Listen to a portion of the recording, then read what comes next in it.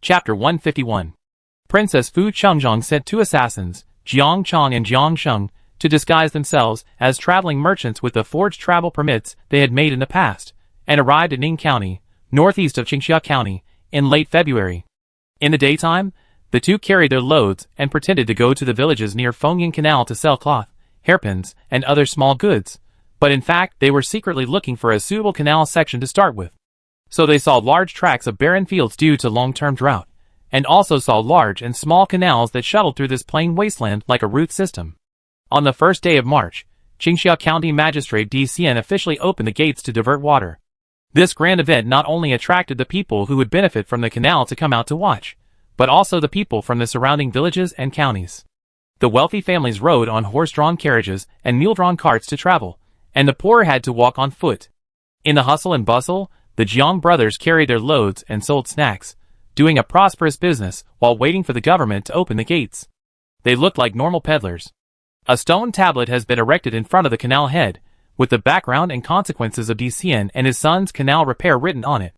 People crowded in front of the stone tablet to watch the excitement, and people who could read loudly.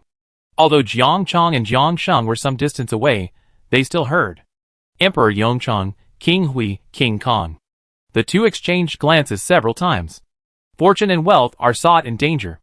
Princess Fu Chengzhong asked them to do this to frame the two kings and destroy the fields. Naturally, they also had to prepare a way out for themselves and their families. Jiang Chong and Jiang Sheng were not brothers, but after this incident, they became like brothers. They had discussed it on the way here. When the matter was done, Jiang Chong would go back alone to report to the princess, take the other half of the reward silver, and take the two families to the neighboring country to hide their identities. Jiang Sheng hid in the dark. Once the princess killed someone to silence him, Jiang Sheng would go to the government to surrender, so as to force Princess Fu Chengzhong to keep her promise. As soon as the auspicious time arrived, with DCN's order, the heavy water diversion gate slowly rose, and the muddy yellow water of the Yellow River immediately roared into the wide channel newly built last year, rushing forward along the channel that was more than 10 feet wide like thousands of troops. The river water hit the thick canal walls on both sides and splashed water, flying on the faces of the people who were close. Jiang Chong and Jiang Sheng both looked stern. If they broke the canal here, it would take them several days to dig day and night, and once they dug through, the turbulent yellow river water would probably swallow them up immediately. Fortunately, the princess only wanted to deal with a minor disaster that flooded some fields. According to the order of Magistrate D to irrigate the fields every 10 days, they were not in a hurry to start today. The princess also told them to plan carefully and act in April. After all, no matter how bold the officials were, they would not dare to repair the canal so that it would break after just one use. If the canal broke again after 3 or 4 times of diversion, it would further prove that the officials who repaired the canal cut corners and made shoddy products. Capital. On the 5th day of March, taking advantage of the full sun at noon and the floor heating being specially turned on again in the house, Yao Huang was served by Nani Jin and the maids to take a quick bath. After the bath, he quickly dressed warmly and sat on the warm couch in the east room to dry his hair in the warm sun coming through the window. The long hair after drying was fluffy and had a faint sweet-scented osmanthus fragrance, and Yao Huang loved it to death. At dusk, Prince Hui returned from the palace. As usual, he bathed and changed clothes in the front yard to get rid of all the dirt outside before going to the backyard. Nani Jin, the wet nurse, Aji and other maids knew that the prince would come at this time. After doing their duties, they retreated to the main room and waited for the masters to call them before going in. Prince Hui pushed the 3-wheeled wheelchair into the side room and looked at the couch as usual. He saw the princess leaning against the window in a long dress of crabapple red, holding a book high in her hand to cover her head and face. The swaddling clothes were placed next to the princess, where the sunset could not be seen. The child, who was only 9 days old, was so small that his face could not be seen clearly lying in the swaddling clothes. Zhao Yan moved to the couch, and the princess's book was still held high. Zhao Yan couldn't tell whether the princess was too focused on reading and didn't notice him coming in, or was waiting for him to get on the couch on purpose. To be safe, Zhao Yan asked, "What are you reading?" The princess hid behind the scroll and smiled. "Isn't it written on the cover?" Zhao Yan, eh? His eyes swept over the words on the cover facing him, and Prince Hui supported himself on the edge of the couch with both hands and skillfully pushed himself up. After straightening the wheelchair and moving his legs, Zhao Yan moved to the swaddling clothes one step at a time. Yuner was actually awake, with a pair of phoenix eyes like his, her two little hands clasped together on her chest. Her mother was reading quietly, and he was also lying quietly. Zhao Yan inserted his index finger into Yun'er's empty little hand. The little guy curled his lips. Because the princess was reading too seriously, Prince Hui simply kept teasing the child until the familiar faint sweet-scented osmanthus fragrance finally caught his attention. Prince Hui then thought of something and asked the princess, who was holding the scroll high, "Have you washed your hair?" Princess, "Yes, I took a bath. It's been 2.5 hours and I'm fine." The prince asked Dr. Li to check my pulse before he came back, so the prince doesn't have to worry about me getting sick. Zhao Yan, After a moment of silence, he took the book from the princess's hand. Yao Huang didn't want to read the book at all. He covered his face just to give Prince Hui a surprise. As a result, Prince Hui finally took action after waiting for so long. I want to glare at Prince Hui. It's been several days since I saw him so refreshingly. Yao Huang was a little shy and lowered his eyes early to avoid Prince Hui's eyes. The princess Zhao Yan saw had a bun of hair like clouds, and in the bun was inserted the ruby peony hairpin that his father had given him. The princess blushed for some reason, and just looking at her like this, one could feel the warmth on her delicate skin. The princess was beautiful even though she didn't wash her hair yesterday, and she was so beautiful at this moment that people were salivating. Suddenly, the princess's eyelashes moved. Before the princess looked over, Zhao Yan lowered his eyes in time and hooked Yun'er's little hand in the swaddling clothes, as if he had not noticed the princess's new beauty after taking a bath. Yao Huang, Although she guessed that Prince Hui might be pretending, she was still unhappy. So unhappy that she wanted to pull out her hairpin and stab him. With a light snort, Yao Huang picked up the book again and leaned against the opposite wall to read, only stretching out 2 feet in socks to Prince Hui, one on the other.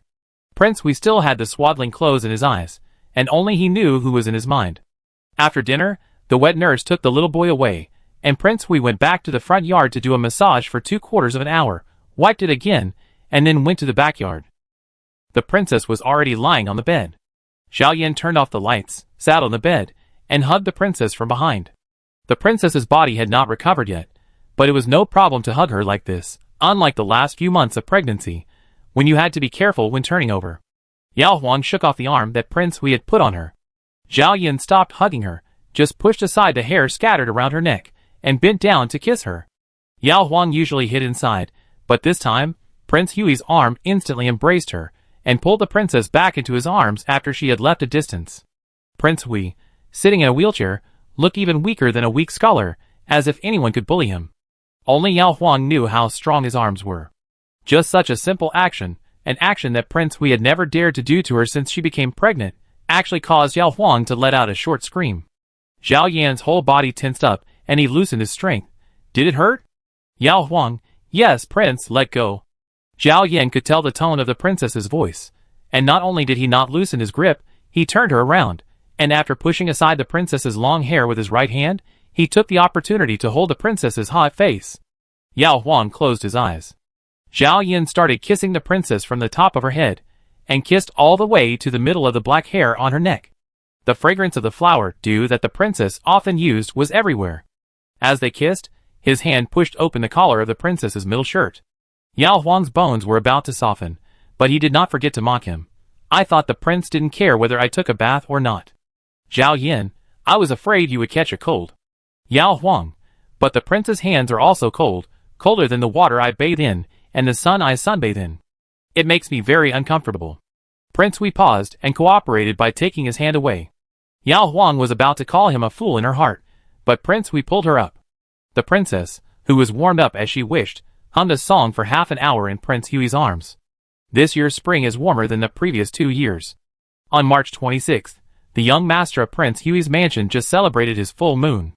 The next day, the secretariat received a memorial from Su Donglong, the magistrate of Lingshan County, saying that the Polygonatum sibiricum planted in the 800-acre mountain forest medicinal field he tried to open up in Lingshan town last year had successfully sprouted, and the Polygonatum sibiricum planted in the Formu field the year before was still growing well, which once again proved that it was feasible to plant Polygonatum sibiricum in the forest of Lingshan. Therefore, Su Donglong asked the court to continue to approve him a sum of money, and strive to encourage the people to open 5,000 mu of new medicinal fields on suitable hills around Lingshan this year, specializing in growing Polygonatum. The 2 ministers sent this memorial to Emperor Yongchang. Emperor Yongchang was waiting for Su Donglong's memorial. After reading it, he ordered people to summon King Kong and King Qing.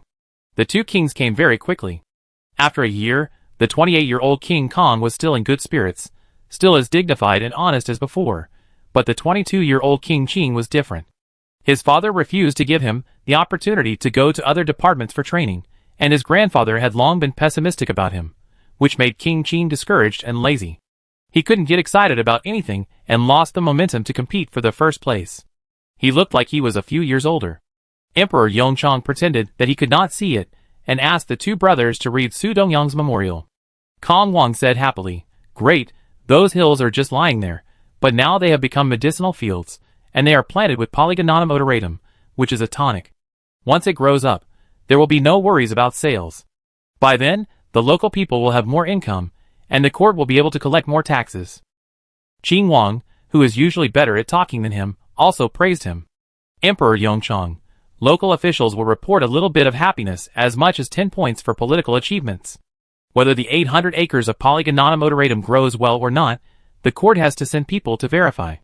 Lingshan is close, and has good spring scenery. You two brothers should go there for me.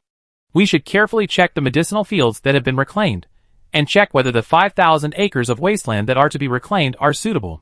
We should also secretly visit the people who reclaimed the wasteland last year. If it is a good policy that benefits the people will support it. If Su Dongyang just said it well, the people will complain about it. There must be something wrong. King Kong, King Qing accepted the order. After leaving the imperial study, King Qing walked silently for a while, and suddenly looked at King Kong. Could it be that my second brother also contributed to the reclaiming of the wasteland and planting Polygonum odoratum in Lingshan? He remembered that his mother mentioned that his father had received the Huangjing specialty brought back by his second brother and his wife from the summer vacation, and praised it to the concubines. King Kong also remembered this, but his second brother was still dead at that time. The Huangjing specialty was sent by his second brother and his wife. The second brother just has a good memory, not a god, so how can he take part in all the credit? The stinky third brother is here to stir up trouble again. Ignoring King Qing, King Kong left in anger. Chapter 152. After separating from Prince Kong, Prince Qing returned to the Ministry of Rites. The Ministry of Rites has recently been preparing for the eldest princess's wedding in May. Officials are working hard for salaries and performance evaluations, but Prince Qing doesn't need these, so he doesn't want to waste his energy on marriage. He would rather sit at his desk and pretend to read files while actually being in a daze. Crown Prince, from prince to crown prince, there is only one step away. Although the chances are slim, Prince Qing still can't give up completely until the last moment. Perhaps this Lingshan mountain patrol is a chance for his father to see him again? At dusk, Prince Qing left late, ignoring the surprised looks from the Minister of Rites and the two assistant ministers, and continued to look at a gift list. At 3:30 p.m., the attendant, who was sent out to investigate, came back and whispered, "Your Highness, the second prince just left the Ministry of Works." Prince Qing nodded. Last month, an incredible case happened in Jinzhou. A Taoist temple suddenly exploded in a room, killing a Taoist priest named Yu and two Taoist children on the spot, and then causing a fire in the Taoist temple. The local county magistrate investigated and found out that Taoist Yu was obsessed with alchemy, and he often made mistakes in the recipe and caused the furnace to explode. So he speculated that Taoist Yu made the wrong recipe again that night, but this time the furnace exploded too severely, killing people and destroying the house. This matter had nothing to do with the Ministry of Works, but the Dali Temple minister mentioned it at the court meeting. A few days later, my father praised my second brother at the court meeting, saying that my second brother believed that the recipe for killing Taoist Yu was not suitable for alchemy, but could be used as heavy gunpowder specifically for blasting, and such heavy gunpowder was useful in mining, opening up roads, and even on the battlefield. When this was said, the civil and military officials were excited, and my father directly handed the matter over to my second brother. Prince Qing was envious and jealous. Why didn't he think of this? But who would dare to try a recipe that could kill people? And could they really find the recipe that Taoist Yu could use to kill himself? It is said that even if the recipes for alchemy are made by mixing the same ingredients, the products will be very different due to the changes in the weight of the ingredients. If the second brother fails to find the recipe after all his efforts, the compliments he received that day will turn into sarcasm. Just like suppressing bandits, it is important, but whether it can be suppressed or not, and whether the damage caused by the suppression is serious, will affect the rewards and punishments of the emperor. After every failure, the Prince of Qing is more interested in inspecting channels and inspecting medicinal fields, which are easy and simple and can easily make achievements. The Prince of Qing was thinking and waiting, and he stepped out of the public house when he estimated that his second brother's wheelchair should be pushed outside the Ministry of Rites. Soon, the Prince of Qing appeared in the sight of the Prince of Hui. When the Prince of Qing stopped and made a gesture to wait for him to go with him, Zhao Yan looked away. There are one or two good aspects in everything, just like the Prince of Hui, who had to sit in a wheelchair out of helplessness. Although he had to look up or turn his head when he wanted to see the princess, when he was in front of someone he didn't want to look at more, as long as the distance was close enough, he could avoid the other person's face by keeping his eyes level, and few people would accuse him of being impolite because of his level gaze. "Why are you so late, brother?" Prince Qing greeted with a smile. "Zhao Yan, I'm busy today." Qing quietly paid attention to Prince Qing's boots, and only when Prince Qing walked to the position parallel to the wheelchair did Qing feel relieved, because he was not willing to hand over the wheelchair to the third prince at all. Prince Qing talked about the children of the two families, and then changed the topic. "Hey, since Sanlang was born, I have never missed an external mission, but today my father asked me to go to Lingshan County to inspect the 800-acre Huangjing medicinal field. I am naturally willing to share my father's worries, but when I think about not being able to see Sanlang for a long time, I miss him very much." He deliberately didn't stand close to the wheelchair, so that he could easily look at his second brother's expression and judge whether he had anything to do with the Huangjing medicinal field over there. Zhao Yan was a little surprised that his father actually assigned Prince Qing to do this, but he didn't show it on his face. After thinking for a moment, he said, "I saw the nearby mountains when I went there to escape the summer heat 2 years ago. The mountain road is rugged. Pay more attention to your feet when you patrol." Prince Qing nodded, then smiled and said, "My second brother just went there to escape the summer heat, and the county magistrate thought of reclaiming the land. Could it be that my second brother also helped him? He must find out clearly. If it is really the second brother's support, then the final credit will definitely fall on the second brother's head. If so, King Qing is too lazy to pay attention to this task, and let the eldest brother be a fool." Qing, who was pushing the wheelchair silently, looked at King Qing in confusion, as if she didn't understand why King Qing thought so. Zhao Yan also glanced at King Qing and asked, "Why should I support him?" King Qing, Yes, it was really the second brother's idea. The second brother should just go directly to the father to ask for credit. Why take another detour? When Di Xian was repairing the canal, his second brother asked Yan Luan to recommend him, because he was afraid that Di Xian would not be able to repair it well, and his father would blame him afterwards. After all, it was a large-scale construction project that cost hundreds of thousands of taels, and the reclamation of Lingshan relied entirely on the labor of local people. The court only needed to pay some money to buy cheap raw polygonatum. If it succeeded, it would be a great achievement, and if it failed, it would not be a big loss. But King Qing still asked, "Second brother, just tell me if it was your idea." His second brother was not a good liar. Zhao Yan looked forward. "If you think it is, then it is." Prince Qing, Qing smiled and shook his head, but didn't say much. But Prince Qing understood Qing's smile, which was a smile on his face, that he thought too much and attributed all the credit to his second brother. His second brother's cold tone was because he was angry at his suspicion and deliberately admitted it to perfunctory him. Now, Prince Qing was relieved, finding an opportunity to win back his father's favor. Prince Qing's eyes became brighter when he returned to the palace. He held Sanlang and told Zheng Yuanzhen about this matter, omitting his suspicion and temptation of his second brother. Zheng Yuanzhen was only worried about the Liangzhou affairs these days, but she didn't think that far ahead. She just felt that Emperor Yongchang really wanted to give Prince Qing a chance, and was afraid that he would mess up again, so he arranged for Prince Kong to go with him, so that Prince Qing could learn from Prince Kang's diligence and steadiness. She subconsciously told Prince Qing that he should eat and walk with Prince Kong when he arrived at Lingshan, and that he should carefully check the growth of Polygonatum odoratum on the mountain, etc. Prince Qing was in a good mood, and he smiled and listened to whatever she said. The next morning, Prince Qing brought a close attendant and 4 guards to the South City gate on horseback, and found that Prince Kong was already waiting there. It was more than 160 miles, and King Kong meant that the group should run faster and enter Lingshan County before dark. King Qing listened to him. When they arrived at the county, the 2 brothers stayed in the official residence of the county to receive officials. Su Donglong learned that the 2 kings had come and hurried to greet them. King Kong was eager to ask about the 800 acres of Polygonatum. King Qing found an opportunity to ask. The year before last, King Hui came to Lingshan to escape the summer heat. Has Lord Su ever seen him? Su Donglong remembered what King Hui had said at the time and was surprised. Is this true, Your Highness? Do you know which in the second prince stayed at that time? Prince Kong glared at the third brother obscurely. It was fine if he talked nonsense to him, but he was still testing and provoking in front of the local officials. Wasn't he afraid that Su Dongyang would guess the open and secret struggles between the royal brothers and bring shame to the royal family? Prince Qing had already got the answer from Su Dongyang's reaction and smiled. Forget it, I just asked casually. Su Dongyang thought to himself that one of the two princes asked him to conceal the truth while the other wanted to find out the truth. Of course, he had to be loyal to Prince Hui, who had done him and the people of this county a favor. It was getting late, and Su Dongyang was going to leave. King Kong, Lishan town is far away, eat early tomorrow morning, and we will set off at 11 o'clock. Su Dongyang accepted the order in the eyes of King Qing, who was incredulous. King Kong glared at King Qing again. Aren't you determined to fight on the battlefield and make merit in the future? Is it difficult for you to get up early? King Qing, this is not a battlefield. King Kong said solemnly.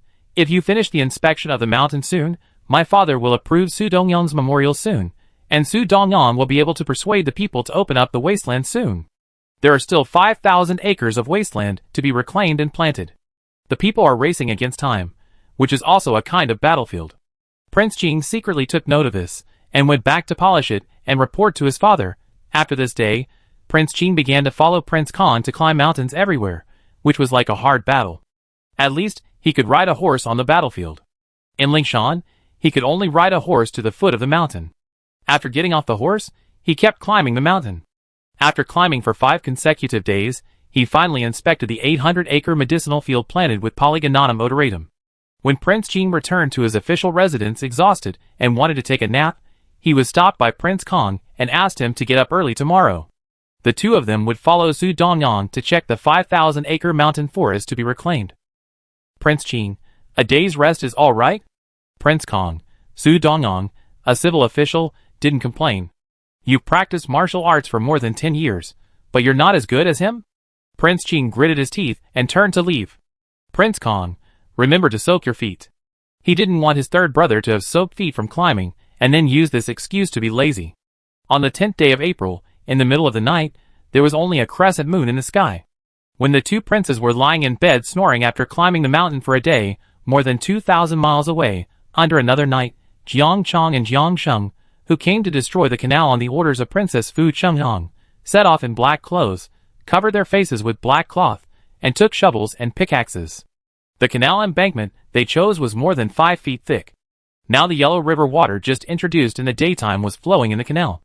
As long as 2 holes the size of the mouth of a water tank were dug, the Yellow River water that burst the embankment would flood a large area of surrounding fields by tomorrow morning.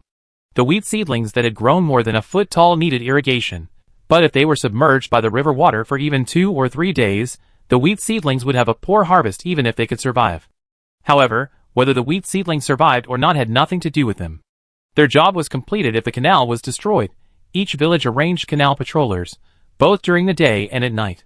Jiang Chong and Jiang Sheng avoided the canal patrollers from other villages and came to the selected canal section. They hid behind a mound of earth. When the canal patrollers from their own village, who were holding a lantern and yawning, approached, Jiang Chong and Jiang Sheng suddenly appeared.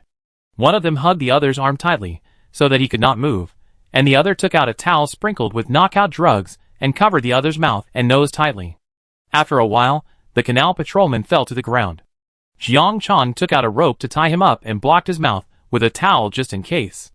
When they finished digging the canal, they would drown him in the water, pretending that he was unfortunately washed down and drowned by the Yellow River water that broke the dam. Then, the two of them swung their pickaxes and began to destroy the canal. Just after digging a shallow pit, a roar suddenly came from a distance. "Stop it, damn beast!"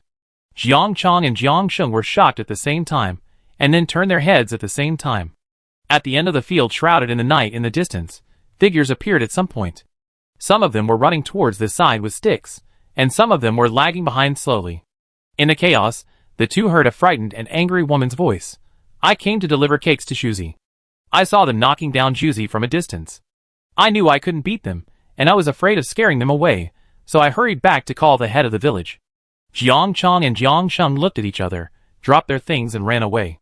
However, the village head had been prepared and sent strong men to flank them from different directions, and finally caught the turtle in a jar. A real turtle could climb up the canal embankment and jump into the river to swim away, but the village head was beating the gong in his hand, which had already woken up the villagers on the opposite side. The canal was connected in all directions, but both ends were dead. The villagers only needed to chase along the two directions of the canal, and sooner or later they would catch the two people, unless they went upstream and jumped into the Yellow River. Caught! After a while of chasing each other, someone shouted in relief. I will beat you to death. The people were counting on these canals for a good harvest. Whoever destroyed the canals would destroy their fields and food, and would murder them. Jiang Chong and Jiang Sheng were knocked to the ground by the villagers, whose faces they could not see clearly, and were beaten with sticks, fists, and feet one after another. The head of the village stopped them in time and said, "Stop beating them, send them to the government, and see which village sent these beasts." The head of the poor village thought that it was the mortal enemy of the village, who did this unscrupulous thing. Chapter 153.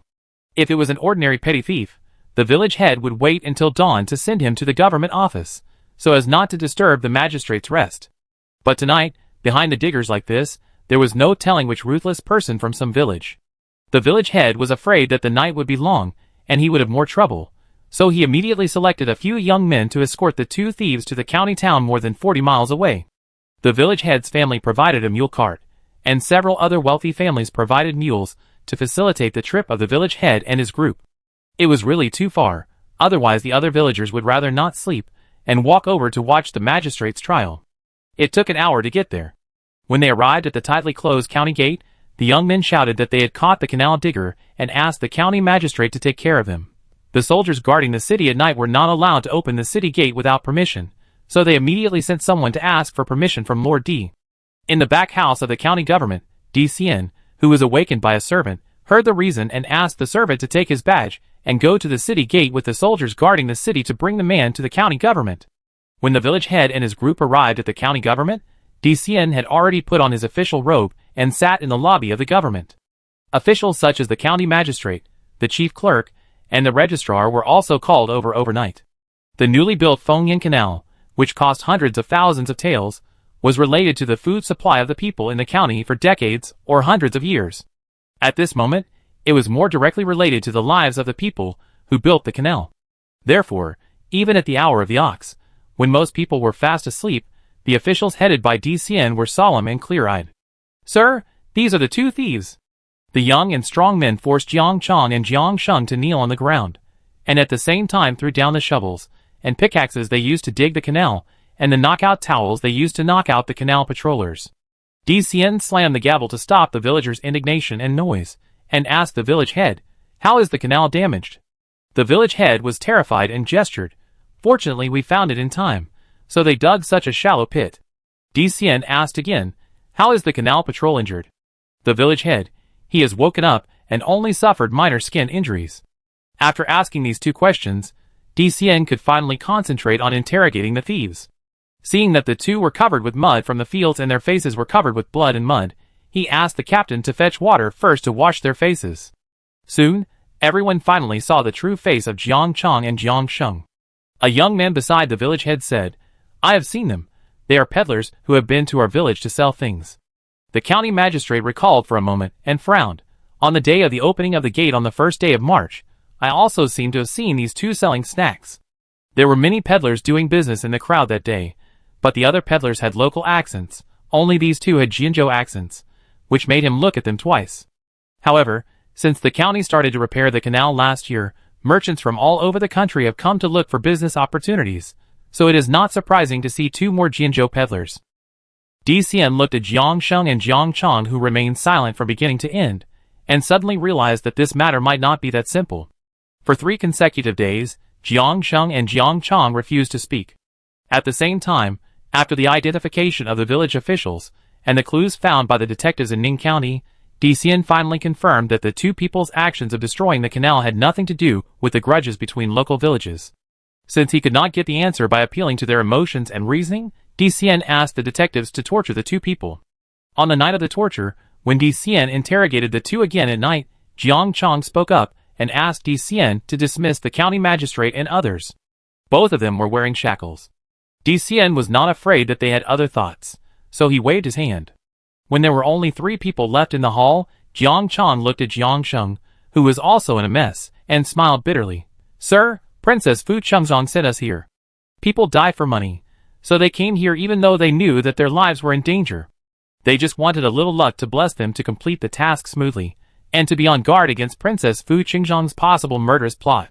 They agreed in advance to split into 2 groups when returning, one group to collect the remaining reward silver, and the other to force Princess Fu Chengzong not to break the contract. But they also knew that the plan might not go smoothly. If luck didn't favor them, they would be caught by the villagers and the government. The trick Princess Fu Chengzong arranged for them was to let them frame the Du family. As long as it worked, although the 2 of them would still die, Princess Fu Chengzong would treat their families well. Those who could be dead were not fools. Jiang Chang and Jiang Sheng knew very well that if they really did this, once the emperor convicted the Du family, then Princess Fu Chengzong's next step would be to kill their families, and completely eliminate the hidden danger of leaking the matter from their family members. Therefore, now that they are doomed, the only way they can save their families is to betray Princess Fu Chengzong. When Princess Fu Chengzong becomes a prisoner, the guards around her will no longer take risks without the order of their master, and the shady assassins she cultivated will take this opportunity to flee and get rid of the shackles imposed on them when they were young. When the venomous snake is in the cage and the jackals scatter, their families will continue to live an ordinary life in ignorance, at most, going out for business and not returning for years. They were sad for a while. Di Xian was stunned, but soon he guessed the real purpose of Princess Fu Chengzong's destruction of Chu, if it was really her. But these are all speculations. It is related to the royal family. Di Xian should stop after finding out this. When he submits a memorial to the capital, the emperor will send the Zong Zingxi to take over. According to the laws of this dynasty, no matter how big or small the crimes of the royal family are, they will be tried by the Zong Zingxi and then handed over to the emperor for conviction. The outside officials only have the power to impeach and report and stop the royal family from continuing to do evil. Of course, if the emperor believes that the Zong Zingxi made a mistake in the trial or was incompetent, the emperor can also transfer the case to the Dali Temple or the Ministry of Justice. April 20th is the day for officials to rest, and it is also a day for Emperor Yongchang to take a break from his busy schedule. Emperor Yongchang decided to take Empress Shou out of the palace incognito, first to visit the princess's mansion of his 2 daughters, then to visit the 3rd grandson at the Qingwang mansion, and finally to visit the 4th grandson at the Huiwang mansion, and have lunch at the Huiwang mansion before returning to the palace. When leaving the palace, Emperor Yongchang first sent someone to deliver a message to the 2nd son and his wife, and the 3rd son's wife, who was alone at home with the children. Prince Yui's mansion. Prince Hui, who came alone to receive his father's instructions, looked respectful, but his palms were sweating. Fortunately, his father still had to visit the 2 princesses' mansions. If his father came here directly after leaving the palace, the princess.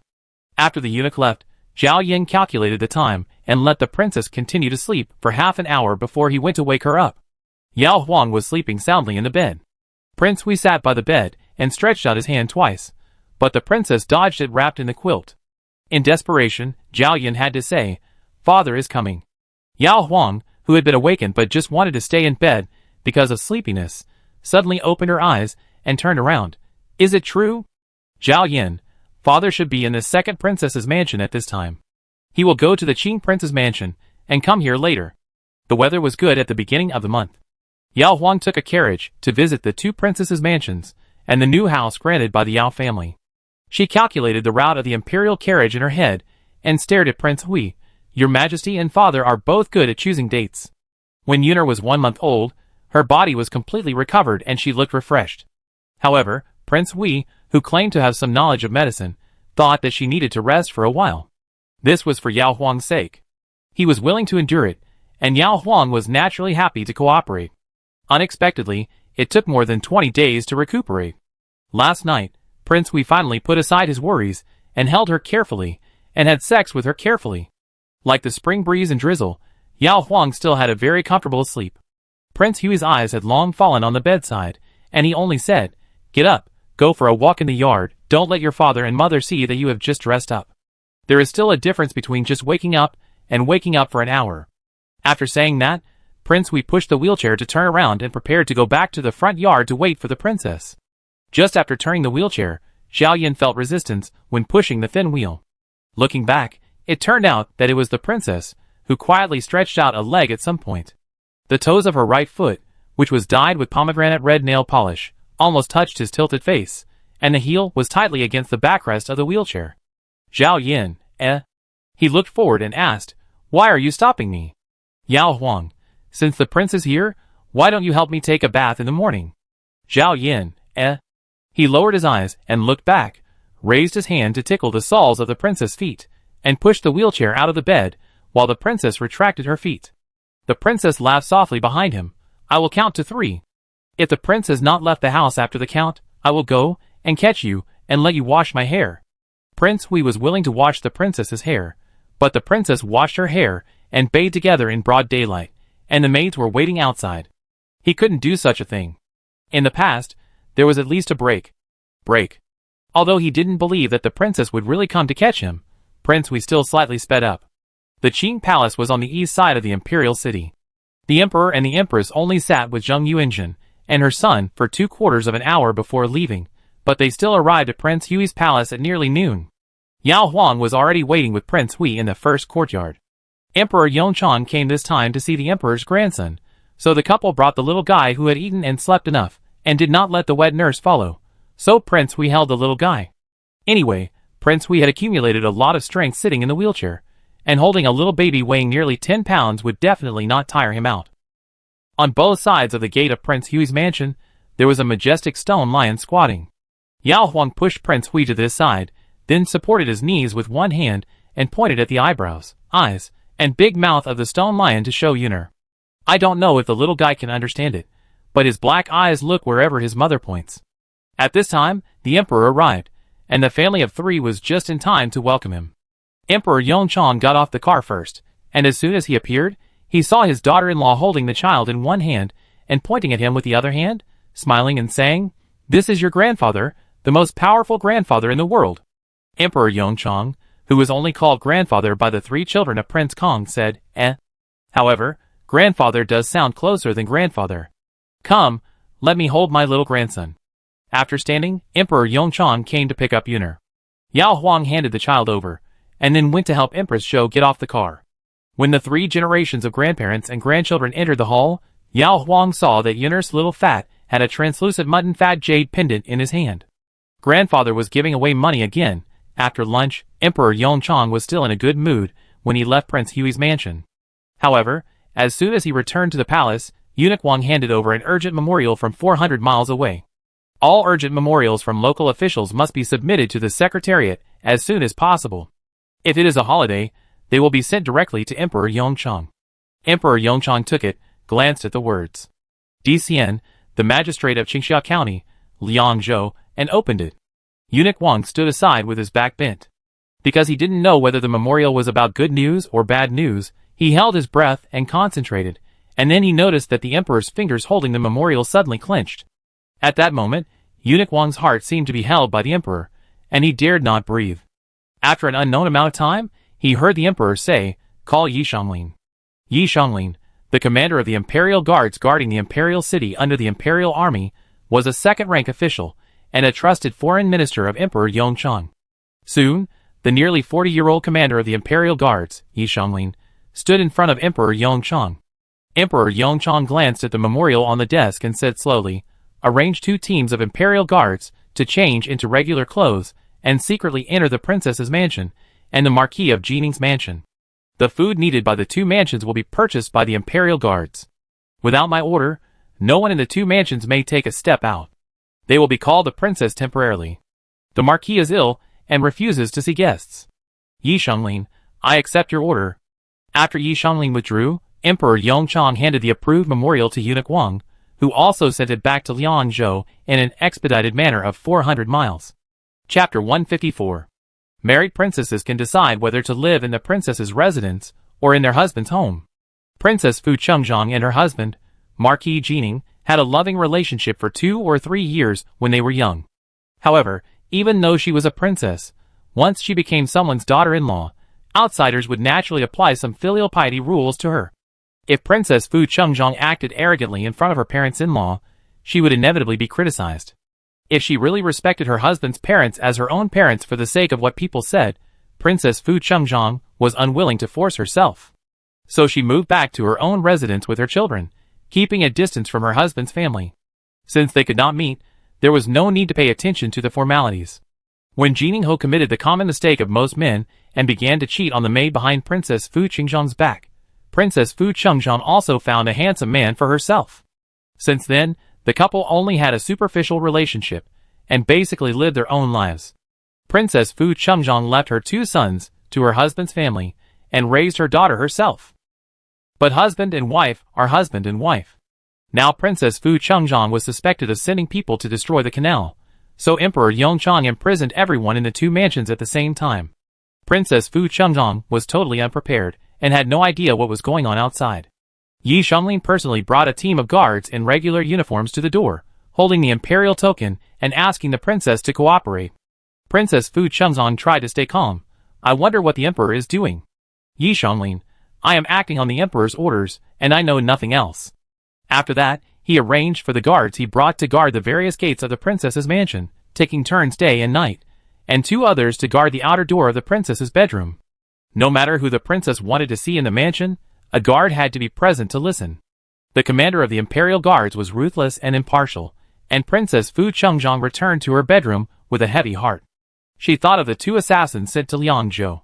If the 2 had done their job well, then Jiang would have been destroyed, and the urgent report from Liangzhou would have arrived in the capital before the 2 assassins. But if the one who destroyed the canal was not caught, the emperor would not have suspected her all of a sudden. So, at least one of the 2 assassins was caught, and they betrayed the Du family. But the emperor thought that both the Qingwang and the 4th prince were suspected, so both sides were confined at the same time, and after Liangzhou escorted the criminals to the capital, they would be handed over to the Zhongxingxi for interrogation. The wives and children of the 2 assassins were in her hands, and Princess Fu Qingzhang didn't believe they dared to betray. Thinking of this, Princess Fu Qingzhang's mood stabilized again, and she just hoped that her daughter would not reveal her true colors. Zheng Yuanjun was in a good mood today. Emperor Yongchang actually brought Empress Zhou to visit her and her son. Although the emperor and empress would go to Prince Hui's mansion, this at least showed that there was no problem in Liangzhou at present. To make matters better, Prince Qing sent a letter from Lei Shan in the afternoon. After venting his complaints about Prince Kong, Prince Qing estimated that he could return to Beijing in the evening of the 25th. Zheng Yuanjun didn't miss Prince Qing that much, but the more he said in the letter, the more it showed that he had done his job well. Even if he was forced to do it, he was as diligent as Prince Kong. Moreover, for 1,000 acres of the 5,000 acres of wasteland that Su Dongyang had enclosed were indeed suitable for reclamation after inspection. This was a great political achievement that would benefit future generations. Even if Prince Qing only got the credit for the inspection, it was worth the emperor's respect. Prince Qing was outside climbing mountains with Prince Kong, while Zheng Yuanjun was leisurely staying at home with San Lang. In the past year, there have been few guests in the Prince Qing's mansion. Since he was reprimanded by Emperor Yongchang last June, officials dared not come to curry favor with him, and the Prince Qing did not dare to summon any officials to meet him, lest he be disliked by his father. As for Zheng Yuanjun, she had long since stopped interacting with most of the noble ladies in the capital because of the regret of marrying Prince Hui. After the Prince Qing lost face, those female relatives who were willing to please her also reduced their contacts. The only 2 regular guests were Zheng Yuanjun's mother, Princess Fu Qingchang, and Zheng Yuanjun's second aunt from his father's family. The eldest princess was not close to the Jining Marquis's mansion, and the Jining Marquis's mansion did not dare to openly ignore the eldest princess and her daughter, so they had to send the second wife of the Marquis mansion to maintain a superficial harmony with Zheng Yuanjun. The second wife came about 3 times a month. After Sanlang was born, his mother came every 3 to 5 days. By the evening of April 24th, Princess Fuqing had not come for 7 days in a row. Zheng Yuanjun suddenly felt uneasy. Could it be that something went wrong in Liangzhou and his mother was stuck? On the morning of the 25th, Zheng Yuanjun sent a maid to the princess's residence to take a look. About 3/4 of an hour after the maid left, Concubine Ro from the palace sent someone to take them to the palace to talk. Concubine Ro was Sanlang's grandmother. It was natural for her to invite her grandson because she loved him. Zheng Yuanjun didn't think much about it. She packed up and took Sanlang and the wet nurse with her. Concubine Ro lived in Yanfu Palace. When Zheng Yuanjun followed the palace servants, who led the way, she unexpectedly found that Emperor Yongchang was there, smiling and accompanying Concubine Ro to appreciate 2 pots of peonies. Zheng Yuanjun felt strange. The morning should be the busiest time for Emperor Yongchang. How could he have time to come? After the greetings, Concubine Rose smiled and explained, "The Emperor Miss Sanlang, so he specially asked you to bring him here to see him." Zheng Yuanjun subconsciously looked at Sanlang in the wet nurse's arms. Sanlang was born prematurely, weighing only more than 5 pounds when he was born. Fortunately, he was well taken care of in the past 2 months. Now he weighs 9 pounds. His little face is white and clean. He is a very beautiful little grandson of the Emperor. Zheng Yuanjun did not doubt that Emperor Yongchang loved Sanlang. The wet nurse sent Sanlang to Emperor Yongchang's arms. Emperor Yongchang held Sanlang in his left hand, squeezed Sanlang's little fist with his right hand, and praised to Concubine Ro, "It's exactly the same as when the third child was a child." Concubine Ro smiled. She was a beauty, and her children and grandchildren would certainly look the same. Emperor Yongchang looked at Zheng Yuanjun kindly again, and said word by word, "The canal in Liangzhou has burst its dam." Zheng Yuanjun was stunned at first, then his pupil shrank, and the blood color on his face almost disappeared in an instant. Emperor Yongchang looked at the people around him again, including Concubine Ro, who were all confused because he changed the topic too quickly. Concubine Ro asked, "The canal in Liangzhou? The Fengyan Canal that was just repaired?" Emperor Yongchang, "No, it's a small canal in another county. Fortunately, it was discovered in time, and did not cause a big disaster." Concubine Ro breathed a sigh of relief. If there was a big disaster in the local area, the Emperor would definitely be in a bad mood again, and the concubines would be terrified. But why did the Emperor suddenly mention this matter? Concubine Ro looked at her daughter-in-law with a wrong face. At this time, Emperor Yongchok asked the palace maids around him, and Sanlang's wet nurse to leave. Concubine Ro panicked and left her seat and asked, "Your Majesty, what happened?" Emperor Yongchang looked at Zheng Yuanjun, held Sanlang's little hand and said, "If you tell the truth, I will continue to recognize this grandson, otherwise." The Emperor's power was like a mountain pressing down on his head. Zheng Yuanjun could no longer support it. She knelt down crying and choked up, "Uncle, it was all my mother's idea. She always wanted me to be the queen of the eunuchs. Since my second cousin had no chance, she asked me to marry my third cousin. Later, my third cousin was not good at suppressing bandits, and I was worried. My mother was afraid that something would happen to the child in my belly, so she said that she would send someone to destroy him. If he was destroyed, my father would be angry with his eldest cousin who tested him, and would value my third cousin. I still have a chance. Uncle, I don't dare to dream of the Empress, and I'm even more afraid that the canal will be destroyed and cause disasters. I begged my mother not to do this, but my mother said that she would choose a less important canal to start with, at most flooding a field, and would never hurt the people. Later, no matter how I persuaded her, she would not listen." Zheng Yuanjun's tears flowed more and more violently, and she couldn't see the Emperor Yongchang and Sanlang in front of her. First, she cried because the matter was exposed. Second, she cried because she had to cut off her relationship with her mother in order to protect herself. Third, she cried because she didn't know what punishment her mother would get. And fourth, she cried whether she could save herself and the child. She cried sincerely, and the words she said sounded natural and true. Besides, except that she did not die to persuade her mother, everything else was true. Emperor Yongchang looked at his niece in front of him expressionlessly. Zheng Yuanjun crawled to Emperor Yongchang crying, pulled the hem of Emperor Yongchang's clothes and said, "Uncle, my mother is possessed by a ghost. If Fengyan Canal really bursts, you can punish her in any way you want. If Fengyan Canal is still fine and no flood occurs, please at least spare my mother's life. She is your sister. She didn't want her mother to die. She didn't want her mother to die." Concubine Ro had already frozen aside. Although what Princess Fuqing had done had nothing to do with her, the princess was doing this to push her third son to the throne. Concubine Ro's legs softened when she noticed that Emperor Yongchang was looking at her, and she immediately started crying, begging Emperor Yongchang to see clearly. Emperor Yongchang ignored her and continued to ask Zheng Yuanjun, "Does Prince Qing know about this?" Zheng Yuanjun shook her head repeatedly. This time, she didn't need to hide anything, because Prince Qing was indeed kept in the dark by her and her mother. Emperor Yongchang was silent for a moment, handed the child to Concubine Ro, stood up and said, "When Prince Qing comes back in the evening, I will personally interrogate him, and then decide how to deal with you." As Emperor Yongchang left, several palace servants closed the gate of Yanfu Palace from the outside, prohibiting people inside from going out. Towards dusk, Prince Kong, Prince Qing, and their accompanying guards and attendants appeared outside the imperial city on horseback, and they slowed down when they approached the city gate. The soldiers guarding the city recognized the two princes, and happily let them go. It was definitely not convenient to report to the palace at this time. When Prince Kong was about to say goodbye to his third brother, Prince Qing rode ahead on horseback, leaving only a perfunctory sentence, "Brother, take your time. I'm leaving first." Prince Kong, who was 6 years older than Prince Qing, was very dissatisfied. His third brother looked like a decent person, but he didn't expect that his attitude when doing his job outside was so bad. Now he didn't even observe the most basic brotherly etiquette.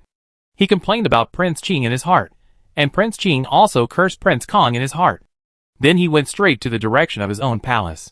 Unexpectedly, when he turned at a must-pass intersection, he saw a tall and stern figure standing in front of him. It was one of the favorites in front of his father, the commander of the Imperial Guards, Yi Xianglin. Prince Qing could be disrespectful to Prince Kong, but he dared not be presumptuous in front of the ministers. He politely reined in his horse, and asked what was going on. "Yi Xianglin, Your Majesty, please come to the palace for questioning immediately." Prince Qing noticed something was wrong, but he had no idea what he had messed up. He had accompanied Prince Kong to climb and inspect the 5,800 acres of forest every day. Prince Qing entered the palace confused and suspicious. It took him 28 days from leaving Beijing to returning to Beijing. During these 28 days, except for 2 rainy days, he only followed Prince Kong to visit the villagers secretly. The other 26 days were either in the mountains or on the road on horseback. Under the wind and sun, the flesh of Prince Qing, who had been decadent and weak in the first half of the year, became firm again, and he became darker. Except for the uneasy eyes, he still looked like a diligent person doing his job. But Emperor Yongchan knew that the third brother was forced by the eldest brother to run around. When the eldest brother carefully checked the dug root of Polygonatum Sibiricum, the third brother was just pretending to do it. When the eldest brother held an umbrella and asked the people in the town about their views on reclaiming wasteland to plant Polygonatum Sibiricum, the third brother hid in a tea house and sat drinking tea, and he was very disgusted with the bad tea leaves. This is a waste who has great ambitions, but can't do anything. He only wants to make achievements, but he doesn't know that the achievements will not fall into his hands. After Prince Qing came in, Eunuch Wang and Yi Xianglin stood behind Emperor Yongchang on the left and right.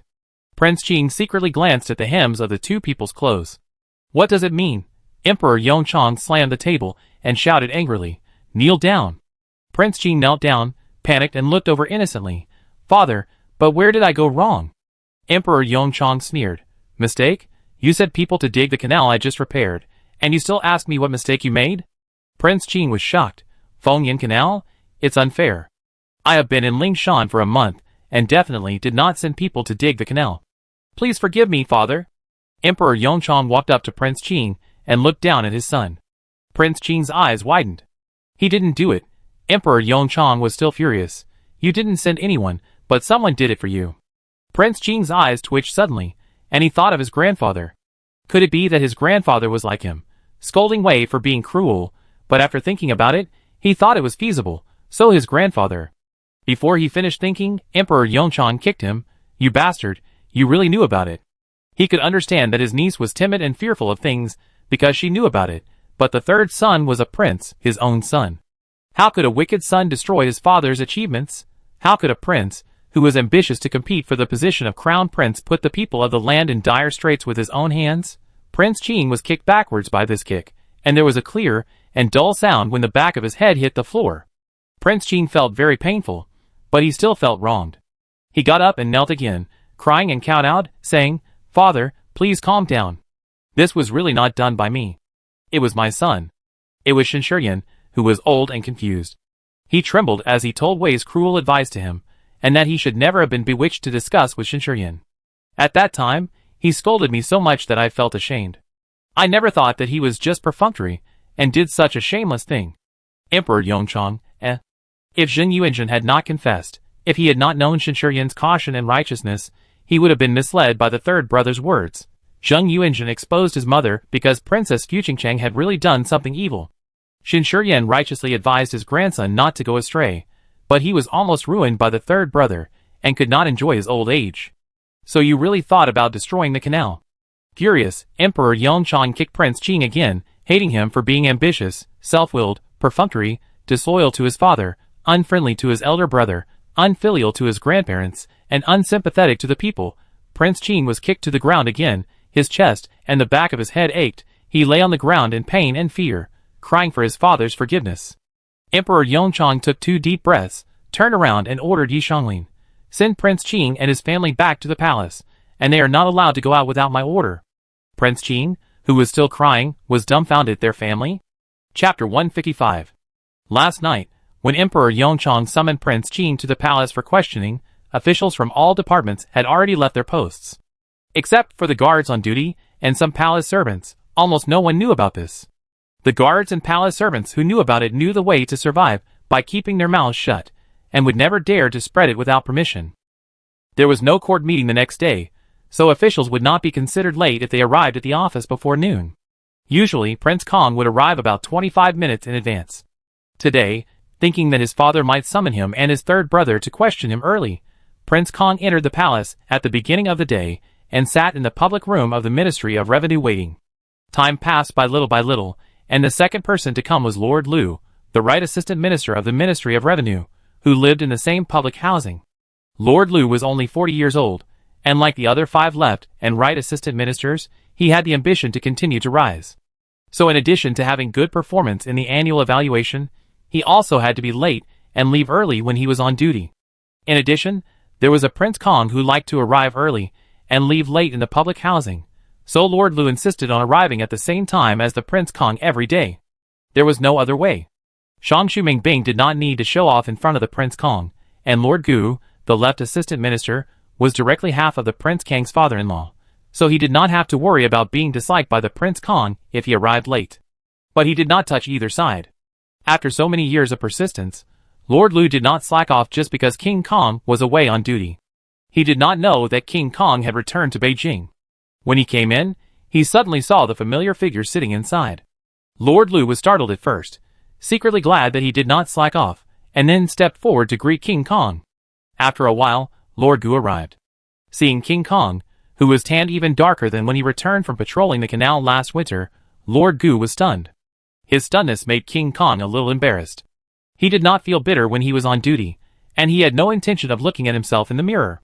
When he returned home yesterday, the 3 children almost did not recognize him, and the princess was also shy and embarrassed to look at him more like when she first got married.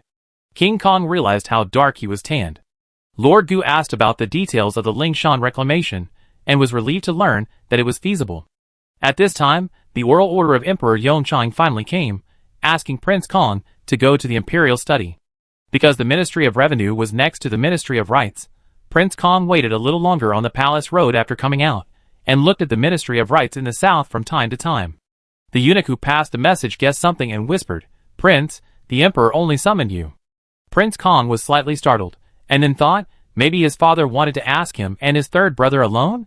He quickened his pace, and walked towards the inner palace. Last night, when Emperor Yongchang saw the tan third son, he was thinking about whether the third son was involved in the destruction of the canal in Liangzhou. Now, when he saw the tanned, tired and thin eldest son, Emperor Yongchang was full of pride and relief. More than 5,000 acres of barren forest, dozens of hills, and hard work that most local officials were too lazy to run, the eldest son, a prince, could actually do it without complaint. If the second son could not get out of the shadow of leg disease, and had to choose between the eldest son and the third son, Emperor Yongchang would give the throne to the eldest son, because the eldest son had a correct mind. As long as he left a few wise ministers to the eldest son could be a king who maintained the status quo with the assistance of wise ministers. Although the virtuous concubine had some ambitions, she would not be confused about major issues. If it was the third son, Emperor Yongchang could have left a group of wise ministers to him, but as soon as he died, the third son dared to remove the wise ministers because their honest advice was unpleasant to the ear, and then promoted treacherous ministers who were used to flattery.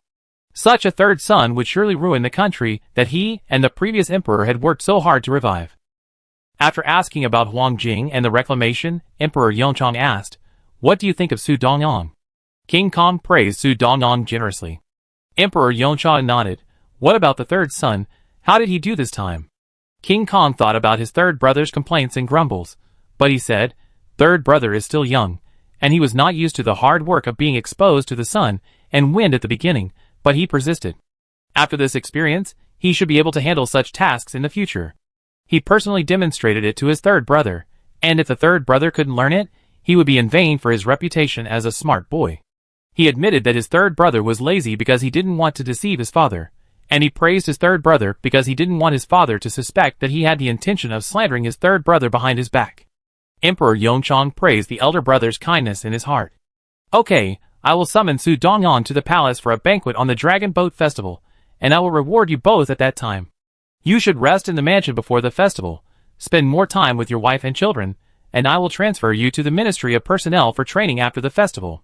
It is also a science to distinguish the authenticity of the performance appraisal of local officials.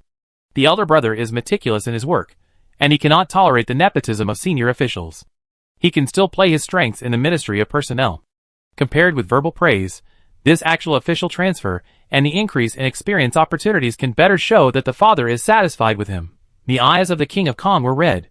I am stupid and can only share the worries of the emperor with this kind of physical work. I am not tired and do not need a vacation.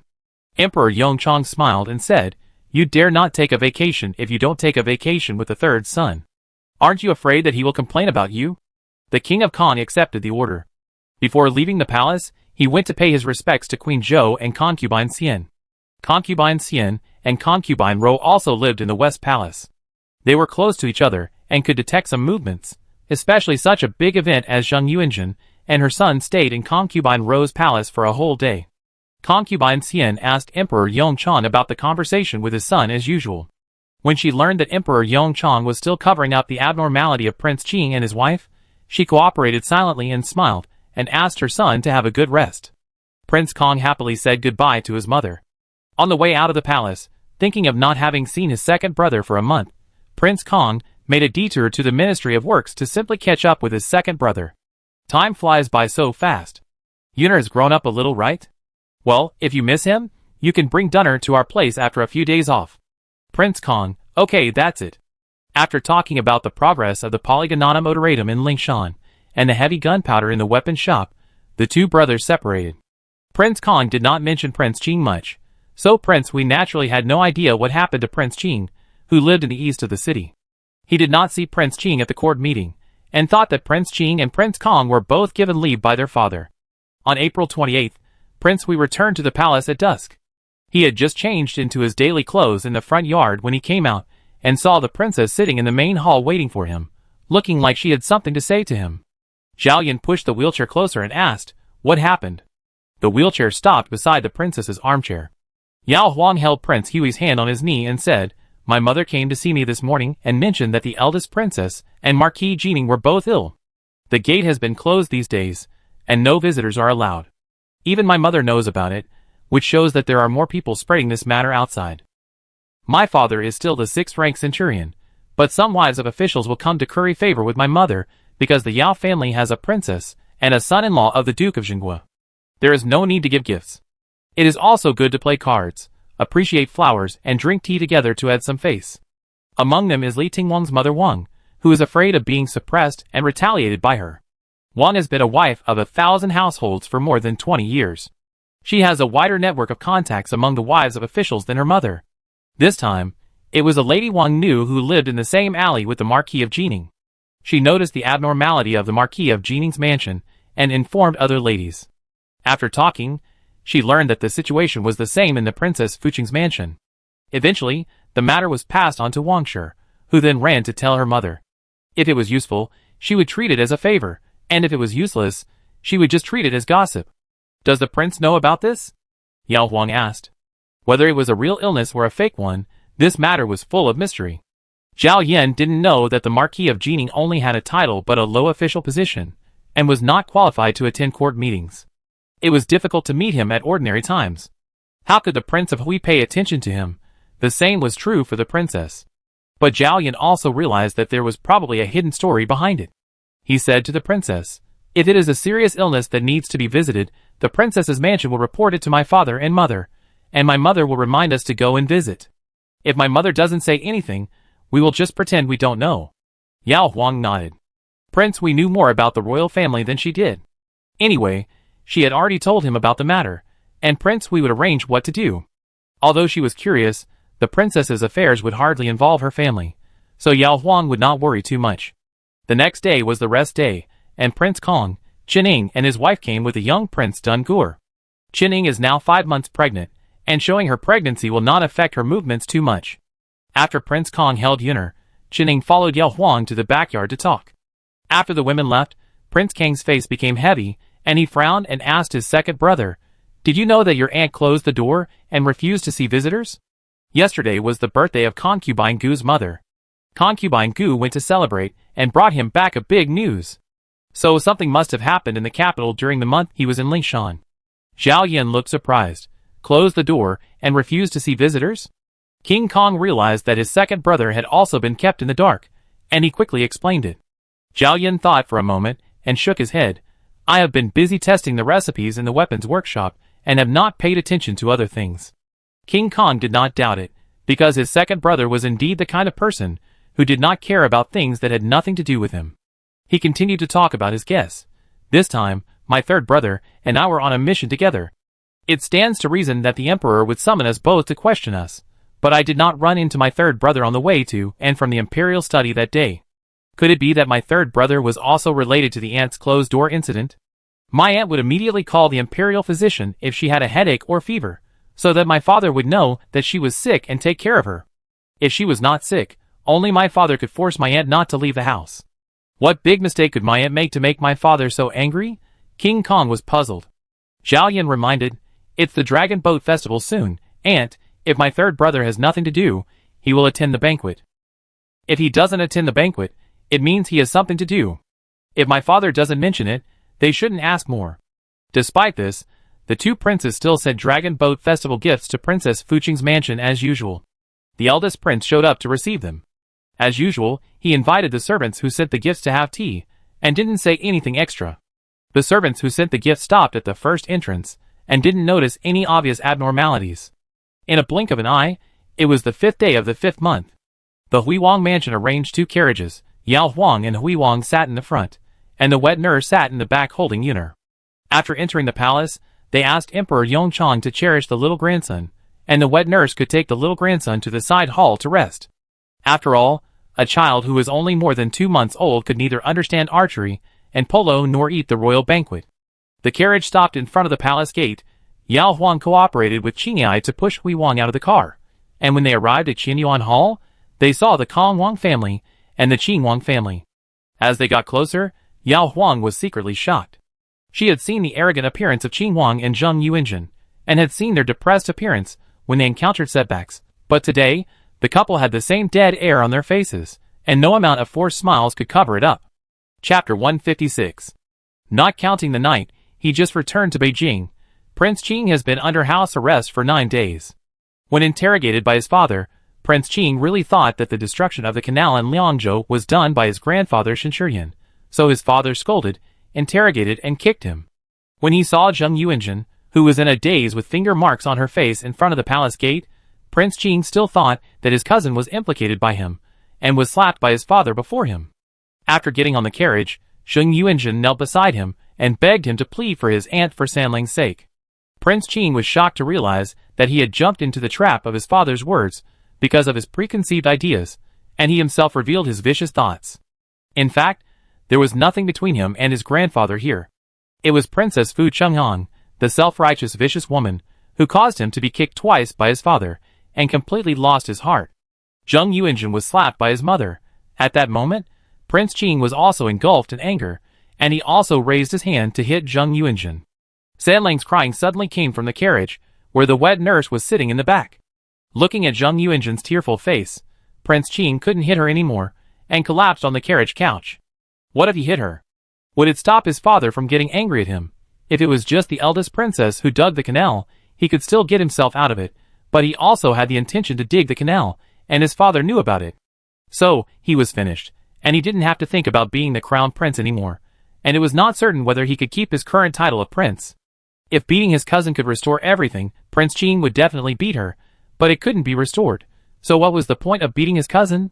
After returning to the palace, Prince Qing was alone in the front yard, not seeing anyone, thinking a lot but all in vain. Until yesterday afternoon, the emperor sent a eunuch to ask him to take the princess and the children to attend the Dragon Boat Festival banquet happily, and not to mention anything else. Prince Qing knelt on the ground with tears streaming down his face, and the emperor still missed him.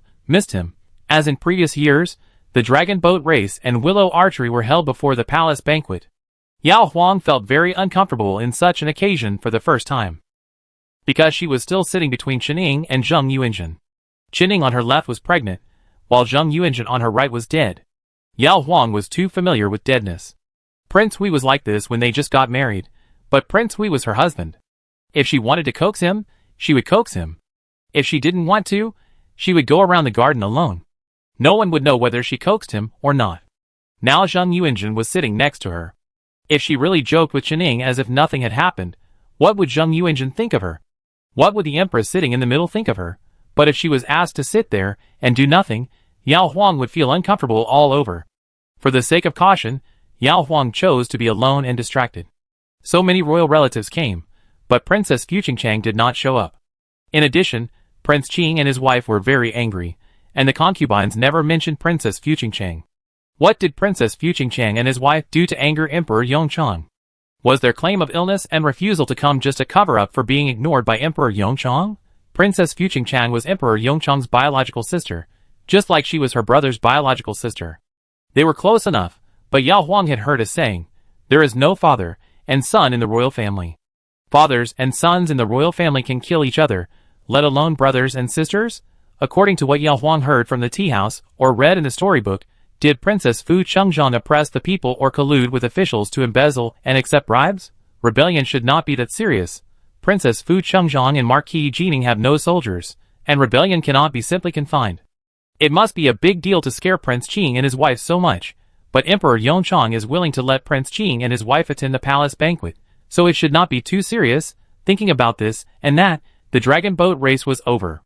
There were 5 dragon boats in total, which were sent by the 4 major camps and the imperial army. Only the winning dragon boat team could come to the emperor to receive the reward. This year, the winner was the northern camp, with a total of 22 people, all of whom were strong and tall. Yao Huang, who finally found some fun, couldn't help but look over.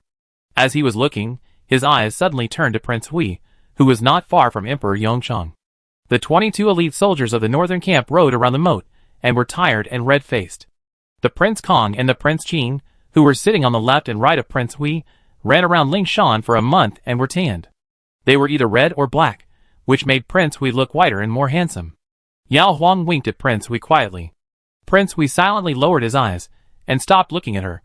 Yao Huang smiled and continued to look at the 22 heroic faces, and then watched Eunuch Wang hand over a tray of gold ingots to the leading helmsman. After the reward, it was time to shoot willows. Emperor Yongchang suddenly looked at his 4 sons. Will you all try this year? The 4th prince is already 15 years old, and he participated in hunting in Beiyuan last year. Prince Kong immediately took the lead and stood up, expressing his willingness to show off in front of his father. Emperor Yongchang smiled and waved his hand, indicating that they could set off. Prince Kong turned around and held the wheelchair handle of his second brother. A ramp wide enough for wheelchairs was built in the middle of the steps on both sides of the platform 2 years ago. The rosewood wheelchair that his second brother was sitting in was also very light. For safety reasons, when the wheelchair reached the top of the ramp, Prince Kong still winked at Prince Qing and asked him to walk in front to prevent the wheelchair from slipping out of his hands and rolling away. Prince Qing stood in front like a zombie.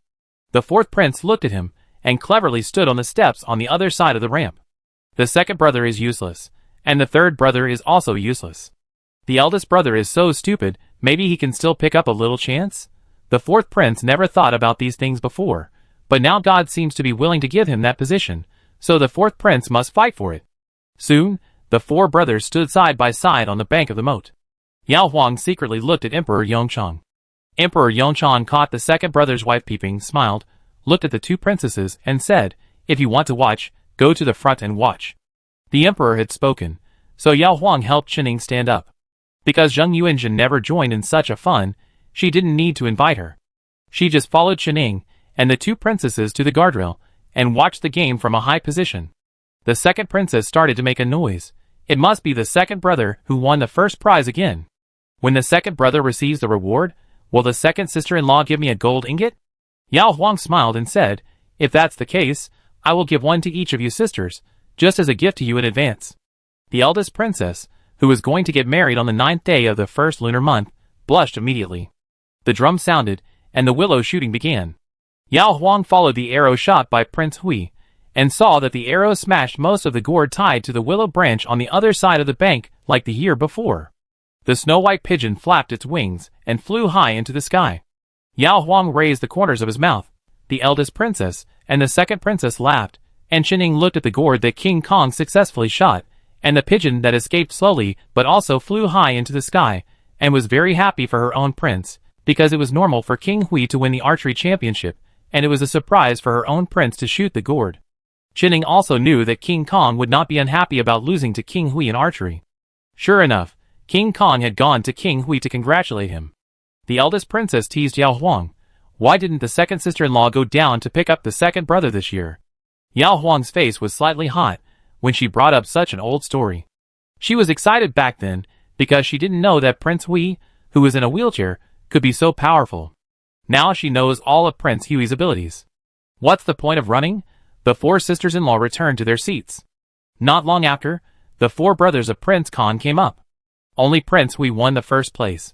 The second and third places were military officers that Yao Huang was unfamiliar with. Fei Chuan took the tray with 20 small gold ingots for Prince Hui. Just when everyone thought that the archery competition was over and the emperor was going to the main hall to start the banquet, Emperor Yongchang gave a look to Eunuch Wang. Eunuch Wang stood in front of the platform and said loudly, "The emperor has ordered all the ministers to come to the emperor to listen to the announcement." The people sitting on the platform were all royal relatives. As the voices of the eunuchs on and off the stage spread, the civil and military officials sitting on the seats on both sides quickly left their seats, and soon lined up according to their official positions, and rushed here in an orderly manner. Finally, they lined up under the platform as if they were attending a court meeting. Emperor Yongchang stepped forward and glanced at the ministers below. His eyes paused for a moment on the face of Su Dongyang, the seventh-rank magistrate standing in the last row. He picked up a yellow-brown thing divided into several sections from a tray carried by a little eunuch next to him, and held it out on the platform for the ministers below to see. This is Polygonatum sibiricum, also known as chicken head ginseng, which can nourish yin and qi, strengthen the spleen and moisten the lungs. It can be made into medicinal materials, or directly stewed in soup. 3-year-old Polygonatum sibiricum can be sold for 100 coins per caddy in the folks, and a caddy of processed dry Polygonatum sibiricum can be sold for 5 or 6 coins of silver. The ministers who guessed who Emperor Yongchang was going to praise had already looked at Su Dongyang behind him. Yao Huang looked at the nose and the heart, knowing that Prince Hui did not want to be in the limelight.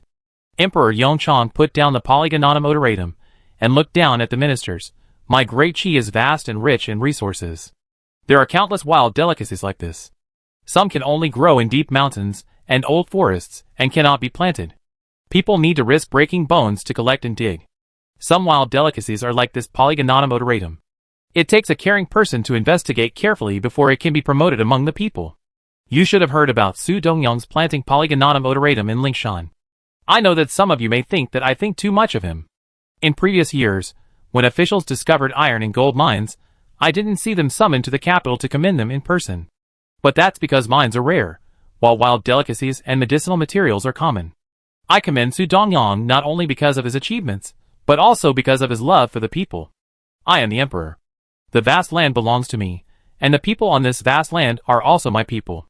It shows that the emperor should love the people as his own children. I do have a heart that loves the people, but I am alone and I cannot take care of the people in every place in my life. Therefore, I and the emperors of all dynasties must select talented people from all over the world to serve as officials. Let them be my eyes and my hands and feet, and then go to various places to take care of the people for me. Some officials take the salary issued by the court in one hand, and squeeze the people's fat with the other hand, making themselves fat, and ignoring the people's pale faces and thin bodies. There are also officials like Su Dongyang who, because they see the pain of people falling and getting hurt while collecting herbs, and the benefits of Huangjing entering the market, they climb the rugged mountain roads to check where Huangjing grows, and then spend their efforts to find a way out of poverty for the people. If all officials in the world have Su Dongyang's love for the people, and the heart to serve the people, why should I worry that the people will not be rich, and the great qi will not prosper? As soon as these words came out, the two prime ministers immediately led all the officials to kneel down and responded loudly, "We will definitely follow the emperor's teachings, have a heart for the people, and share the emperor's worries." The ministers knelt, and the Prince Kong, Prince Qing, and the fourth prince, who were standing behind Emperor Yongchang also knelt down. The concubines and the women on the stage did not have to kneel, But Yao Huang was so touched by Emperor Yongchang's words that he forgot everything else and looked directly at Prince Hui, who actually proposed the plan to open up Wasteland.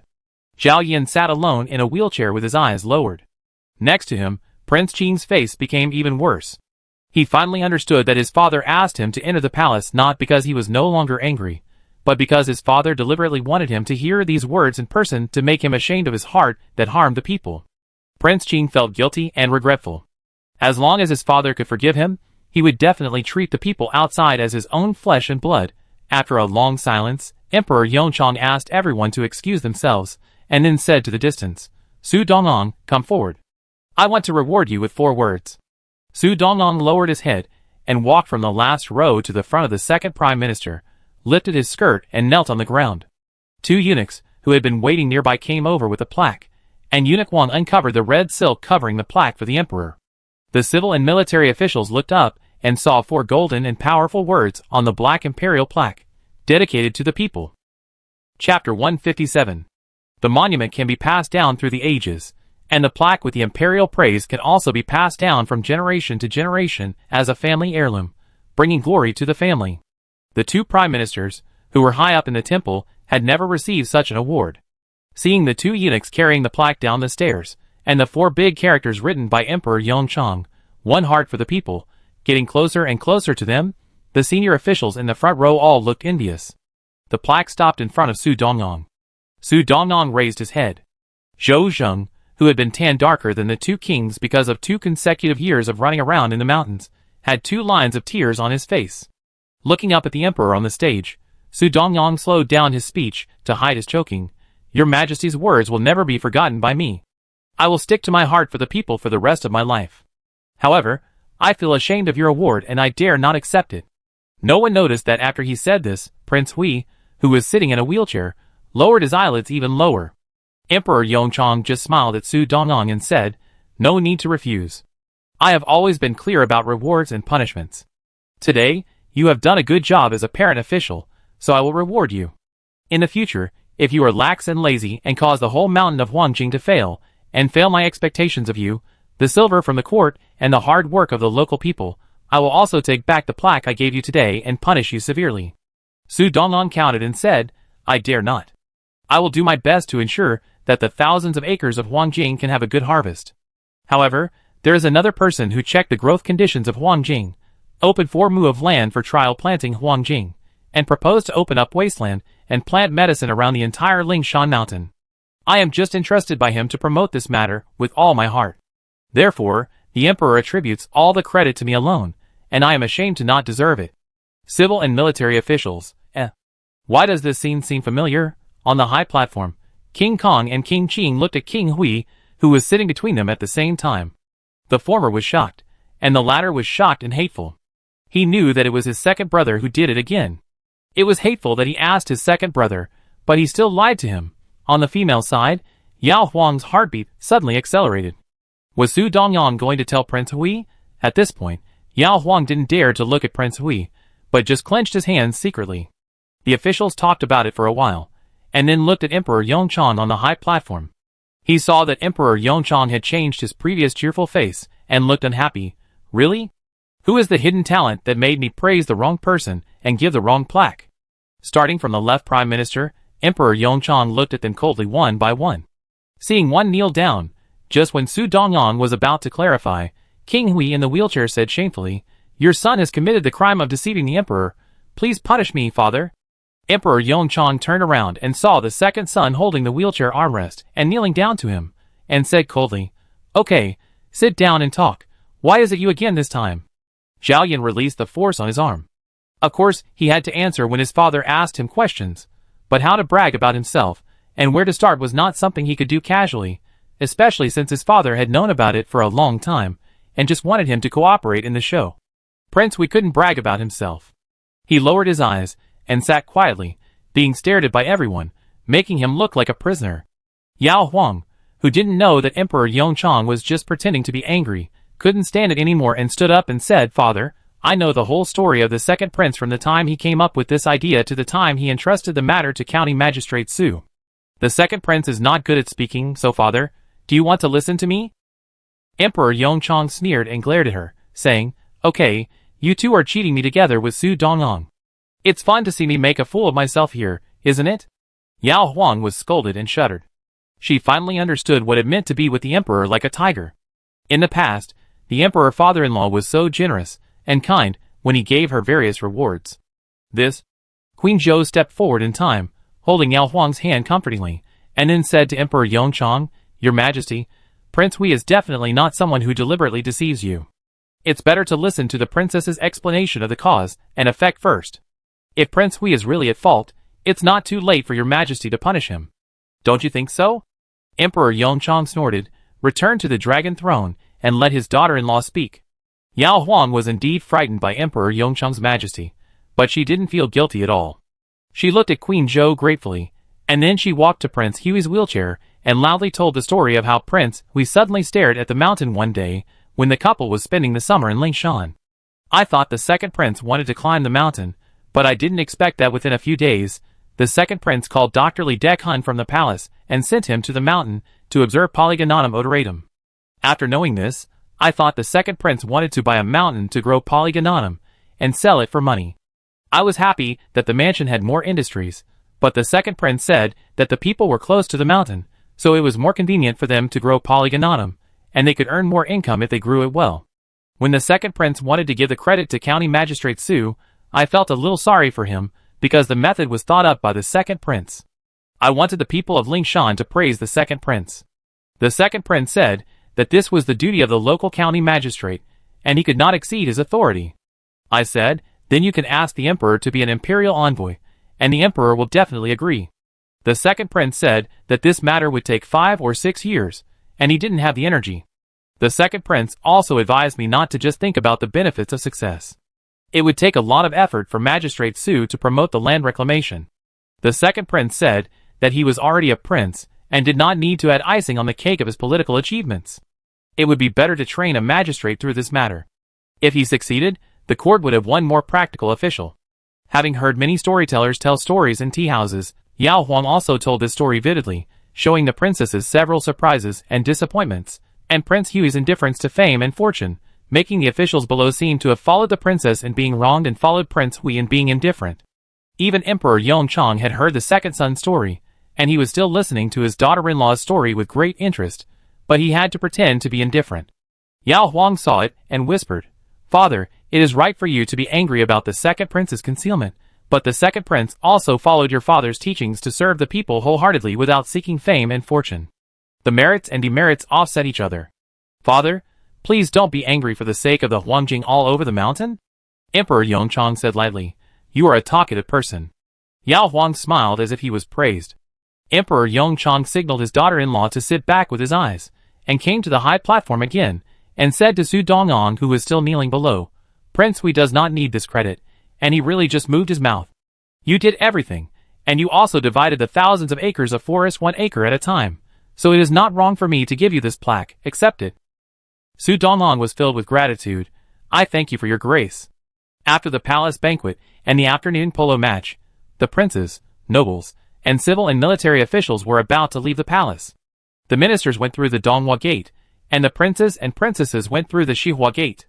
King Kong pushed Prince Hui in the front, Yao Huang and Shining walked in the middle, and the couple of Prince Qing, who were still shrouded in death, walked stiffly at the end.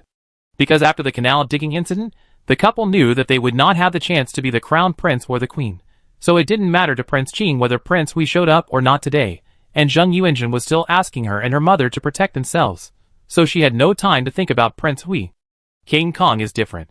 Last time, when Dxian repaired the canal, Yunluin gave his merit of recommending talents to his second brother. He really didn't think too much about it. But today, Su Dongyong gave his second brother the heart of serving the people that his father praised. Did his father really know nothing about it before? If his father had that intention, what would his second brother think? In the past 3 years, King Kong only regarded his second brother as a brother who had a broken leg and needed to be taken care of. But now many facts tell him that except for the inconvenience of his legs and feet, and needing his care, his second brother is still the second brother who is better than him in every aspect. Father. If father really knew about the second brother's contribution in these 2 matters, why did father send him to do those inspections? Just to let him get some minor credit, and feel inferior in front of the second brother's first-class credit? King Kong raised his head slightly and aimed his slowly red eyes at the clear sky in early summer. The speed of the wheelchair did not change at all, but Zhao Yan could feel that King Kong was too silent. Zhao Yan didn't know what he could say. The princess had made it clear from beginning to end about planting Huangjing. He would only be boasting if he mentioned it again, and he shouldn't say anything that father hadn't said clearly. We have arrived at the palace gate. Kong pushed his second brother's wheelchair to the carriage of Hui Wang's mansion with a smile, teased Yuner, who was held by Hui Wang's wet nurse, with a smile, and said goodbye to his second brother and his wife with a smile. After all, he has been immersed in the officialdom for 8 years, so Kong Wang can still put on a smiling face. While saying goodbye, Yao Huang couldn't have been staring at Kong Wang all the time, so he didn't notice that there was anything wrong with Kong Wang's smile.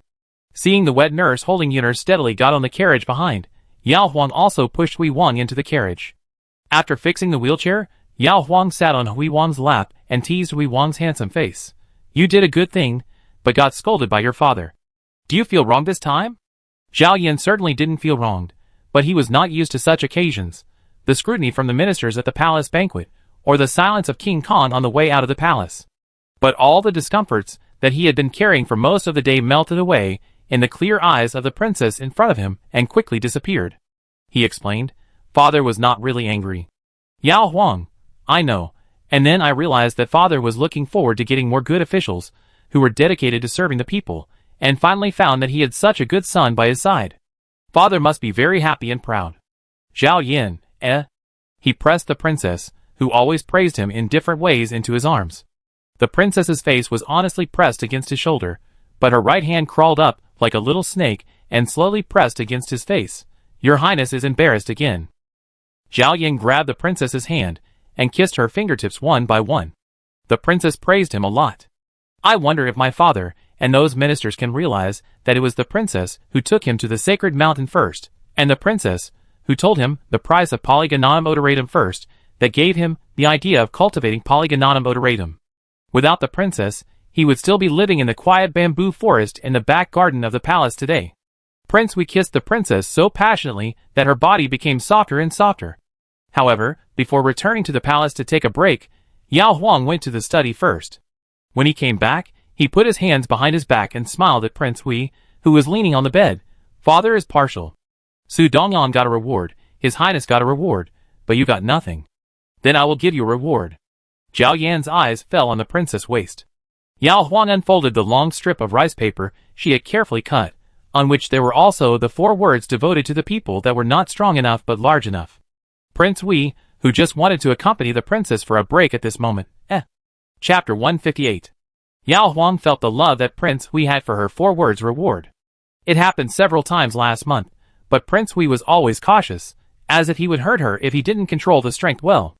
This time, Prince Hui finally let go of the strength, and only restrained himself when she started crying as usual, which made Yao Huang embarrassed.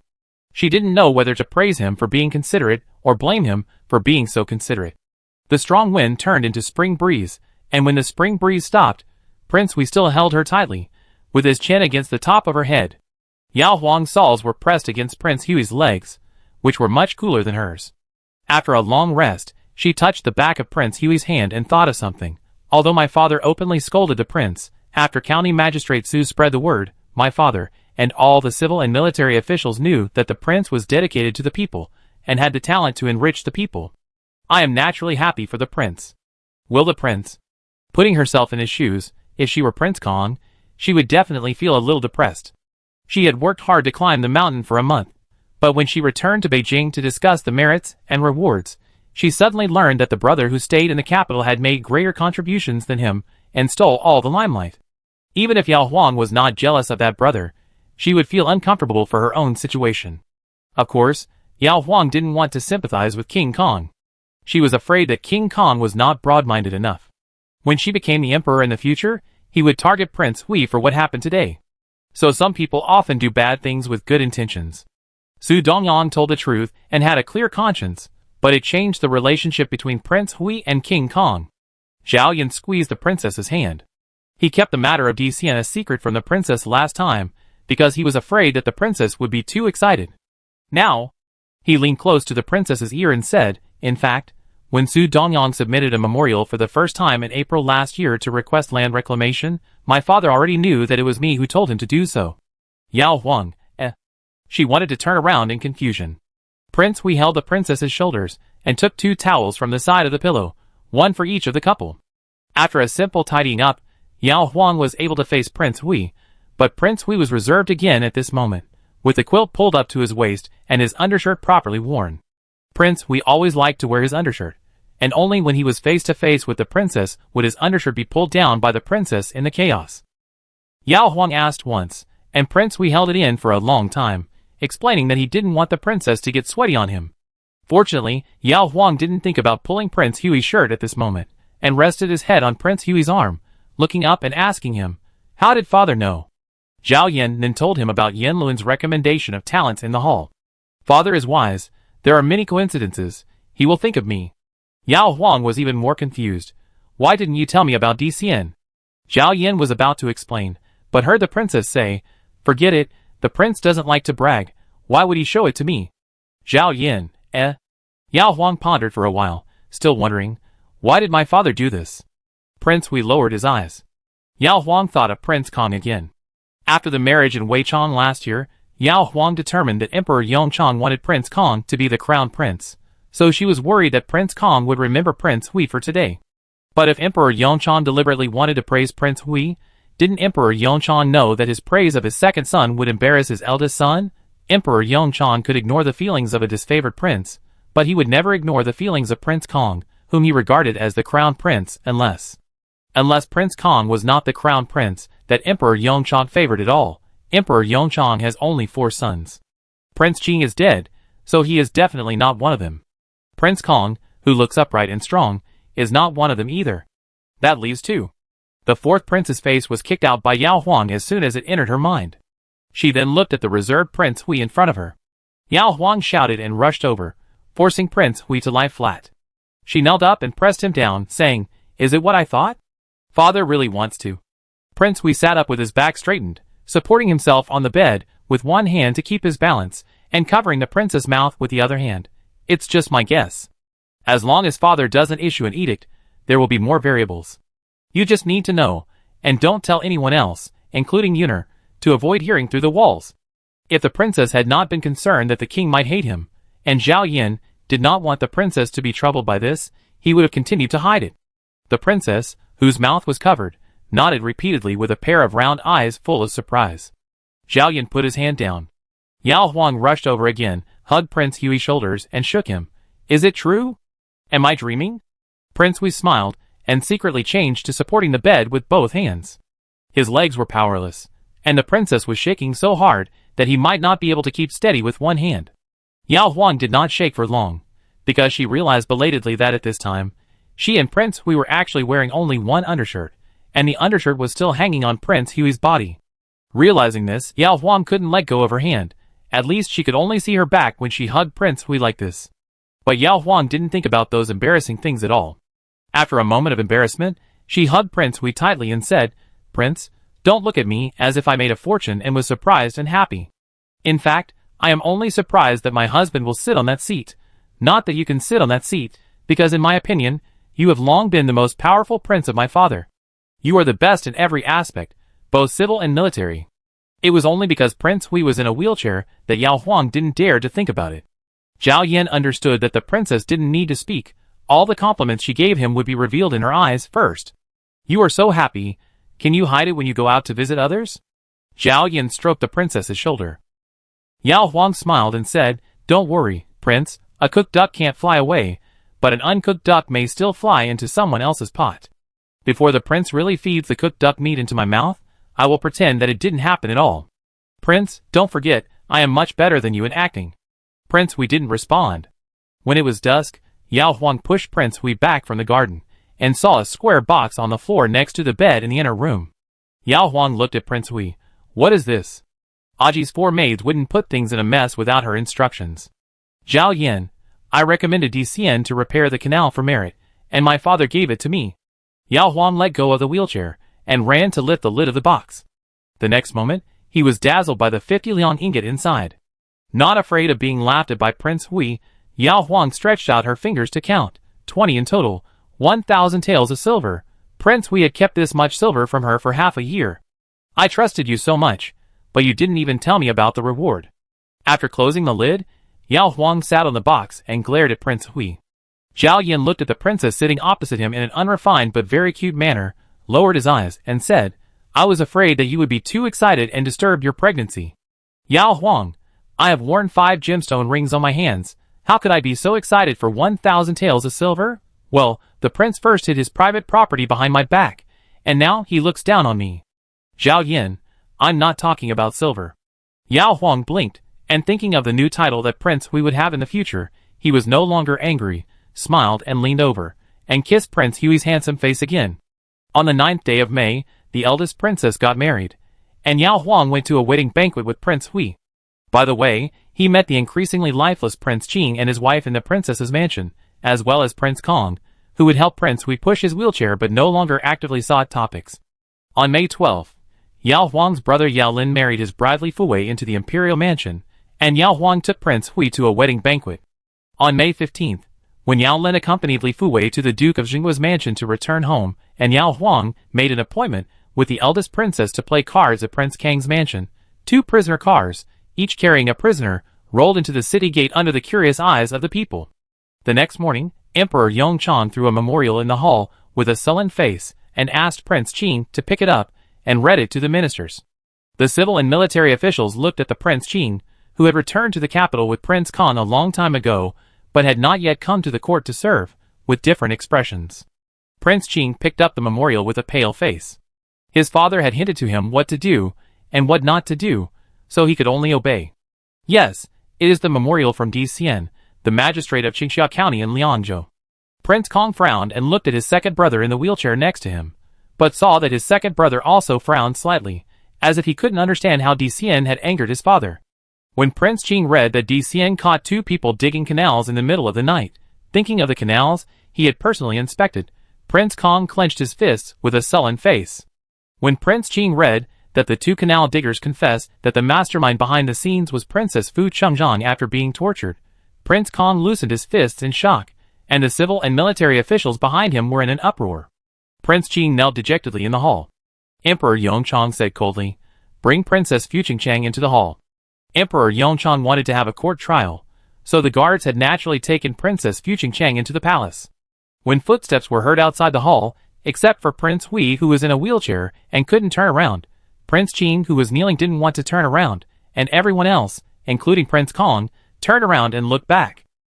Princess Fu Chengchang was dressed in plain clothes, and although fine lines were visible on her face without makeup, she was still beautiful and gorgeous.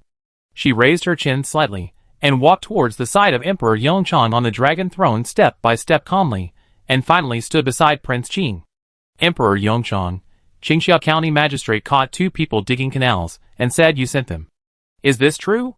Princess Fu Chengzhang lowered her eyelashes and smiled bitterly. Yes. This morning she was secretly taken to the palace, and finally met her brother. Unfortunately, Prince Qing and his daughter were also there, and confirmed the bad news that his daughter had leaked. Since the assassin betrayed her, he would confess other secrets to prove her, so if she continued to quibble, she would only lose the last bit of dignity. Princess Fu Chengzhang didn't want others to see her make a fool of herself. She didn't blame her daughter for taking the initiative to distance herself from her. She was destined to be unable to escape. The less her daughter was implicated by her, the better. Emperor Yongchang, why did you destroy her? Princess Fucheng looked at King Kong and King Hui, and everything was self-evident. King Kong felt cold all over. This was his aunt. Just to help his third brother fight for the position of crown prince, she was willing to destroy her and harm the people to suppress him and his second brother? Emperor Yongchang re-examined King Qing. Do you know about this? King Qing touched his forehead to the ground and said in tears, I didn't know before the eldest princess sent someone. Later, the eldest princess let it slip to the princess. The princess was frightened and told me, but I was afraid of being angry with my father, so I made a mistake and didn't dare to report it. Emperor Yongchang sneered, what a fool you are. Do you know that your foolishness almost caused thousands of people in Qingxia to be flooded, and their lands and property to be displaced? At the end, Emperor Yongchang was furious, stood up and pointed at Prince Qing and cursed, shocking all the officials to kneel down and kowtow again, asking the emperor to take care of his health. Emperor Yongchang had been angry once before, and after this rage, he sat back on the dragon chair, leaned back and looked up for a while, closed his eyes, and said, "According to the laws of our great Qi, those who deliberately breach the dike will be sentenced according to the severity of the disaster. If it does not cause a disaster, the main offender will be sentenced to 3 years in prison. As a member of the royal family, the eldest princess can be stripped of her title to pay for her crime. Now she is demoted to a commoner, and is sentenced to a life of shaving her head in the imperial temple. She is not allowed to leave for life." Finally, tears fell from Princess Fuqingchang's face. Emperor Yongchang continued, "Prince Qing knew his crime, but did not report it. His title is demoted by 1 level. As a prince, he ignored the lives of the people. He is sentenced to confine himself to reflect on his mistakes for 3 years, and is not allowed to serve in the court for life." Prince Qing cried and kowtowed repeatedly, "My son is unfilial, my son is unfilial." Emperor Yongchang waved his hand, and the guards immediately took Princess Fuqingchang and Prince Qing away. After the court was dismissed, Prince Kong was stopped by a young eunuch. "Your Highness, the Emperor summoned you to the Imperial Study." Chapter 159. Imperial Study.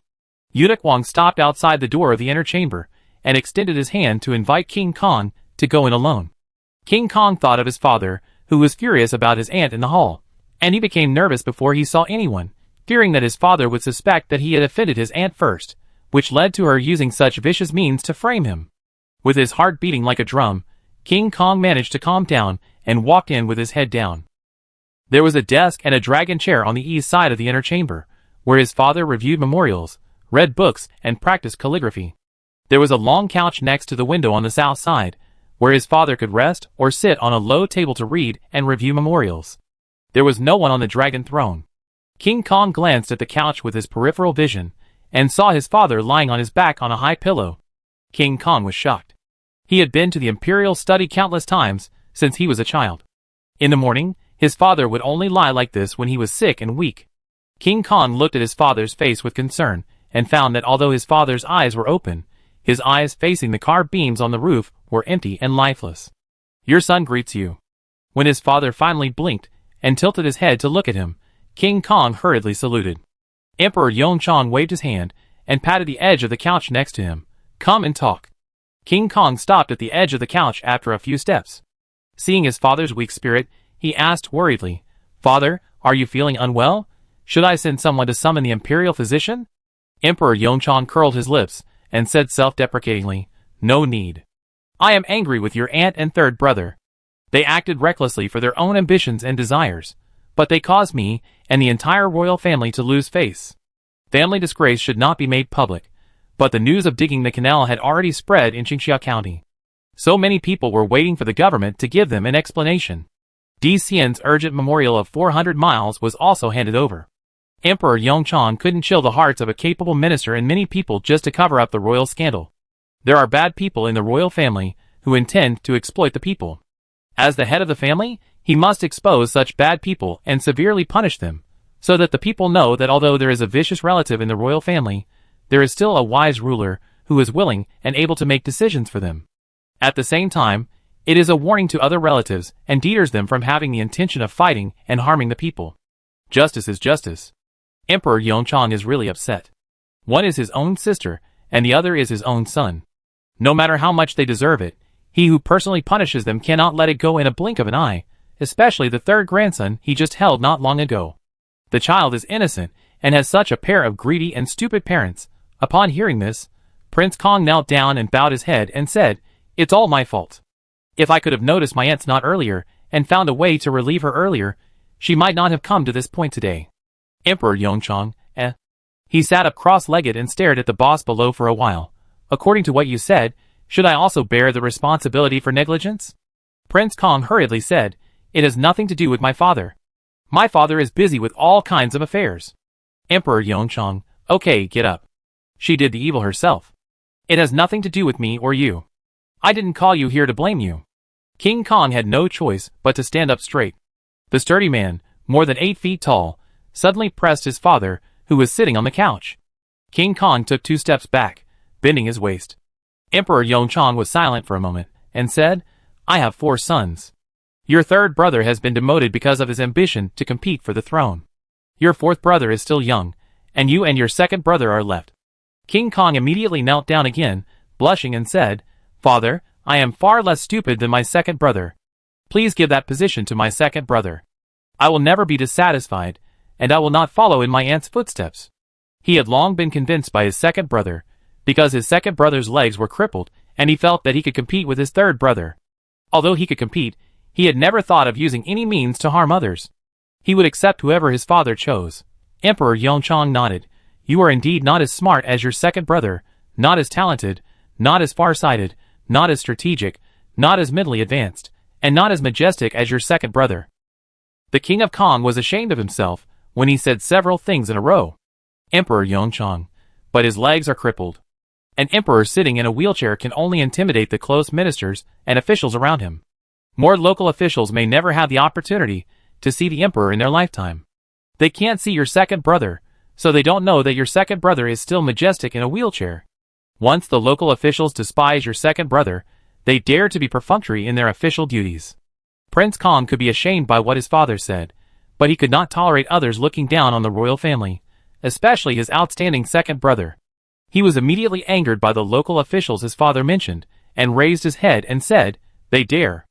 Emperor Yongchang, the emperor is far away, and there are many things that local officials dare to do. Why did your aunt think of digging canals? It's because there are local officials who deliberately cut corners or destroy dikes in order to embezzle water silver. This is a big deal.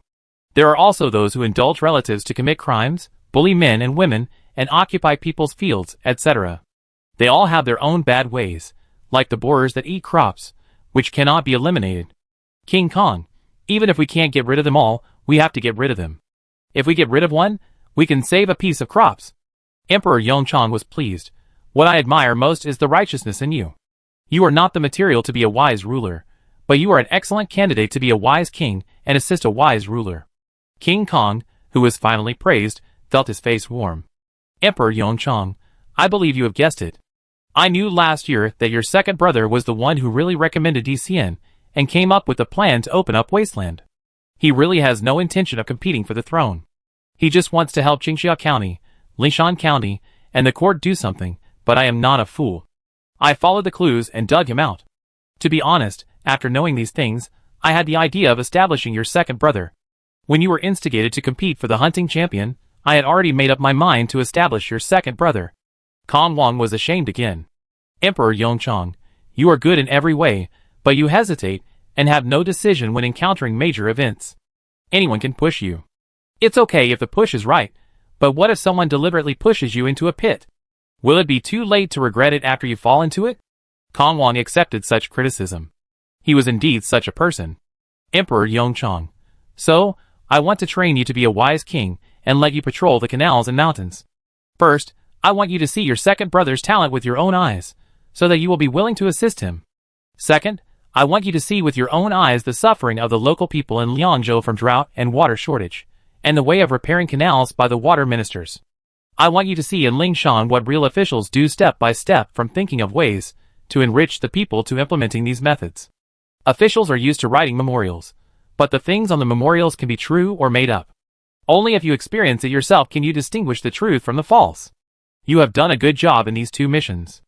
I am very pleased." King Kang's eyes were red again. It turned out that his father had hidden so much painstaking efforts. Emperor Yongchang finally said, "Brothers, your second brother has a good brain, but his legs are disabled, so I hope you can be his legs. You can check the fortifications that he cannot personally check, and you can deter the civil and military forces where he cannot personally deter. Look at you, you are tall and strong. When the time comes, you will put on the dragon robe and raise your eyebrows. You will be impartial and reward the good and punish the evil.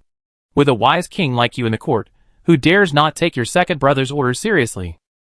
Hearing this, King Kang's eyes were no longer depressed, and he said firmly, "Don't worry, father, I will be a wise king for the rest of my life."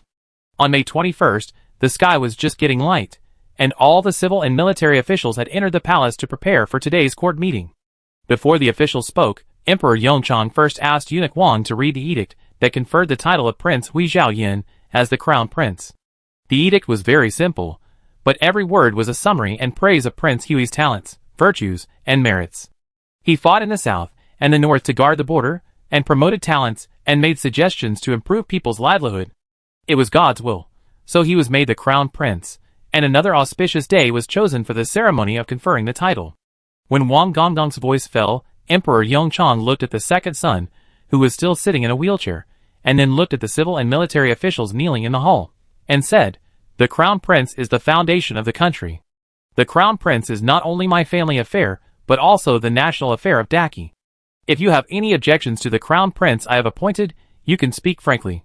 Just as the officials exchanged glances, King Kong straightened up and said loudly, "Father is wise and powerful, and King Hui is indeed the only choice for the crown prince. I have no objection." The fourth prince, who was called to the court for the first time at the age of 15, heard his eldest brother's words and hurriedly said, "Father is wise, and I have no objection." The two princes stopped fighting, and the other prince was demoted to a prince. How could the civil and military officials bring bad luck to Emperor Yongchang and the new crown prince? "Your Majesty is wise, and we have no objection." Since that was the case, Emperor Yongchang smiled and asked everyone to excuse themselves. Eunuch Wang walked down the imperial platform and respectfully presented the edict of enthroning the crown prince to King Hui. Zhao Yin took the imperial edict with both hands and raised it to his forehead and said respectfully in the direction of the dragon throne, "Thanks to your trust, I will be diligent and self-disciplined and live up to your trust." After saying this, he lowered the imperial edict and kowtowed 3 times on it. Eunuch Wang pushed Prince Hui's wheelchair to the center of the hall and turned to the civil and military officials. The civil and military officials saluted again and knelt down to pay respect to the prince. Prince Hui's mansion. Because of the severe punishment of Princess Fu Chengcheng and Prince Qing, Yao Huang had not gone out for the past few days. After breakfast, he pushed Yuner, who was lying in a red sandalwood stroller, to visit the garden. Master Ding had built so many wheelchairs for Prince Hui that were getting better and better. It was easy to build a stroller for children according to the princess's instructions. The silk cloth could be propped up on it to block the sun, and there was a tray under the stroller to put things. Yao Huang was used to pushing Prince Hui, who weighed about 150 to 160 kilograms, so pushing Yuner was even easier. Ji Bao followed the cart obediently. Every time the princess stopped, Ji Bao would lift his front paws to the cart and look inside to see the little master. Yuner smiled more happily when she saw Ji Bao than when she saw his father. She kicked her legs happily and clapped her hands together. Yao Huang looked at Ji Bao, and the idea of making a dog pull a cart popped up in her head. When the time came, she would push Prince Hui's wheelchair and let Ji Bao pull Yuner's cart in front, so that both father and son would not be delayed. Just as she was thinking about it, the gatekeeper sent someone to pass on the message, saying that there was an order from the palace, and asked the princess to go and receive it quickly. Yao Huang had received so many imperial edicts that this was not new to her. She handed Yuner to the nurse and walked forward with Aji, counting the days and guessing, "Is it a reward of lychees?" Whenever Emperor Yongchang or Empress Zhou gave a reward, the oral order was also an imperial edict. The eunuch who ran errands. "I didn't see any boxes, just a tray with the imperial edict." Edict. The last time she received an imperial edict was when she was conferred the title of Princess Hui. With her heart beating faster, Yao Huang walked steadily to the front and knelt on the hard stone floor that was warmed by the sun for the first time in a long time. The eunuch who announced the imperial edict read a long list of imperial edicts, first the part about conferring the title of Prince Hui, then the part about conferring the title of Princess Hui as the crown princess. Yao Huang felt that the Princess Hui was really good, and she was indeed born to be the crown princess. Chapter 160. The imperial edicts in the palace are of many kinds. For example, when rewarding lychees and silk, which are very common tributes in the royal family, Yao Huang only needs to say a few words of thanks in front of the eunuch who sent the reward. Now that Emperor Yongchang has appointed her as the crown princess, Yao Huang should go to the palace to thank him. Asking the eunuch who announced the imperial edict to wait for a while, Yao Huang asked Aji to go back to Ming'an Hall to prepare a clean and beautiful small basket, and then ran back to the back garden, went to the cucumber bed on the vegetable garden side, picked 10 cucumbers that were long, straight, thick and fresh enough, and put them in the basket sent by Aji. Then, she changed clothes with her wet nurse and Yuner, and followed the eunuch who announced the imperial edict into the palace. After encouraging his eldest son, Emperor Yongchang was reviewing memorials again. After all, he had been an emperor for more than 30 years, and had seen many storms. He was not so defeated by 2 annoying family affairs. "Your Majesty, the crown princess came to thank you." Eunuch Wang walked lightly to the door of the cabinet. Seeing the emperor looking up, Eunuch Wang smiled, The crown princess brought the little prince with her. The arrival of his daughter-in-law was within Emperor Yongchang's expectations. Seeing the little grandson was a pure surprise. Emperor Yongchang put down his red brush, left the study, and came to the hall outside. Then he saw his daughter-in-law standing outside the main door pushing a strange wooden thing with wheels. Emperor Yongchang was looking at it, and suddenly a fat hand stretched out from the thing. Emperor Yongchang, The threshold of the imperial study was also modified, with a gentle slope and almost no obstacles. Yao Huang walked in while paying attention to the front wheel of the cart. Emperor Yongchang had already approached, and saw Yuner lying comfortably inside. He stepped back 2 steps and looked up and down at this thing, that he didn't know whether to call it a chair or a bed, and asked, "Where did you get it?" Yao Huang smiled and said, "My daughter-in-law asked Master Deng to make it. Sometimes when I go to the garden with the second prince, I want to take Yuner with me when the weather is good, but it's tiring for the second prince to hold Yuner all the time. My daughter-in-law wanted to prepare another wheelchair to put Yuner in, and then my daughter-in-law pushed the second prince, and the second prince pushed Yuner in front. The wheelchair was too hard and there was no fence, so my daughter-in-law simply called Master Deng over and asked Master Deng to help build one, and finally named this thing a cart." Emperor Yongchang, "Is it strong?" Yao Huang, "It's stronger than the second prince's wheelchair. The big baby of the royal family is no longer afraid of falling, but the little baby is still too tender." Emperor Yongchang touched the body of the cart, and found it was indeed strong enough. Then he bent down to untie the straps that fixed Yuner in the cart and picked up his little grandson. Yuner was about to be 3 months old. He was white and plump. His phoenix eyes looked very much like his father, but when he smiled, he looked very much like his mother. Emperor Yongchang, who had just been angry, liked this kind of smile. He just pinched Yuner's little hand, and saw his daughter-in-law took out a small basket from under the cart. Inside was the cucumber that his daughter-in-law had presented to him 2 years ago. Facing the indifferent gaze of Emperor Yongchang, Yao Huang was not embarrassed and explained, "Your Majesty has everything here. The most valuable thing of your daughter-in-law was given by your Majesty. Your daughter-in-law can't give it back. If there is nothing expensive, you can only give me something that is practical and full of filial piety. Your Majesty, look here, it's still wet, which proves that it was just picked by your daughter-in-law. It's guaranteed to be fresh." Emperor Yongchang then nodded. "It's fresh enough." Due to the busy state affairs, Emperor Yongchang couldn't spare much time for his little grandson. Before putting Yuner back in the cart, Emperor Yongchang said, "This cart is good. I can give one to your sister-in-law in advance." Yao Huang looked at the emperor father-in-law, who seemed to be concentrating on looking at him pushing the cart, and whispered, "I plan to send my eldest sister-in-law's daughter-in-law after she gives birth, including my 2 younger sisters.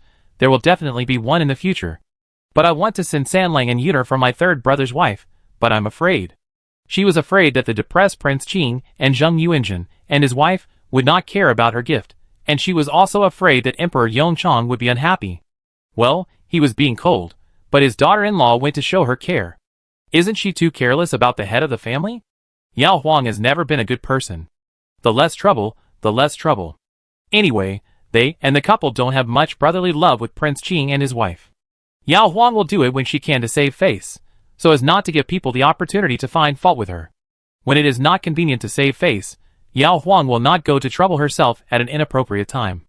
Emperor Yongchang, what are you afraid of? You are Sanlang's aunt. Who dares to gossip when an aunt cares about her nephew? The 3rd son and niece each have their own faults. Sanlang is innocent. Emperor Yongchang confined the couple to the house in the hope that they can reflect on their mistakes. After 3 years, as long as they learn to be honest, they can still be proper royal family members. Let the 2nd son's wife sit a cart. The couple should understand his concern for Sanlang. When they reflect on themselves, they should pay more attention to Sanlang, and don't let Sanlang become useless. Yao Huang understood and said with a smile, "My daughter-in-law obeys your order. Send someone to deliver it immediately after leaving the palace." The crown princess pushed the little grandson to pay respects to Queen Zhou. Eunuch Wang also brought a freshly washed plate of cucumbers, and looked around, wondering where to put the plate. Emperor Yongchang raised his chin towards the desk while reviewing the memorials. Eunuch Wang smiled, and put down the plate and quietly left. When reviewing less important memorials, Emperor Yongchang changed to writing with his right hand, and picked up a cucumber with his left hand. He took a bite, and it was indeed crisp, delicious and refreshing. After Yao Huang returned to the palace, he asked someone to buy 2 carts from Yaju Pavilion, which had already started selling carts, and then arranged for Eunuch Chao to go to the Prince of Qing's mansion in person. The regulations of the prince's mansion and the prince's mansion are different, but Emperor Yongchang only demoted the title of his third son, and did not intend to drive his third son and his family of 3 out of the prince's mansion and move them to another prince's mansion. So the Prince of Qing's mansion in the east of the imperial city only changed the plaque of Prince of Qing's manor, and there was basically no change inside. The Prince of Qing and his wife were reflecting on their mistakes behind closed doors, and the steward of the Prince of Qing's mansion was still on duty. When he heard the knock on the door, he looked out through the crack of the door and recognized Eunuch Chao from the Prince of Hui's mansion. The steward opened the door and asked in confusion, "Eunuch, what is this?" Eunuch Chao pointed to the cart pushed by 2 young eunuchs next to him and said calmly, "This old servant has come to give gifts to the prince and princess according to the order of the crown princess." God can see that Eunuch Chao really has no intention of showing off, but as eunuchs and servants, they must respectfully address the masters and nobles above when doing their work. The former steward of the Qingwang mansion and the current steward of the Qingzhenwang mansion inside the door. They are all old people who work in the noble mansion. The steward was cautious and did not ask more questions. He asked Eunuch Chao and others to wait in the first courtyard, and he went to the prince to pass it on in person. At this time, the Prince of Qing was enjoying the cool in the waterside pavilion in the back garden. It has been more than 20 days since he was scared away by his father on April 25th, and was openly punished by his father on the 16th of this month. It has also been 5 days since he was demoted to a prince. Such a long time is enough for Prince Qing to accept that he can only be an idle clan member in the future. Although it is very embarrassing, compared with the eldest princess, who is demoted to a commoner by his father, and can only accompany the green lamp and ancient Buddha in the imperial temple, his situation is not bad. The dust has settled, and there is no need to worry, fear, or think about winning back the emperor's heart. Prince Qing feels a kind of calm after the storm. "Your Highness, King Hui has been named the crown prince," the steward reported carefully. Prince Qing, who was lying on the cold bed, hummed without surprise. The steward said, "The crown princess sent Eunuch Chao to give a gift, and he is waiting in front." Prince Qing looked over and said, "What gift? When did my second brother like to show off so much? He just became the crown prince, and he came to show off with a gift?" The steward scratched his head, gesturing with his hands while trying to find words to describe the object. Prince Qing was sweating coldly on his back. Why did it look so much like a wheelchair? Did the second brother want to break his legs because he was still resentful of his sarcasm? No matter what, the prince was half a monarch, so he and his cousin had to accept the gift and express gratitude in person. Prince Qing went to change his clothes in a restless mood, and met Zheng Yuanjun, who had been waiting for him for a long time in the second courtyard of the palace. The couple's situation was similar this month. Prince Qing wanted to keep his wealth, while Zheng Yuanjun wanted to keep her mother's life and her current status as the third prince's wife. This was already very embarrassing for her. If Emperor Yongchang still wanted her third cousin to divorce her and let her follow her mother to become a nun, Zheng Yuanjun could not imagine such a life. For the sake of her remaining dignity and honor, and for Sanlang to inherit the title, how could Zheng Yuanjun dare to show disdain to Prince Qing? She even wanted to learn the methods of winning over men from those women she once looked down upon, and watched Prince Qing approach step by step with longing and resentment. In the 5 days since the dust settled, the couple did not even live in the same yard. Prince Qing has been living alone in the waterside pavilion. Although he did not summon his concubines to accompany him, Zheng Yuanjun guessed that Prince Qing just did not dare, did not want to. Prince Qing was really moved by the pitiful Zheng Yuanjun. After all, she was his cousin whom he had liked since he was a teenager. They had already vented their anger and complaints, so they would just live a cowardly life together from now on. The couple came to the front side by side. Eunuch Chao personally showed the couple how to use the cart and explained why the crown princess sent the cart. Prince Qing immediately knelt down in the direction of the palace and cried to thank his father for still thinking about him. Zheng Yuanjun's tears also fell. Fortunately, she had Sanlang, and fortunately her uncle loved Sanlang as his grandson. With this love, Prince Qing probably wouldn't treat them too harshly. This feeling of relief lingered in Zheng Yuanjun's heart for a long time, until the Prince of Qing was no longer interested in Sanlang lying in the cart and left, and the surroundings became quiet. Zheng Yuanjun suddenly remembered that the Prince of Hui was conferred the title of Crown Prince. Self-mockery and regret surged into her heart one after another. If she had known this would happen, why would she and her mother have done it in the first place? They had used up all their efforts, but ended up benefiting the daughter of a centurion family. It was a hot summer day, and the sun outside the window was still dazzling. Zhao Yin was still in the public house of the Ministry of Works. His father meant that he should first fully urge the weapon workshop to research and test the recipe for heavy gunpowder before going to the Secretariat to assist. Zhao Yin was not in a hurry to go to the Secretariat. What he cared about was that the officials he met on the way out of the palace would definitely be more enthusiastic than before. Big brother. After a delay of 2/4 of an hour, the newly appointed crown prince was still pushed by Qingyai, and Fei Chuan followed him out of the Ministry of Works. The previous prince Hui was polite but distant. Today, the crown prince was still the same as before, nodding and looking straight at him, but without any unnecessary greetings. Finally, Zhao Yin saw the King Kong waiting in front. The King Kong, covered in the scorching sunset, smiled from a distance, then strode over, and when he was close, he suddenly bowed and saluted. "I greet the crown prince." "Zhao Yin, brother, you don't have to be so polite." Kong Wang stood up and smiled brightly. "We have to be polite for the first time.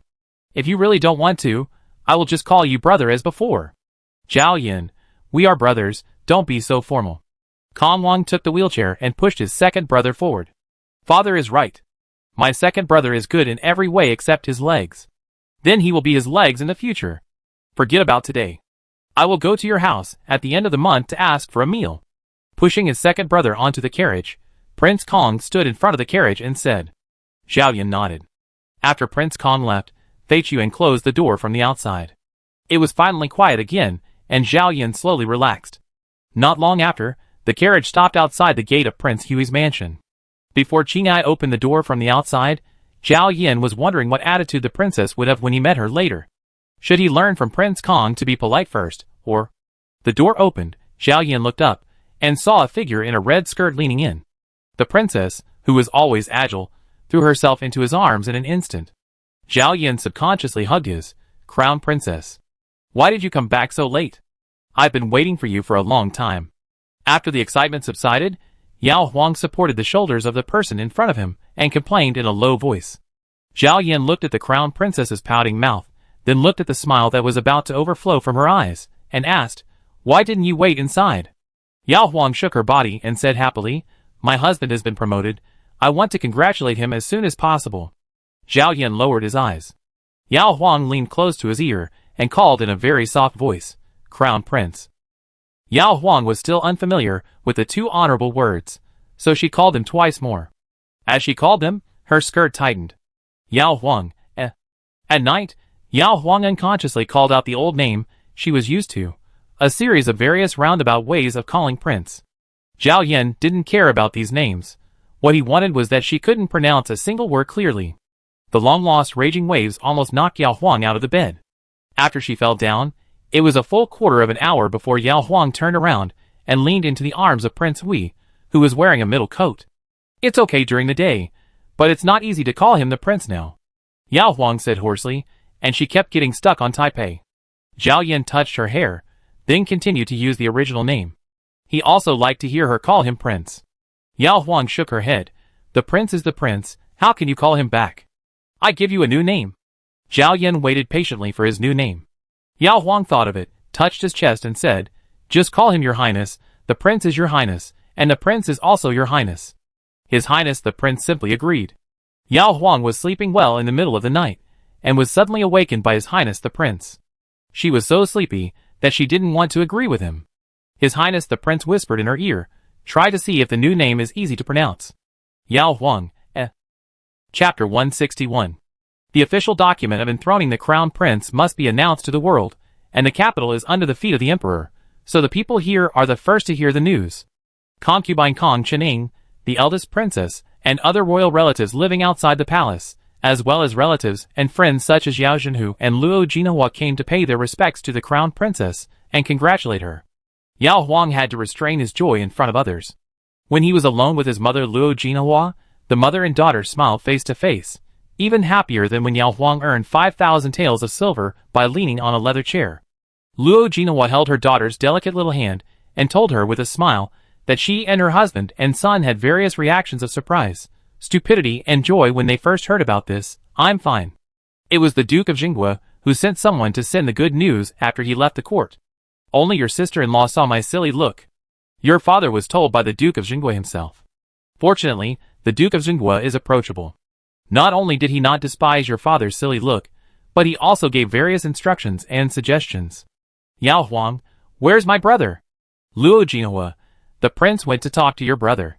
Hey, everyone knows what kind of people your father and brother are.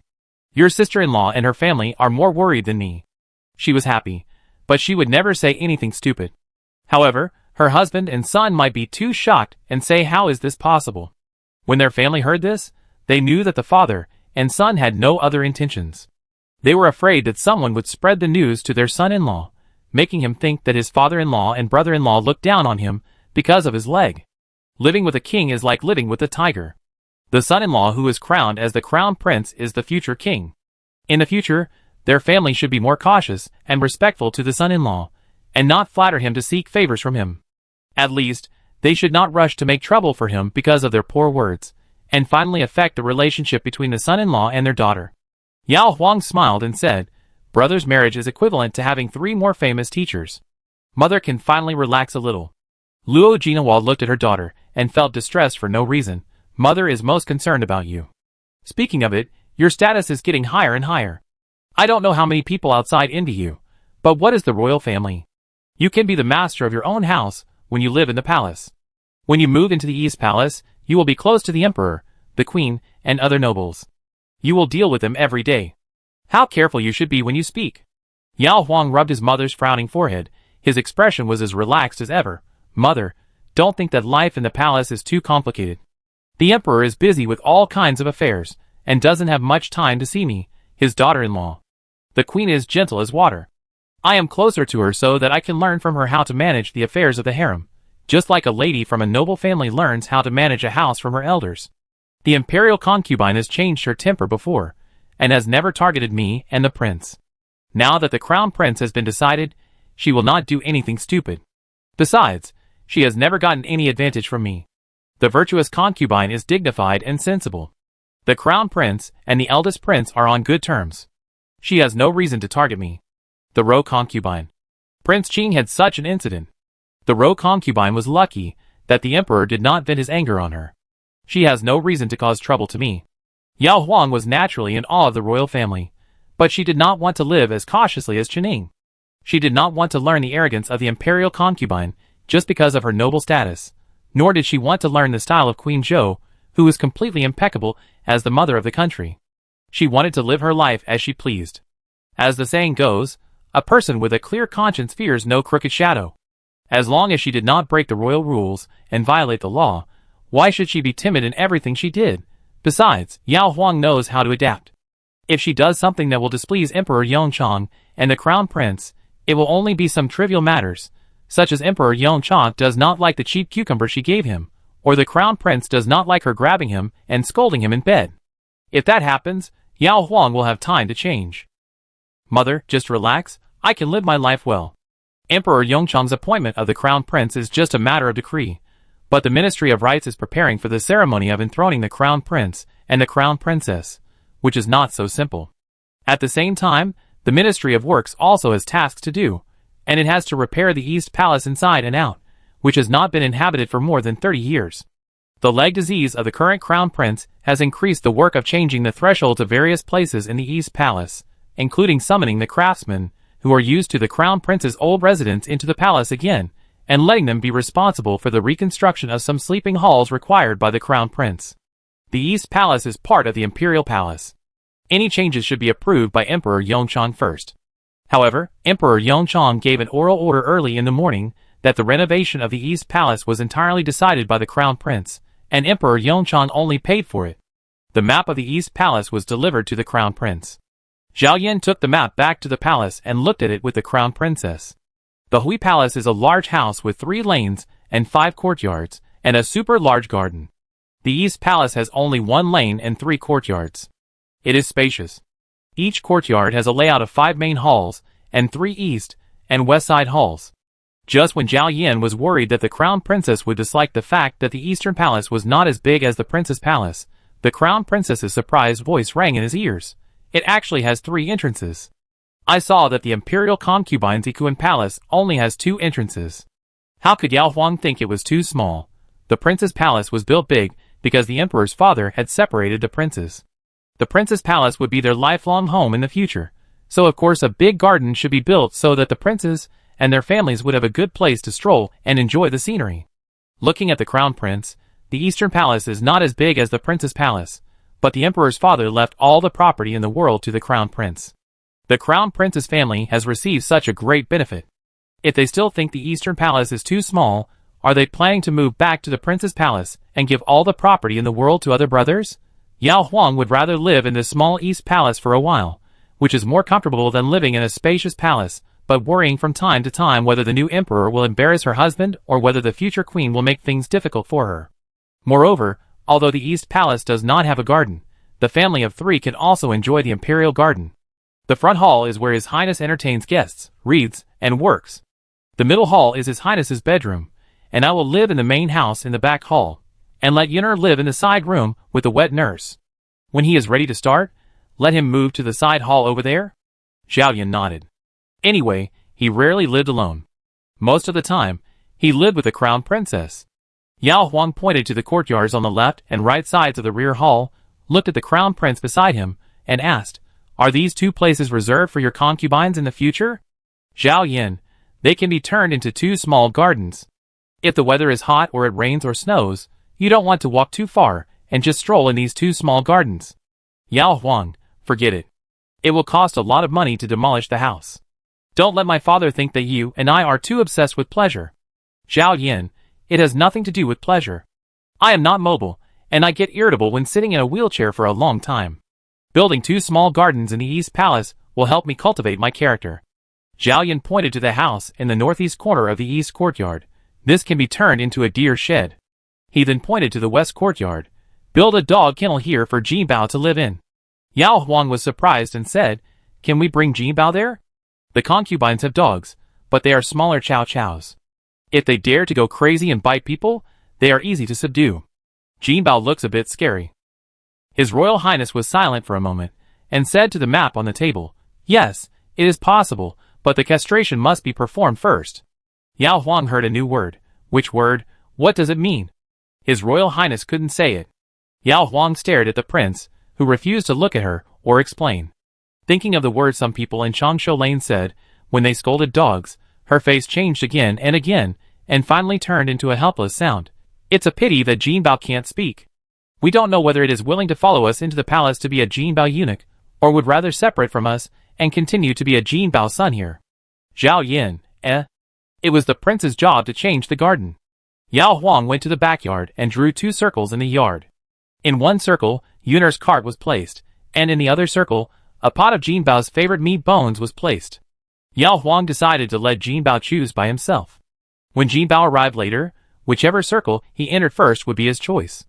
Qingai, who didn't know what the prince and the princess had discussed, went to bring Jinbao over. Jinbao ran into the yard happily and rubbed against the princess first. Yao Huang touched Jinbao's big head and pointed at the two circles to explain to him. Qingai, No one knew whether Jinbao understood or not, but Jinbao went to the cart to see the young master without hesitation.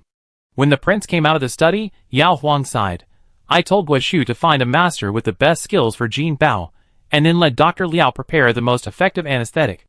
Zhao Yin, When Jinbao was lying in the doghouse with a pair of watery eyes, recuperating and eating the best nourishing dog food, Zhao Yin took the modified map of the Eastern Palace to ask for an audience with his father. The only requirement of Emperor Yongchang for the Eastern Palace was that the second son could live comfortably there. He didn't want to care about anything else. But since the second son had made this trip, Emperor Yongchang opened the map and checked it carefully. The changes to the three palaces were all the furnishings inside, which could not be seen on the map. Zhao Yin did not think that his father would mind that he had installed several rows of hardwood railings in the inner room of the central hall and the bathroom. The most obvious change on the map was the two small gardens that were transformed from cross courtyards. Emperor Yongchang really noticed it, frowned, and looked at his son. Does the crown princess not want you to take concubines? Zhao Yin, it is I who need these two gardens to cultivate my character. He explained that he was easily irritable when sitting in a wheelchair for a long time, and it was easier to calm down when he returned to the East Palace in the evening to enjoy the scenery in the garden.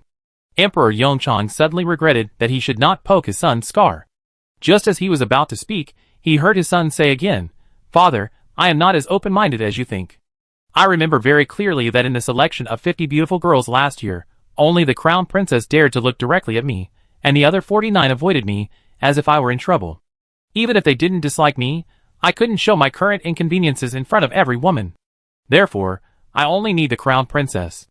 After hearing this, Emperor Yongchang regretted it even more. If the second son wanted to change the garden, he could do it. Why did he say so much? Picked up the tea bowl, used the action of drinking water to calm his expression, and Emperor Yongchang said again, I understand. Okay, I will change it according to your wishes. Zhao Yan, thank you, father. Besides, these two gardens were built by me privately. The money spent on the reconstruction and the future maintenance of flowers and plants, and the needs of the dear garden will all come from my private treasury. Emperor Yongchang was unhappy and glared at his son, and said, Can I be stingy with this little money? Zhao Yan, it was the crown princess' idea. She said that the money spent on maintaining the garden for decades is not a small amount. Since she and I are both receiving titles and salaries, we shouldn't let the emperor pay for maintaining the garden for us. Emperor Yongchang, Decades later, he is already 56 years old. Does his daughter-in-law really think he can live to be 100? Emperor Yongchang glared at his son, with both anger and laughter. Just protect her. After marrying a daughter-in-law who is good at speaking, his son has learned to talk to him in a slick way. Chapter 162. Because the East Palace needed to be renovated, the ceremony of enthroning the crown prince and the crown princess was finally scheduled for the auspicious day of August 5th. Yao Huang thought this day was very good, just in time to avoid the scorching heat of midsummer. While he could still walk freely outside the palace, Yao Huang would ask the eldest princess to go shopping in the market on the days when the crown prince was on duty, or take Yuner to her mother's house to talk to her mother and sister-in-law.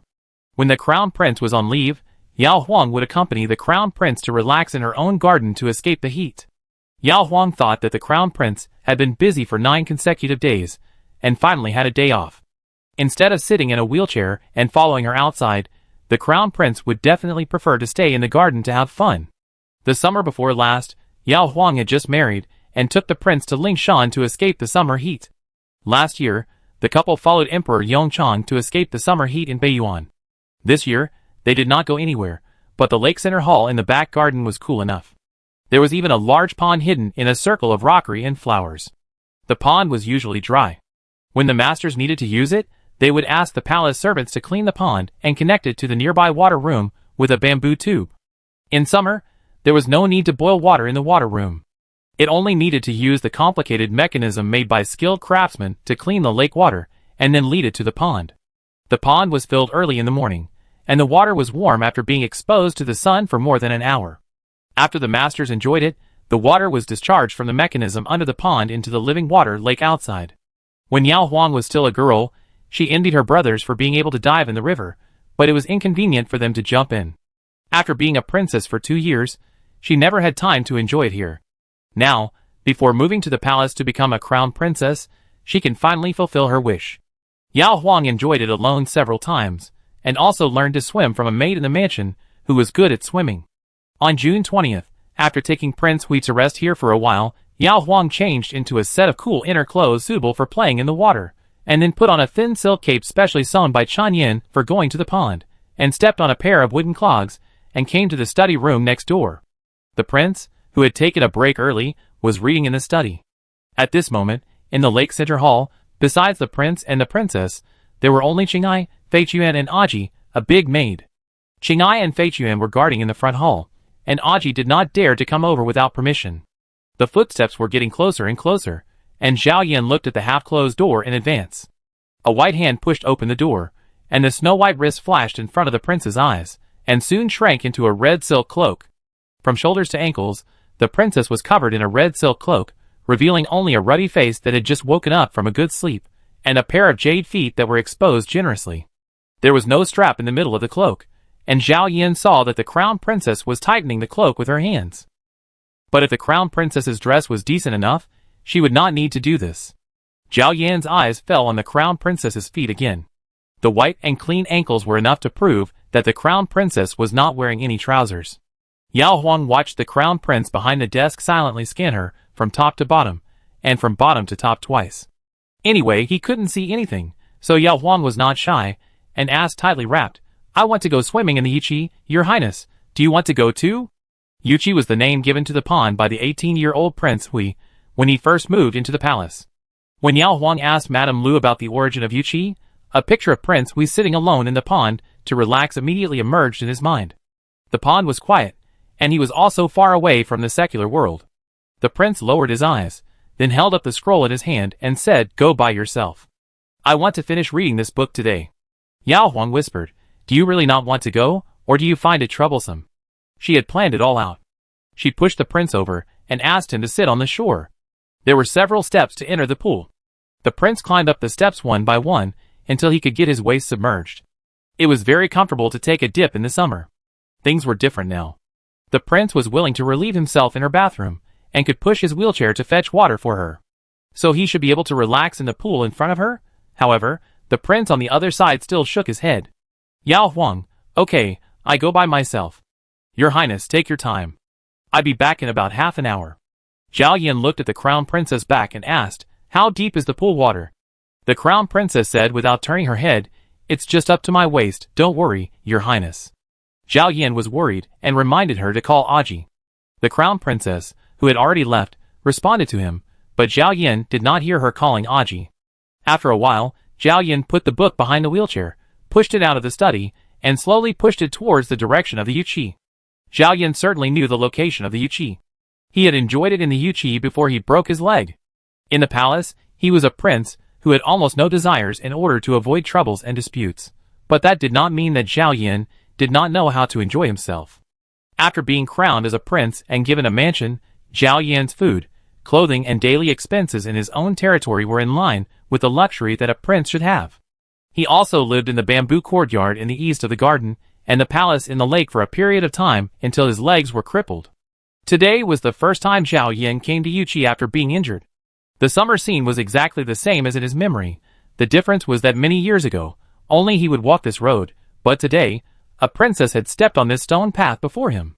As they got closer, the rockery and flowers around the Yuchi pond blocked Zhao Yan's sight, but he could hear the cheerful sound of water coming from inside. Zhao Yan slowed down, paused for a while, and continued to push the thin wheel slowly. He just came here to read.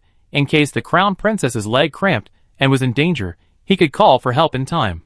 Getting closer and closer, the sound of water covered the slight rolling sound of the three-wheeled wheelchair.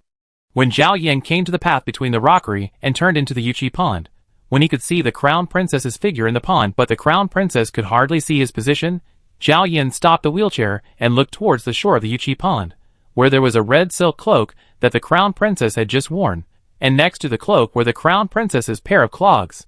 His sight fell into the pool. The crown princess was swimming towards the other side, like an over-energetic fish. Her body was covered by the water. Zhao Yan could only see the crown princess's fair arms occasionally exposed above the water, and a touch of white gauze tightly attached to the crown princess' body. When the crown princess swam to the end and was about to turn around, the crown prince moved the wheelchair back in time, making sure that the crown princess could not see him, and Zhao Yan took out the book placed behind. The sound of water splashed, and the crown princess went back and forth in the not-so-big pool for several times, but the page of His Royal Highness the Crown Prince's book had not been turned.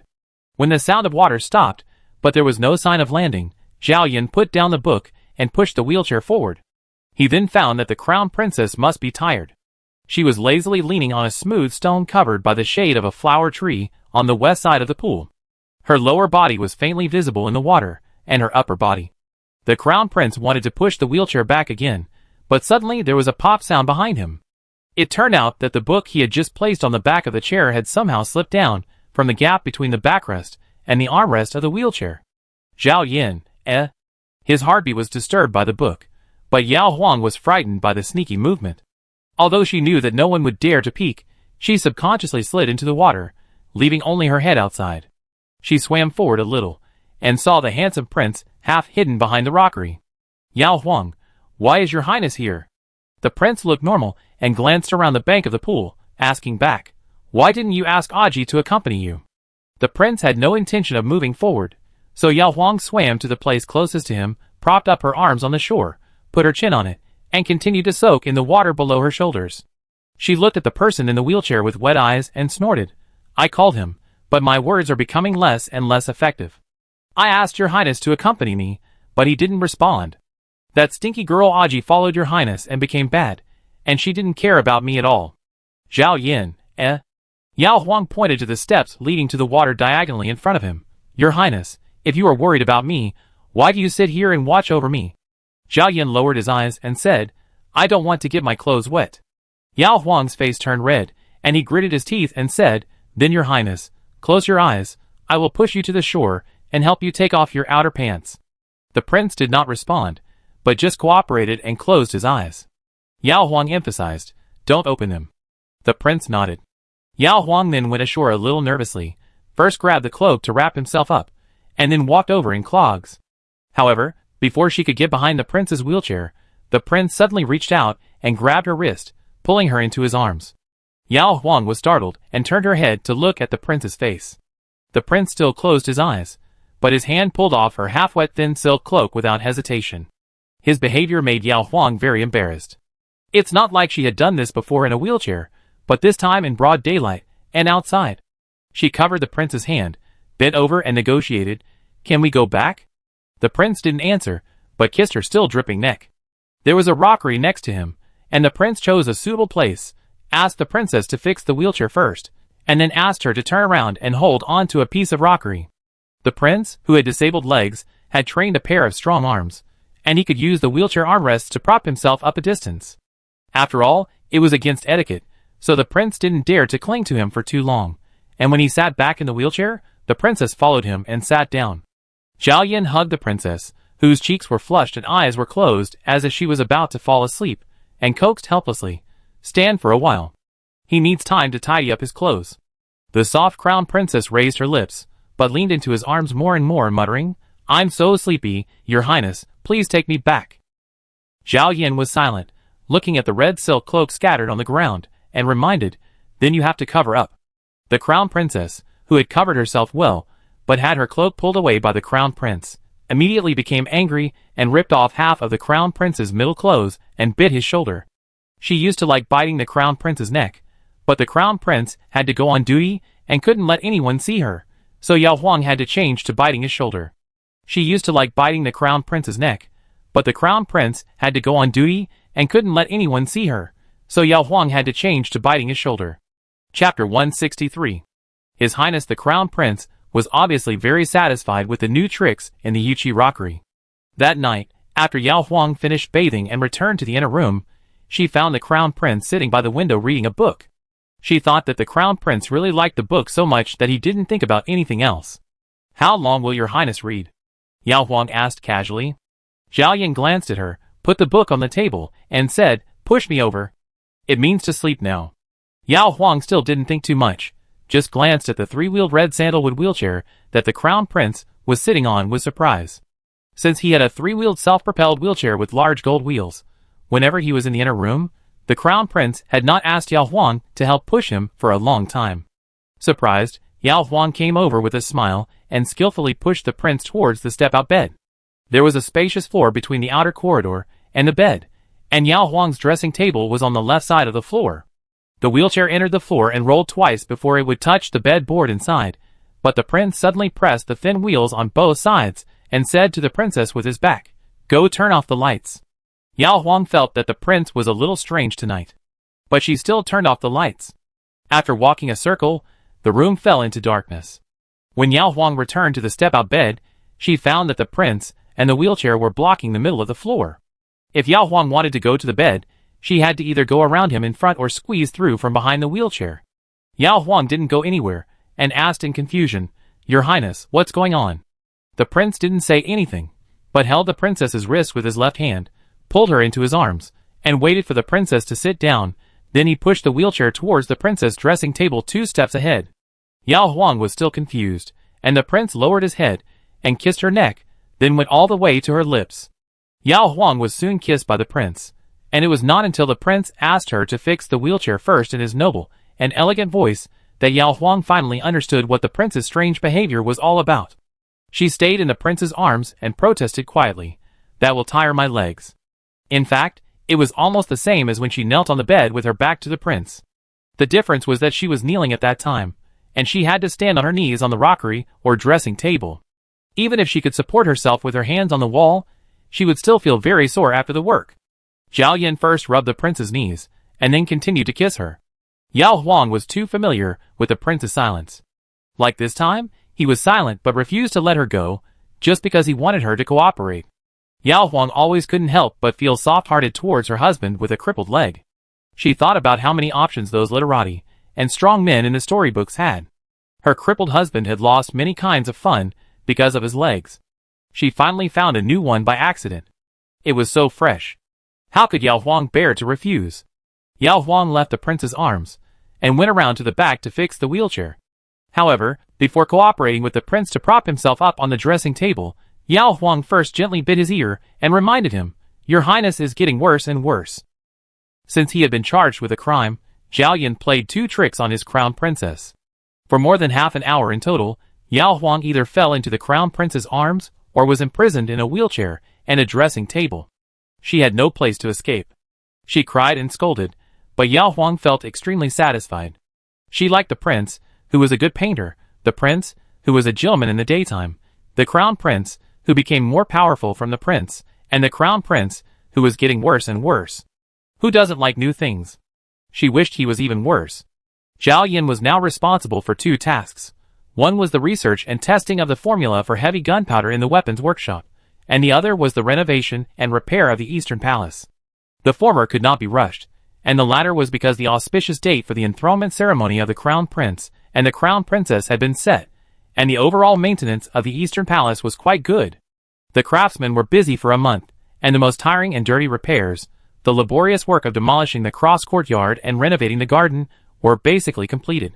What needed to be done in July was to move the newly made furniture, porcelain and other items into the garden, transplant the rockery and lake stones needed in the garden, and by the way, let the newly painted beams, columns, doors, and windows get rid of the smell. The prince's family will move into the East Palace before the enthronement ceremony. The Imperial Astronomical Observatory selected several auspicious days. After Zhao Yin discussed with the princess and his father, he decided to move on July 28th. The day of moving was set. When the couple visited the garden again, they felt reluctant to leave when they saw the familiar scenery they had enjoyed together for 3 years. Passing by the bamboo forest, Yao Huang looked at the bamboo courtyard inside and blew a breath on the prince's head. "We are all moving away. I haven't entered your golden house yet. I don't know if there is a beautiful bamboo demon hidden inside." Zhao Yin, Yunner, who was lying in the cart pushed by her father, saw her mother bending down and thought she was teasing her, so she kicked her legs happily. Yao Huang saw this and continued to blow air on the crown prince's head, and Yunner continued to laugh. The little guy was so cute that Yao Huang forgot the teasing words just now. Zhao Yin remembered it, and while doing massage in the front yard of Minghan Hall, he asked Qingyai to pass a message to eunuch Chao. On July 19th, Zhao Yin returned home early, took a bath, changed into casual clothes, teased Yunner for a while, and then invited the crown princess to go to the garden. "I won't bring Yunner this time." After hearing this, Yao Huang looked at the prince sitting in the wheelchair. Unfortunately, the prince's face was still as elegant and handsome as usual. Yao Huang couldn't judge whether he had any bad intentions based on his expression. After all, the back garden of the palace was too big and there were enough secret places. Once the prince had bad intentions, he could just park the wheelchair anywhere and start. This was the power of the prince. With just a simple sentence, he made his princess a little nervous, a little shy, and a little expectant. With her back to the prince, Yao Huang called the nurse and asked her to take Yunner away. The couple was left in the room. Yao Huang glanced at the prince and asked with a slightly red face, "Are you going like this, or do you want to bring something? If you really do it, be careful not to wrinkle your dress. But 1 or 2 handkerchiefs are not enough. The last time we messed around in the rockery of the Lake Center Palace, it was because there was a pool of water next to it, which saved Yao Huang from being embarrassed." Zhao Yin, "No need." Yao Huang, "I mean food." The stinky prince, the bad prince, why did he emphasize not to bring Yunner when he was just going to the garden, causing her to misunderstand? When pushing the prince out, Yao Huang walked faster than usual. After entering the back garden, Zhao Yin pointed to the east, and Yao Huang pushed him along the stone path to the east. In front of them was the bamboo forest. Zhao Yin said, "Let's go to the bamboo courtyard to have a look." Yao Huang, "What's so good about it? No one has lived there for 2 years, and the light inside is dim. Your Highness is not afraid of the bamboo monster you raised, but I am afraid. Maybe it hates me for kidnapping your Highness." Zhao Yin, I take you inside to have a look. I asked someone to clean it up in advance. Yao Huang, Neither the couple spoke, only the wheelchair turned into the bamboo forest path. There was no one in the bamboo courtyard. Yao Huang saw that the door was ajar, so she pushed the wheelchair forward, and the prince naturally reached out and pushed the door open. The setting sun only illuminated half of the window in the west wing, and the rest of the courtyard was dark. It was too quiet. Even with the prince by her side, Yao Huang was still a little scared, as if she knew why she was pushing so slowly. The prince looked back and assured, "There is no bamboo monster. There was no man or woman, old or young, fierce or kind." The crown princess snorted at him, "I'm not afraid of that." Passing the stone table in the courtyard, which was actually placed with a small pot of lotus, the couple came to the door of the main hall in the north, and the crown prince pushed the door open as usual. Yao Huang looked inside curiously, and found that it was empty except for a neat stone floor. There were wall lamps on the walls on both sides, and 2 rows of soft candlelight dispelled the dimness brought by the surrounding bamboo forest. There was also a door on the north side, and the door panel was actually open, allowing some sunset light from the backyard to shine in. Zhao Yan explained, "We don't entertain guests here, so there aren't many furnishings." He first took the crown princess to the bedroom in the east room. The bedroom was very spacious, with a heated con on the north side, a washstand on the east wall, a wardrobe in the southeast corner, and a flower table under the south window. There was nothing on the west wall, except for a few simple furnishings made of better materials than the old Yao family house in Changshu Lane. At first glance, this bedroom was even more shabby and simple than the homes of ordinary minor officials. A quilt was spread on the west end of the heated kong, and a red sandalwood low table was placed on the east end. "Zhao Yan, I read in the study most of the time, so there is no need for too many tables and chairs here." Yao Huang immediately pushed the prince to the study in the west room. The study looked much more normal, but apart from 2 large bookcases covering the walls, a desk and a flower table, the study was actually very empty. Yao Huang looked more and more strange. "If that's the case, why didn't your highness invite me in to sit down before?" Her royal husband was never someone who deliberately disrespected others. Zhao Yan was silent for a moment and said, "I don't like being disturbed. I didn't have a wheelchair that could be pushed by myself before. I set up 2 rows of connected handrails in 3 rooms. The handrails allow me to move here by myself." It would be hard to imagine what the crown princess was thinking. Zhao Yan asked the crown princess to push him to the backyard, where the handrails were still there. Yao Huang looked at the 2 rows of hardwood handrails that surrounded the entire backyard, and finally understood what the crown prince meant, and why his palms had such a thick layer of calluses. But how could the crown prince walk if his legs couldn't move? There was an entrance with a handrail on each side of the back door. Zhao Yan turned his wheelchair to the right entrance, held the handrails with both hands, and propped himself up. The handrail was designed according to his height. When Zhao Yan stood like this, the position of his hands was similar to the height of his hands hanging down naturally when he stood normally. Therefore Yao Huang, who was still standing behind the wheelchair at this moment, saw the back of the prince standing normally. Yao Huang had seen the prince's heroic figure sitting on horseback, and had seen the prince lying on the bed with no signs of leg disease, but he had never seen his upright figure standing like this. The prince's drooping sleeves blocked his tense arm and wrist muscles. Only the 10 fingers and the back of his hand tightly grasping the handrail revealed that he was actually relying on arm strength to stand. Yao Huang slowly walked around to the front of the prince and looked at him from the side railing. She could only see his neck. It turned out that the prince was taller than her brother. Yao Huang suddenly didn't dare to look up, for fear of seeing the prince's face flushed and losing his composure because of his arms being too strong, and for fear that the prince didn't want her to see him like this. Zhao Yan was very familiar with his arm strength, and knew that he would not lose his composure if he held on for a while, otherwise he would never stand in front of the princess. "Get up." The crown princess didn't dare to look at him, so Zhao Yan silently looked at the crown princess, who was a head shorter than him. The girl he could only look up to usually turned out to be. "How do you move?" the crown princess suddenly asked curiously. Zhao Yan, He didn't mean to show her how to move, or rather, he didn't want the crown princess to see any indecent side of him.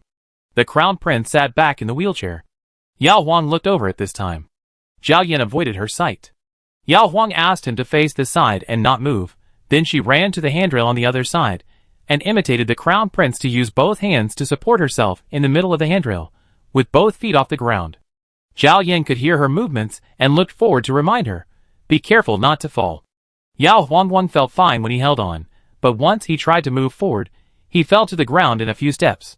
There was no other movement behind him. Zhao Yin slowly turned the wheelchair, but saw the crown princess bent over and crawled out of the handrail, running to the north wall of the backyard in one breath. With her back to him and her head raised, she said from a distance, "The bamboo here is quite beautiful." The voice was smiling, but also trembling. Chapter 164. After more than 3 years of marriage, Yao Huang had been made to cry many times by her disabled husband, but she had never cried because of his leg. She had never seen the poor little second prince raised in concubine Du's palace, nor had she seen the young and vigorous King Hui, who had fought in many battles. From the first time they met eyes on the day of this election, Yao Huang saw King Hui sitting in a wheelchair, the King Hui who looked so dead that it seemed that it didn't matter whether he had a wife or not, or whether he lived or not. Yao Huang certainly knew that it was pitiful and worthy of sympathy for a healthy prince to suddenly break his leg, but she and King Hui were in a blind marriage, and Yao Huang could only sigh in her heart about the tragic fate of this prince, husband, but she didn't feel so distressed for him that she cried straight after getting married. As the couple slowly fell in love, Yao Huang had gotten used to King Hui sitting in a wheelchair. King Hui always looked calm and indifferent, and Yao Huang no longer felt sad and cried over his broken leg. In the huge palace, Yao Huang had never been to the 3 rooms in the bamboo courtyard, the inner room in the front courtyard where Mingyan Hall's husband lived alone, the bathroom, and the study. Yao Huang guessed that these places should have some items that would help a disabled person solve some trivial matters in life, but she didn't expect that he would set up such a long handrail because of his desire to be self-reliant, and then use such a difficult way to train a pair of strong arms. If you don't understand some scenes, you won't think about them. Now she is standing in front of these 2 rows of handrails, and has tried them herself. Yao Huang can't help but think about how the King Hui, who had just recovered from his injury, supported himself and whether he had fallen off the handrails because he was unfamiliar with them, so he reminded her to be careful not to fall. 3 years ago, King Hui didn't invite the princess to the bamboo house because he didn't want her to see these handrails and didn't want her to guess his awkward figure. 3 years later, the prince personally brought the princess in, just because of her unintentional ridicule some time ago. Yao Huang raised her head high, but it was no use. Tears flowed out like rain. When she heard the sound of the gold wheel rolling the stone floor approaching from behind, Yao Huang wanted to find another place to hide, so that the prince would not find her crying. However, she thought that the prince had pushed the 4-wheeled red sandalwood wheelchair from the north door of the main hall to this side. If she hit again, would he have to push the wheelchair with all his strength to continue chasing her? Unable to hide, but unwilling to do so, Yao Huang turned around, lowered her head and threw herself on the wheelchair, with her forehead against the prince's shoulder. Zhao Yin hugged the crown princess with one hand, and put the handkerchief he had prepared long ago into her hand with the other hand. Yao Huang wiped his eyes, then covered his face with the half-wet handkerchief, and asked him with a sob, "Will your highness be unhappy with me like this?" King Hui does not need pity from others, and the crown prince certainly does not need it even more. Zhao Yin looked at the crown princess in his arms and said, "No." He really did not need pity from others, but she was not someone else. Zhao Yin felt warm when someone felt sorry for the suffering he had endured. Yao Huang pulled the handkerchief down to reveal her eyes, and met the gentle eyes of the prince, who was looking at her. The prince lowered his head, and gently placed his lips on her eyes, that had closed again. Yao Huang heard the sound of the dense bamboo leaves swaying in the wind, and the lonely figure of King Hui sitting here 3 years ago, with a pair of silent eyes staring blankly at the equally quiet bamboo forest around him emerged in her mind. Yao Huang raised her hand, and hugged the prince's shoulders tightly. For the first time, the prince was about to leave, but Yao Huang greedily chased after him, and wanted to keep kissing him. The princess' heartache was pure, and because of that, she wanted to be even better to him. The warmth in the prince's heart quickly turned into a fire, and when he couldn't hide his anger, the princess, who was kissing his face tenderly, suddenly stopped kissing him. Zhao Yin raised his head, and pressed the princess' head on his shoulder, not wanting her to see his embarrassment. Yao Huang glanced at the railings in the backyard, and her cheeks suddenly became redder than the sunset in the sky. She stammered, Do you want to do it here?" The railings were much higher than the dressing table, but the prince had persisted in even the more difficult support, so what was it for her to stand on her knees for a while? Zhao Yin, He is not as lustful as the crown princess thought, nor as unruly as the crown princess thought. The crown princess was too bold in her outfit that time in Yiqi. The kitchen has the dough and stuffing prepared by Master Kong. You have to work hard tonight and eat here, the crown prince said calmly. Yao Huang. Well, that's what I asked, if you want to eat here. After saying that, she broke free from the crown prince's hand and ran away with a red face. After running to the south gate of the main hall in one breath, Yao Huang looked back and saw that the crown prince was still standing there motionless, just slightly tilting his head, as if concentrating on appreciating the bamboo. Yao Huang knew that the prince needed to calm down more. When the prince finally pushed himself to the kitchen door in the front yard, the princess had already wrapped 3 white buns. The flour used by the royal family was finer than the most expensive flour that could be bought by the people. The raw flour alone smelled of strong wheat fragrance, and the buns were filled with the freshest pork and the tenderest cabbage cores in the royal vegetable garden. Glancing at the prince who stopped at the door, Yao Huang shook the 4th bun he had just wrapped in his hand and said nonchalantly, "I can eat 3. How many will your highness eat?" "Zhao Yin, how many can you make?" Yao Huang estimated, 10. Knowing that neither of the 2 masters likes extravagance, Master Kong did not prepare too much dough and stuffing. Zhao Yin turned his wheelchair and said to the crown princess, "All are done." The crown prince's work during the day is mainly mental and physical, but when he accompanies the princess at night, he has to spend at least 1 round of great energy. The crown prince and the crown princess ate all 10 buns, and the crown princess, who also had to spend energy, finally ate 4. After dinner, Yao Huang first pushed the prince to walk around the garden, and then returned to the bamboo courtyard. The water in the 2 wooden barrels hanging on the north side of the main hall, and the water in the bathtub in the bedroom were just the right temperature. The north and south doors of the main hall were tightly closed. Yao Huang glanced at the prince sitting next to the 2 wooden barrels, bit her lip and said, "Your highness will wait outside after you have finished bathing. You are not allowed to come and peek until I say so." It's not that she is thin-skinned, but the prince insisted on bathing separately. Speaking of which, Yao Huang has never seen the prince completely take off his trousers. "Zhao Yin, eh?" He lowered his eyes, and heard the crown princess close the door, but there was no sound of the bolt. Even so, Zhao Yin would not peek at the crown princess bathing. Yuqi was worried about whether the crown princess was good at swimming. Yao Huang was quick and agile. After wiping herself, she sat in the bathtub to relax. She could hear the sound of water outside when the crown prince took out the towel from the tub. When the sound of water disappeared from the crown prince's side, Yao Huang did not wait for the wheelchair to turn. Knowing that the crown prince was a gentleman, Yao Huang did not delay for too long. She quickly left the bathtub, dried herself, and changed into her middle dress that Madame Lu had put in the closet in the bamboo courtyard in advance. It was white silk with bamboo green collar and sleeves. After tidying up the room, Yao Huang went to push the prince, who had changed into a bamboo green silk dress, in.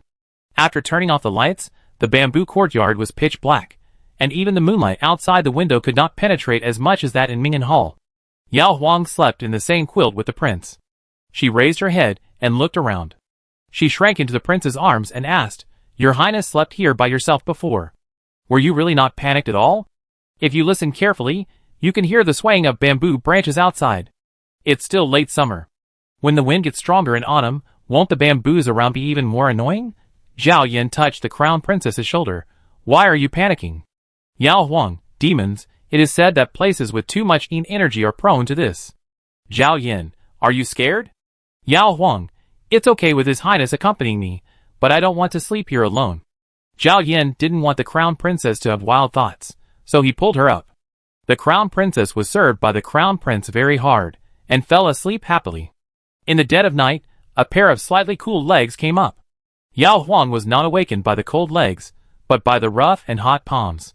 While hiding, he complained vaguely, "Why does his highness always like to toss and turn in the middle of the night?" The hands were still, and someone asked in her ear, "Who is your highness?" Yao Huang nudged him with his elbow. "You."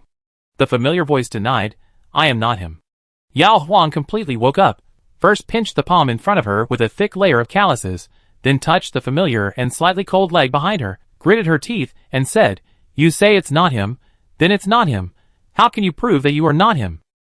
After a long silence, the voice called out, "Huang Huang."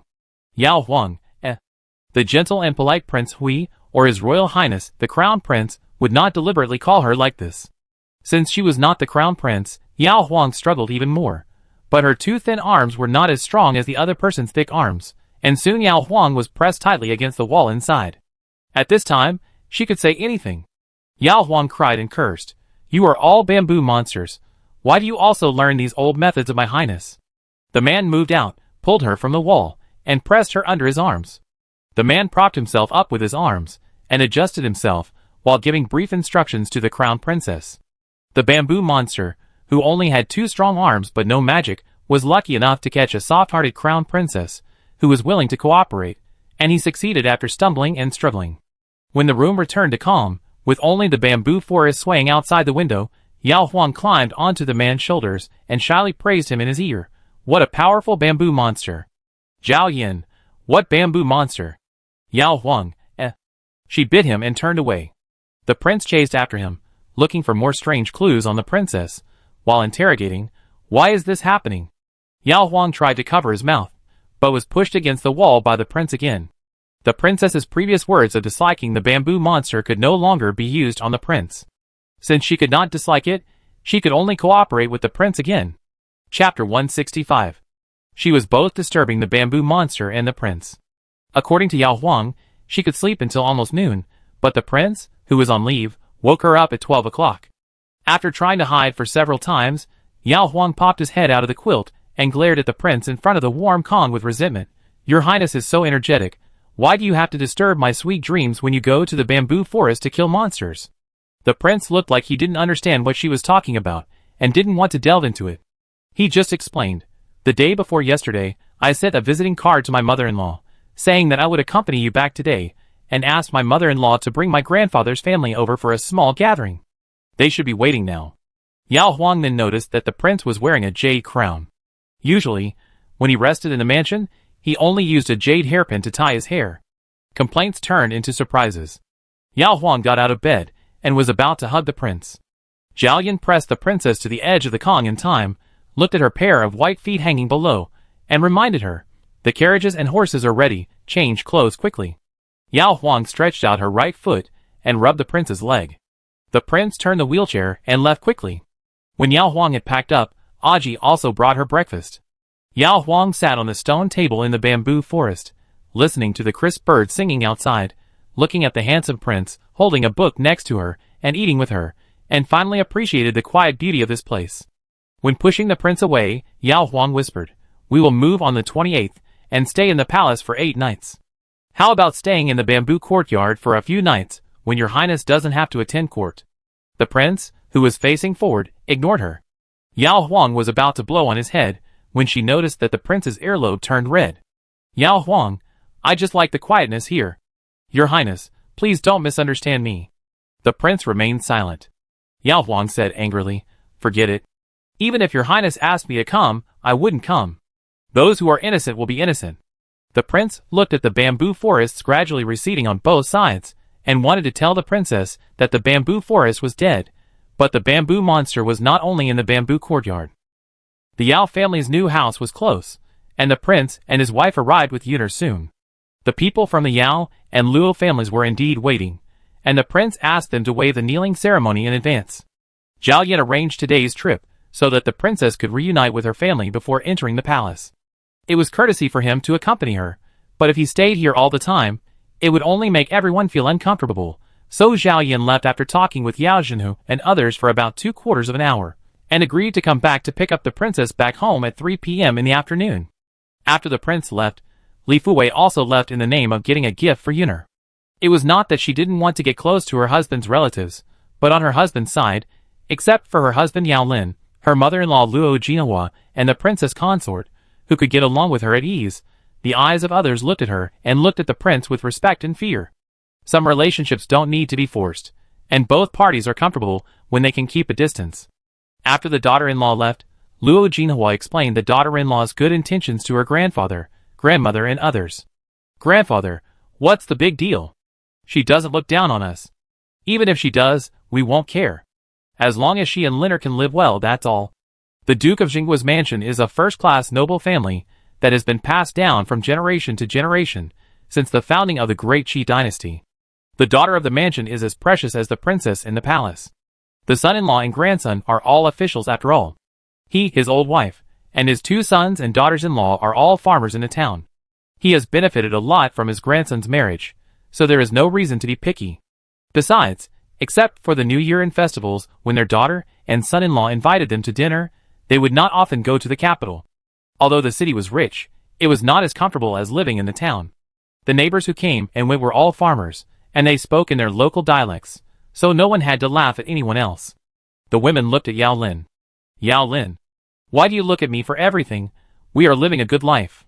Many young couples in Changshu Lane would quarrel, and he and Li Fuwei had almost nothing to say, so there was nothing to quarrel about. Anyway, he was on duty during the day, and he rarely saw Li Fuwei during the day. At night, he went to bed when it got dark, and there was no need to talk. Yao Lin knew that he was not good at talking, and he was quite satisfied to marry a wife who did not need his sweet words to coax her. After a brief chat about whether Yao Lin and his wife were getting along well, the topic returned to Yao Huang, who was about to move into the palace. They did not need to worry about the affairs in the palace, and they would not let the crown princess worry about the affairs outside the palace. They all promised to abide by the law and not do things that bully others by taking advantage of their power, nor would they accept benefits from people with ulterior motives to embarrass the crown prince and the crown princess. Yao Huang knew the character of her family very well. Although they had some small problems common among ordinary people, they were not confused about the big issues, and they would not covet ill-gotten gains. Besides, her mother and sister-in-law were watching her outside, and they could intervene in time when something happened. Before moving, Yao Huang also visited the Grand Princess's mansion and the Prince Kang's mansion. The Grand Princess was happy for her second brother and second sister-in-law to move into the Eastern Palace, but she was reluctant to let her go. I lived in the palace before, and I always felt that it was inconvenient for my second sister-in-law to move around because she lived outside the palace. Now I have only been out of the palace for 3 months, and I haven't been around the capital with my second sister-in-law enough, but my second sister-in-law is moving into the palace. Yao Huang, don't act pitiful with me. Do you think I don't know how many young ladies and ladies your princess's mansion entertains every day? They are all the noble ladies you knew before you left the palace. No matter where you want to go, you can get a lot of support. I'm just afraid that you will have too much fun with them, and forget to visit me and my mother in the palace. The eldest princess smiled. They are just for fun and boredom. My second sister-in-law is my closest boudoir friend. Yao Huang, whatever you say, but the more young ladies you know, the better. Remember to tell me if there is anything new in the future. As the crown princess, Yao Huang can still leave the palace, but it is definitely not as easy as when she was a princess to go anywhere she wants at any time, so she can only rely on relatives and friends to help her pay attention to interesting things outside the palace. The eldest princess naturally agreed. In the Kongwang mansion, Qin Ying is already 8 months pregnant, and the estimated date of delivery is early September. Qin Ying has no relatives in Beijing, and Yao Huang, who she has made friends with in Chuxiu Pavilion, is considered half of her relatives.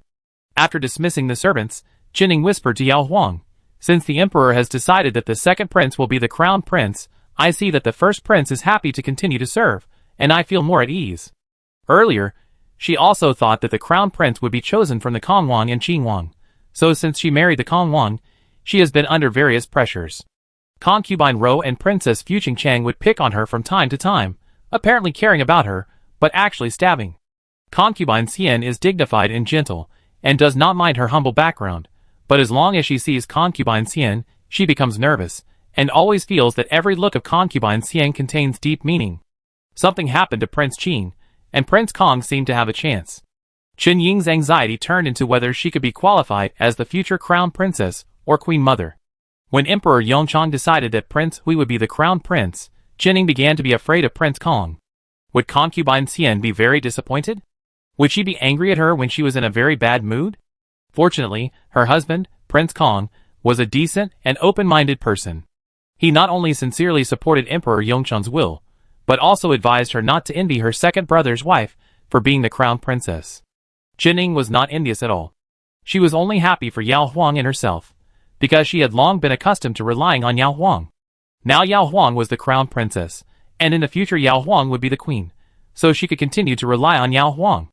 It was not that Yao Huang helped her, but as long as Yao Huang sat high in that position, Qin Ying's heart was stable. Yao Huang hugged Qin Ying and said with a smile, I will come to see you after you give birth. July 28th is an auspicious day for moving. Everything in the East Palace is new, and the materials used are higher quality than those in the Prince's Palace. The Prince's family only needs to move their treasures, and some favorite items that they are used to using. The Prince Hui's palace will become the Prince's family's residence, and will still belong to the Prince. Some of the craftsmen and servants used in the palace will continue to stay here to take care of the house, including the chief steward Guishu, who will continue to handle external affairs for the prince.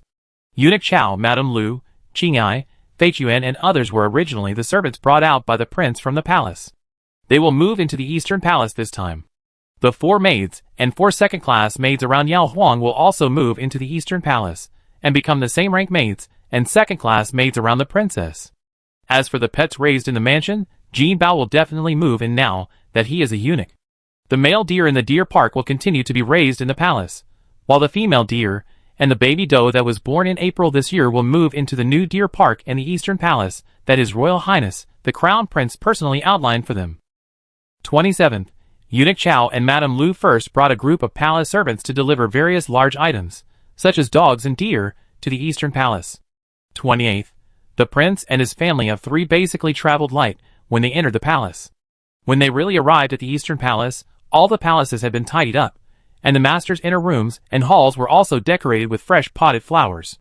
The doors, windows, corridors and columns were painted with brand new paint, shining with a moving luster in the sun, which made people's hearts bright.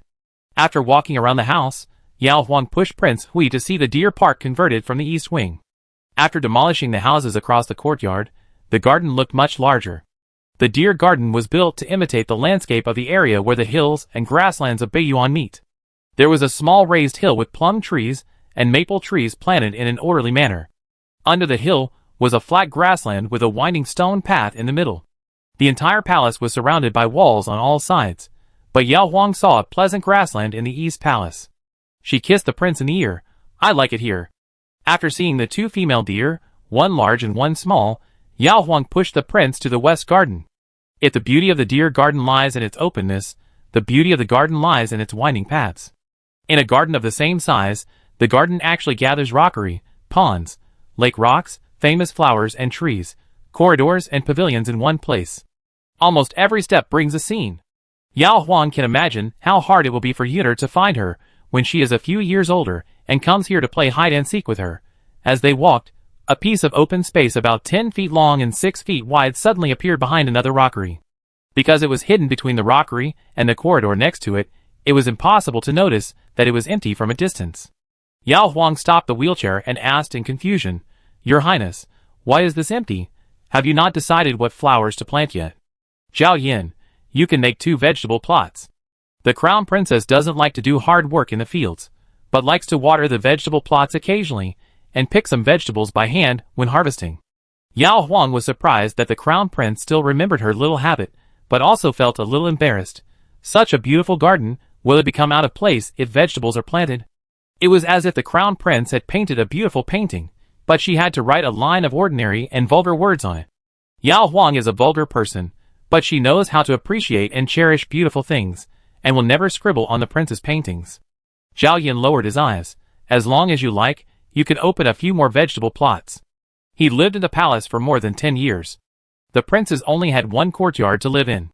Zhao Yin could get used to moving back to the palace after a few years. The crown princess is different. She likes to visit the garden. It happened that the East Palace had 2 extra cross courtyards, so Zhao Yin turned them into gardens for her. Since it is the crown princess's garden, the crown princess can plant whatever she likes. Yao Huang looked at the crown prince, who dared to pretend to be a bamboo demon to bully people at night, and had to be reserved even when saying sweet words during the day. He smiled and bent down, and kissed the crown prince's ear again. "It's great, I like it here too." Chapter 166. On the night when the prince's family moved into the East Palace, Emperor Yongchang held a family banquet in Qinyuan Hall. Empress Zhou and the 3 concubines were all there, as well as the 2nd princess, who was about to get married in October, and the 4th prince, who was 15 years old and had not yet been crowned as a king. The princes and princesses' quarters were just behind the East Palace, separated by 2 rows of palaces. Yao Huang had seen them 2 years ago, when he pretended to be drunk and went to the eldest princess's place to rest. It was said that the little princes and princesses were separated from their respective mothers and concubines at the age of 4, and lived alone in a courtyard with their wet nurses and palace servants, so that they could go to the academy together to study and get enlightenment. When Yao Huang was a princess, she didn't have to care where the sisters-in-law and uncles in the palace lived. Now that she has moved into the East Palace, she might bump into the 2nd princess or the 4th prince when she goes to the imperial garden. Although the 4th prince is only 15 years old, He has inherited the tall stature of Emperor Yongchang like his three brothers. He is taller than Yao Huang when he stands next to her. According to what the second princess accidentally revealed during a casual chat, the fourth prince also has a maidservant next to him. There are many royal rules and taboos. Yao Huang has planned it all. In the future, she will either go to the imperial garden when the fourth prince is studying and practicing martial arts in the academy, or push the crown prince to go to the imperial garden when he is on vacation. They are all in the morning when Emperor Yongchang rarely has time. At other times, unless some lady invites her to go out together, Yao Huang will stay in the East Palace honestly. The two small gardens are enough for her to stretch her muscles.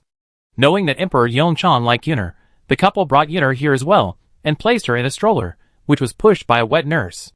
There hadn't been a child this big in the palace for a long time, and when Yuner arrived, Empress Zhou and the three concubines all gathered around the stroller. Empress Zhou, look at Yuner's smile, he's exactly like his mother. Concubine Xian, yes, seeing him smile like this, my heart melts.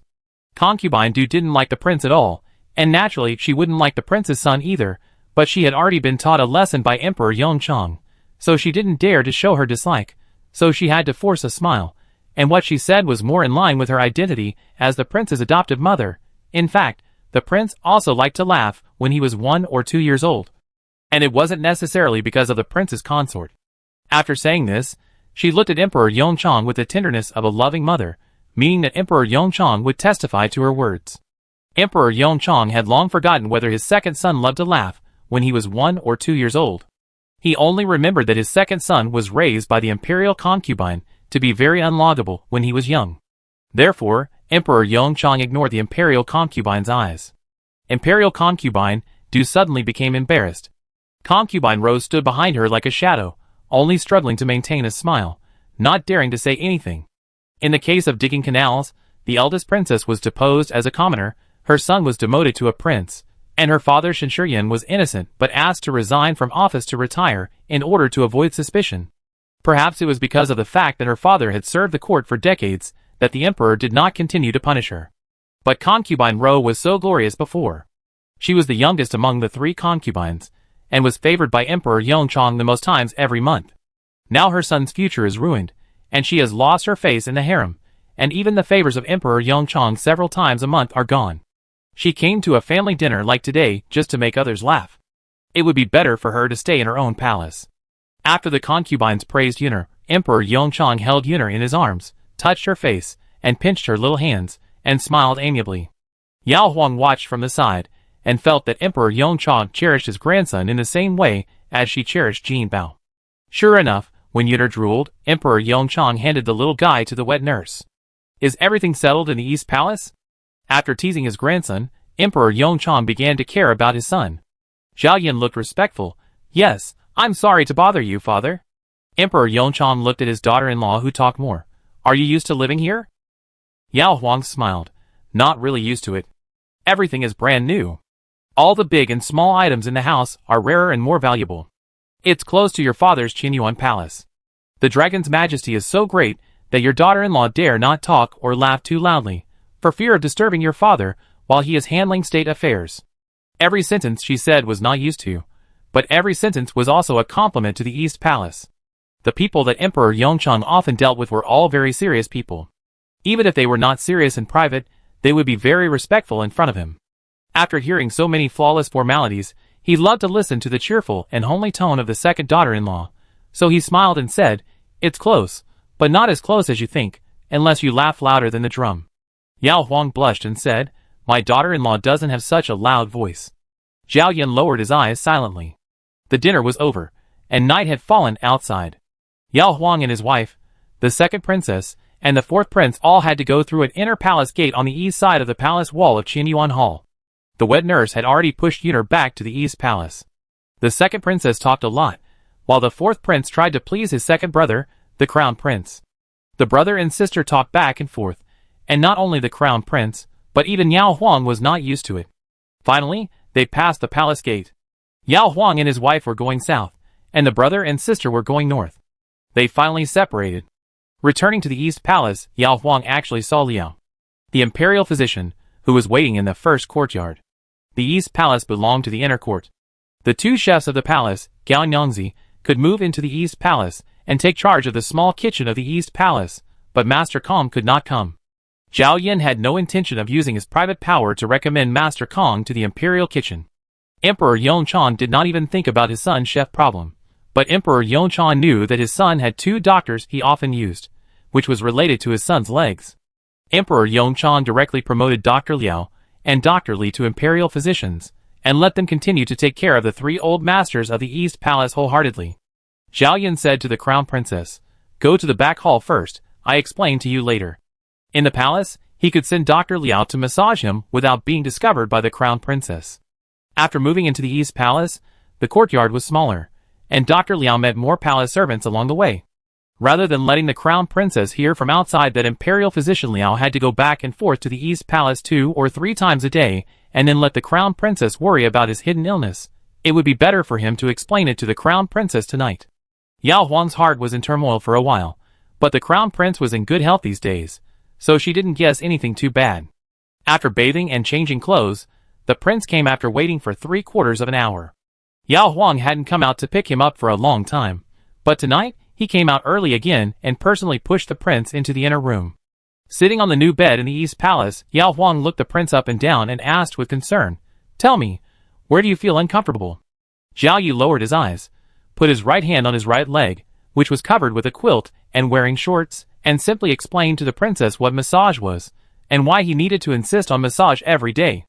This was the first time Yao Huang heard this. It turned out that if people with disabled legs did not insist on massage, their legs would become thinner and thinner. Leaning on the prince's shoulder, Yao Huang pointed at his left leg hidden under the quilt and asked, "Can I massage it?" Zhao Yan nodded. Yao Huang gently massaged it a few times. Compared with the prince's strong arms, this leg felt thin, but it was just not strong enough. It should not be much different from ordinary people who don't exercise. After a while, Yao Huang buried his head in the prince's shoulder and asked in a low voice, "Will it hurt when you massage it?" Zhao Yan could hear that the princess wanted to cry again. He rubbed her long hair and said, "It doesn't hurt. It can even be said to be comfortable." The crown princess refused to look up, probably because she didn't believe it. Zhao Yan thought for a while and said, "Lie down, I help you push once." Long-term illness makes him a doctor. He was pushed 3 times by Dr. Liao every day. Fei Chuan did it for him in the afternoon after he was on duty. Naturally, he knew every step of the technique very well. Yao Huang lay down without hesitation. She wanted to experience all the inconveniences of the crown prince herself so that she could take better care of him in the future. Zhao Yan looked at the crown princess like this, first moved her to the wheelchair, and then let her lie down beside the bed. Yao Huang continued to cooperate. Zhao Yan looked at the white silk shorts on the crown princess' legs. Silk was slippery and not suitable for massage. In order to prevent the crown princess from misunderstanding, Zhao Yan explained seriously. Yao Huang blushed, and a more ridiculous idea popped up in his head. Zhao Yan, I will wear a pair of shorts that go here." He compared it on the crown princess's legs. Yao Huang understood and said shyly, "I don't have such shorts." After saying that, she sat up, rolled up her loose trouser legs to above her knees, and then lay down again, closing her eyes and saying, "Let's just make do with this." Zhao Yan did not force it. He started pressing from above the crown princess's right knee. The crown prince had a handsome face, but his palms were covered with calluses. When he touched the crown princess's delicate skin, she trembled all over. Yao Huang grabbed the brocade quilt with both hands, and said firmly, "Your Highness, just use your strength, don't worry about hurting me." It can't be that simple. What's the use of this little strength? Zhao Yan didn't want the crown princess to misunderstand that he would be as red as she was at this moment, because of the massage of Imperial Dr. Liao, so he used 30% of his strength. The crown princess screamed out. Zhao Yan, He thought the crown princess would blame him, but he met the crown princess' eyes full of heartache, as if he would also be hurt by Imperial Dr. Liao. "Zhao Yan," I said, "my legs are only about 50% sensitive now, and the force you feel is only half of mine." Yao Huang nodded and asked him to continue. Zhao Yan resumed the initial gentle force. What Yao Huang wanted to know most was the whole massage process. Whether it hurt was secondary. It was indeed okay to just rub her legs. Not long after, the prince lifted her legs. Yao Huang suddenly felt uncomfortable. Zhao Yan recalled for a moment, and told her which muscles in the legs could be moved in this posture. Yao Huang could not see the prince, but only listened to his clear voice, and felt the feeling of the muscles in her legs being stretched until they were a little sore, but actually very comfortable. She truly understood the significance of massage to the prince. After the massage on the right leg, Zhao Yan asked the crown princess, who had already opened her eyes to observe his movements, "Do you want to try the left leg again? Same technique." "Yao Huang, since it's the same, forget it, your highness, come up quickly." Zhao Yan did not move, but turned the crown princess' legs, forcing her to cooperate and lie on the edge of the bed. Bamboo monster likes this very much. Yao Huang was so embarrassed that he put his forehead on the back of his hand. "The lights are not turned off yet." Zhao Yan did not respond. As long as the crown princess can't see him, it doesn't matter whether the lights are turned off or not. Chapter 167. The lights were not turned off, and the bamboo demon was lying on the back of the crown princess again. At this time, Yao Huang only needed to tilt her head and look back to see the crippled legs that her husband had never shown her for 3 years after their marriage. But her reserved husband felt that his thin legs were not presentable, so he kept hiding them. Yao Huang would definitely not despise them, but she was willing to cooperate with his reserve, so she never tilted her head, just buried her head in her messy black hair and sobbed softly. Before the dinner, Yao Huang's words to Emperor Yongchang were not all flattery. The palace was her, and the crown prince's territory. The couple was the most powerful, and could do whatever they wanted. However, the East Palace was part of the Imperial Palace, and the territory of Emperor Yongchang. Even though the East Palace was far enough away from the Qianyuan Hall, the palace wall between the two palaces was guarded by guards at night. In the dead of night, what if some sharp-eyed guards could really hear it? Yao Huang remembered that when she was in Changshu Lane, especially in spring, there were often wild cats screaming from the lane into the window in the middle of the night. Now she and the prince have also become 2 cats. Why is it so quiet tonight? The prince, who had transformed from a bamboo monster back to a human, laid down on the side, pulled up the quilt, and then hugged the immobile princess to his arms, kissing her shoulders from behind. Yao Huang weakly grabbed the back of the prince's hand that was holding her. "Isn't it good to be quiet? In the past, His Highness always reminded me to keep my voice down." Zhao Yan did not answer. There are good ways to cry, and there are good ways to be quiet. While the crown princess needed to take a while to recover, Zhao Yan went to the clean room to clean up. When he came back, he changed into a set of middle clothes. Except for his slightly red face, as if he had just bathed, his handsome eyebrows and eyes no longer showed that he had been a bamboo demon for almost half an hour. The crown princess was still lying on her side when he left. Zhao Yan sat in a wheelchair and reached out to turn her around. He saw that the crown princess was almost asleep with her eyes closed. A strand of hair stuck to her pink cheek. From her forehead to her body, there was still a slight sweat floating. A bucket filled with warm water was placed next to him, and Zhao Yan wetted a towel to help the crown princess wipe. As he wiped, the crown princess's face became redder, her eyes slightly opened, and she stared at him faintly. Zhao Yan didn't know how there could be such a woman in the world, bright as spring in the daytime, but gentle as water at night. The crown prince's family moved into the East Palace on the 28th, and the next morning he experienced the first benefit of moving.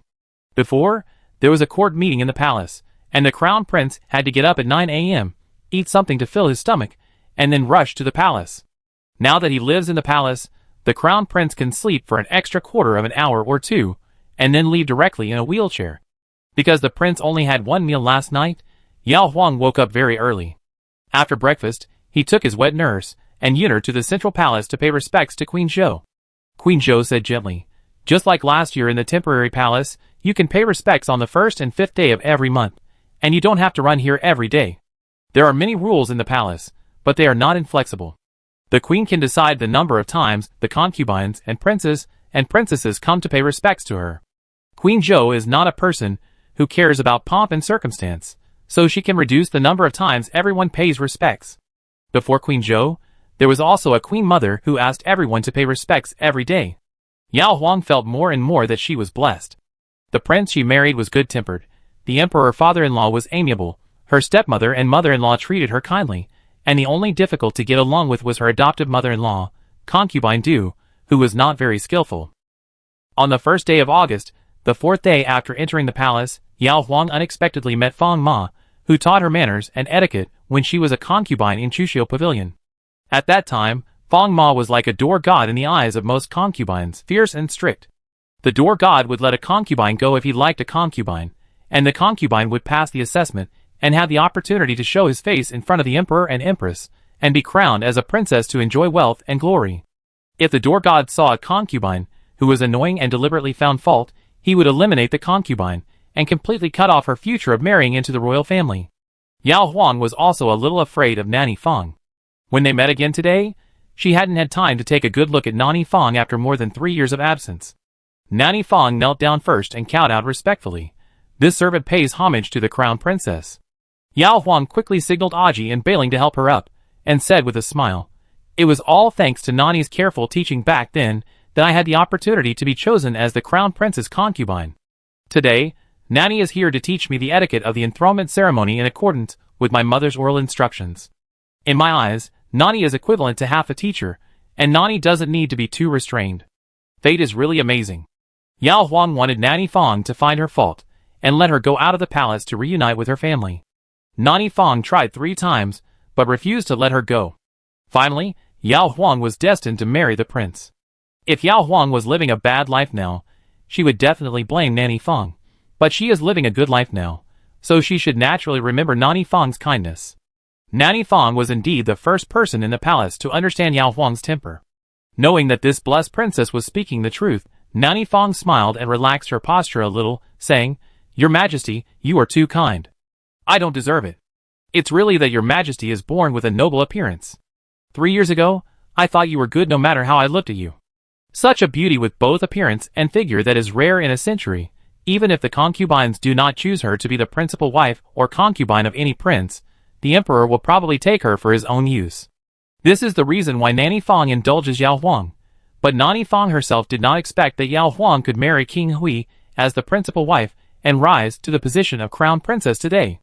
The acquaintances reminisced about the past, and Nanny Feng began to tell the crown princess about the entire process of the canonization ceremony. Every step has its own etiquette, which is extremely cumbersome. Yao Huang learned with great interest. Only the hard work with little gain makes people lose interest. After a few days of hard work, she can earn a large fortune and a great scenery. Yao Huang believes that the prince with a crippled leg will enjoy such hard work. The ceremony of enthronement officially began on the 5th day of August. Zhao Yin, wearing the crown and robes of the crown prince, sat on Jinsenen's wheelchair, pushed by Qingyai, while Yao Huang, wearing the crown and robes of the crown princess, walked beside him. As he passed among the ministers, Yao Huang caught a glimpse of Prince Qing standing behind Prince Kong. Because enthroning the crown prince was the most important national ceremony after the emperor's enthronement, did Emperor Yongchang temporarily release Prince Qing to kneel down and pay homage to his second brother? It was just a small thought, which quickly passed through Yao Huang's mind. The crown of the crown princess on his head was very heavy, so Yao Huang had to concentrate on his feet. After paying respects to Emperor Yongchang, she accepted the kowtows of the princes, nobles, civil and military officials, and after paying respects to Empress Zhou in the central palace, she accepted the kowtows of all the ladies inside and outside the palace. Because she had met Prince Qing before, she was not surprised to see Zheng Yuanjun standing behind Qining. She just felt sorry for Qining, who had to make this trip during her period. Fortunately, Empress Zhou had already made arrangements, so Qining only had to kneel, and did not need to kowtow. Yao Huang's heart was hanging until Qining stood up properly. Seeing that Qining was still smiling at her, Yao Huang also smiled. After paying respects in the palace, Yao Huang had to follow the prince to the imperial temple to pay respects to the royal ancestors. After going around in circles, they paid respects to all the ancestors, and there were still 2 palace banquets to be eaten. It was not until nightfall that Yao Huang finally returned to the East Palace.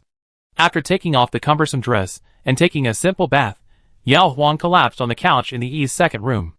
The prince was still cleaning up in the front yard. The wet nurse put Yinner next to the crown princess, and asked the crown princess to cherish the little prince, who had not seen him for a day before resting.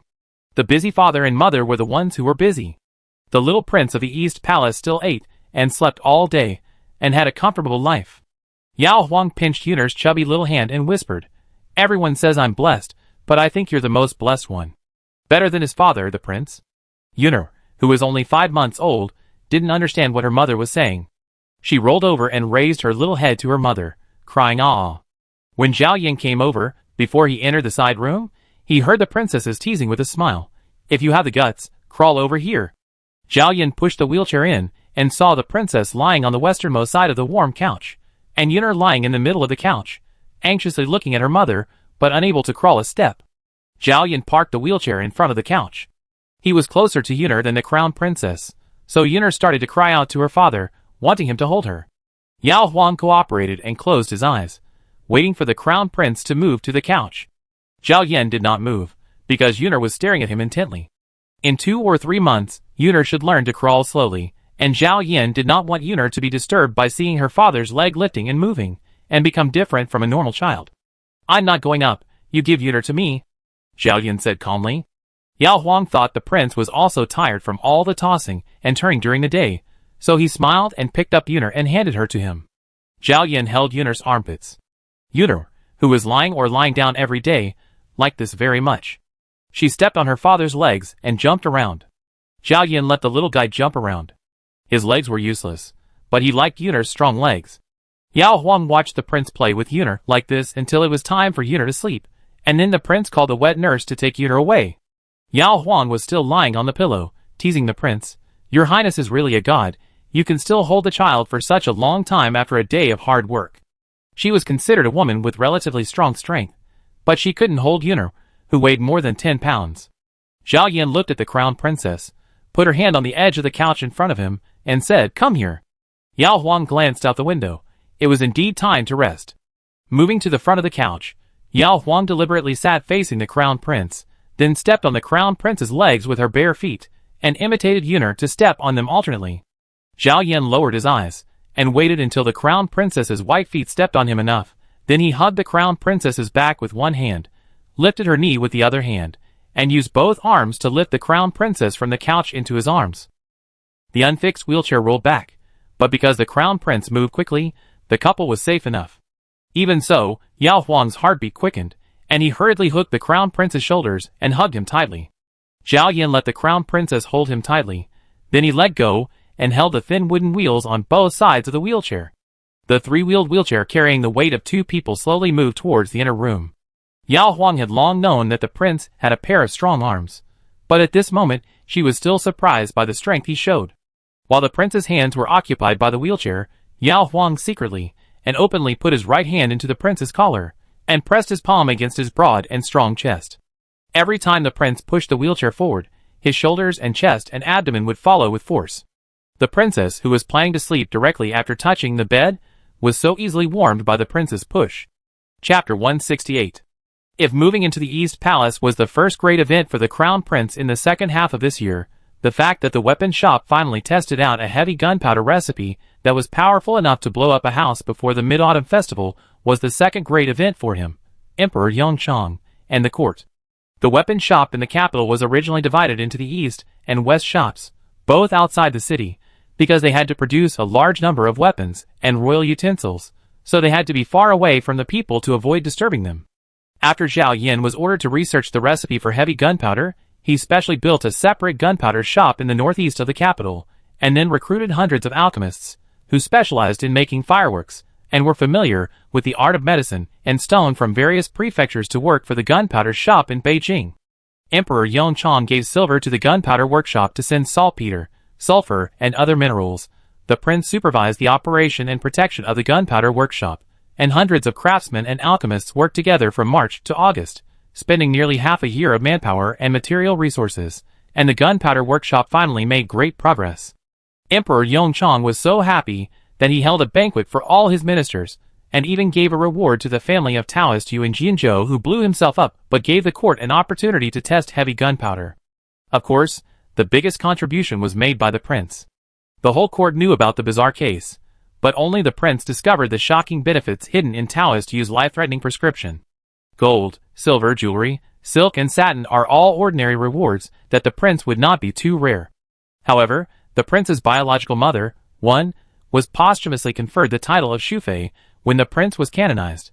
Wen was still a poor orphan who could not remember who her parents were. Because she was a beauty at a young age, she was sent to the palace to learn skills. As a result, Emperor Yongchang did not know who to reward from the prince's maternal family when he wanted to reward him. There was no one from the prince's maternal family, so he could only reward his wife's family, the Yao family. Therefore, Emperor Yongchang rewarded Yao Zhenhu with the title of Qingfu Earl. Emperor Yongchang believed that he was fair. The second son was able to make contributions because he married a good wife who could restore his fighting spirit. This good wife was raised by the Yao family. Therefore, Yao Zhenhu and his wife did make contributions to the royal family and the court, and they deserved the title of Qingfu Earl. The decree was issued directly by Emperor Yongchang at the morning court.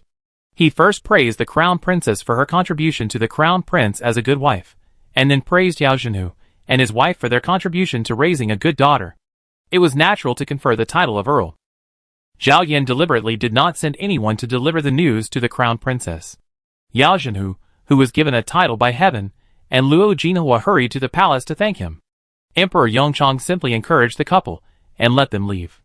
The couple went to thank Queen Zhou again. Finally, Queen Zhou smiled and arranged for the palace servants to take them to the East Palace to thank the crown princess. Yao Huang was practicing swordplay in the deer garden, and asked the wet nurse, Aji and others to take Yuner to watch from a distance. The brothers and cousins in the family were able to take the military examination because their father began to teach them martial arts early on, so Yao Huang planned to let Yuner develop a yearning for martial arts early on. The prince was not able to move around easily, so she, the mother, who also knew how to use spears and swords, would open Yuner's eyes first, and when he grew up, the famous teacher selected by the royal family would teach him step by step. Yuner, who couldn't even crawl, blinked her black and white phoenix eyes, and followed the figure of her mother holding a sword. Empress, Lord and Lady are here to express their gratitude. Xiao Chan ran over from the main hall, and happily announced, this morning, the emperor just conferred the title on Lord and Lady Yao. Yao Huang, who was confused about where Lord and Lady came from, said, She took Yuner back to the main hall in a daze. The palace servants arranged by Empress Zhou were still there, and Yao Zhenhu and Luo Jinhua knelt down to pay respect to their daughter. Yao Huang helped her parents up with her own hands, and Eunuch Chao smiled, and gave the eunuch in the central palace a reward, and sent him out of the eastern palace. Luo Jinhua was dazed and asked Yao Zhenhu, who was also dazed, to take out the imperial edict and show it to his daughter. Yao Huang could now understand the flowery words of reward, and then guessed that the family's title was due to the prince's great contribution to the invention of heavy gunpowder. Emperor Yongchang was willing to reward, so Yao Huang asked his parents to accept it peacefully and live their lives as they should in the future, and not to bully others. When the prince came back in the evening, Yao Huang happily calculated the accounts for His Royal Highness the Prince. For my brother's marriage, my mother spent all the family's savings. Now it all depends on my father and brother's monthly salary of 15 taels to support the family. But my sister-in-law is a noble lady of the Jinhua mansion. Although my sister-in-law is not picky about clothes, jewelry, and daily meals, my mother is always embarrassed. Now, my father has awarded me the title, and my father suddenly has an additional salary of 800 taels per year, and my mother finally doesn't have to worry about money anymore. Qingfu, Emperor Yongchang meant to praise her as a lucky star, so Yao Huang felt that Emperor Yongchang was the god of wealth, who came to her family. But why did Emperor Yongchang only treat the Yao family as the god of wealth? Because she first coaxed the god of wealth's son, Zhao Yan, who was regarded as the god of wealth, looked at the crown princess's smiling eyes, and said something that might disappoint her. The power corresponding to different amounts of heavy gunpowder still needs to be tested on several hills. My father and I finally decided on the Eagle Feather Mountain area. It was autumn, and the hills near the capital were visited by the people. It was not suitable for testing the power of heavy gunpowder. The hills within dozens of miles around the palace had long been closed to the people and hunters. There would be no accidental casualties in the test there. Yao Huang Nuingyu Mountain. Is it just east of Beiyuan? Zhao Yan. Yes, about 20 miles away. My father asked me to leave the day after tomorrow and stay in the palace until the test is over. Including the round trip, I should be able to come back at the end of the month.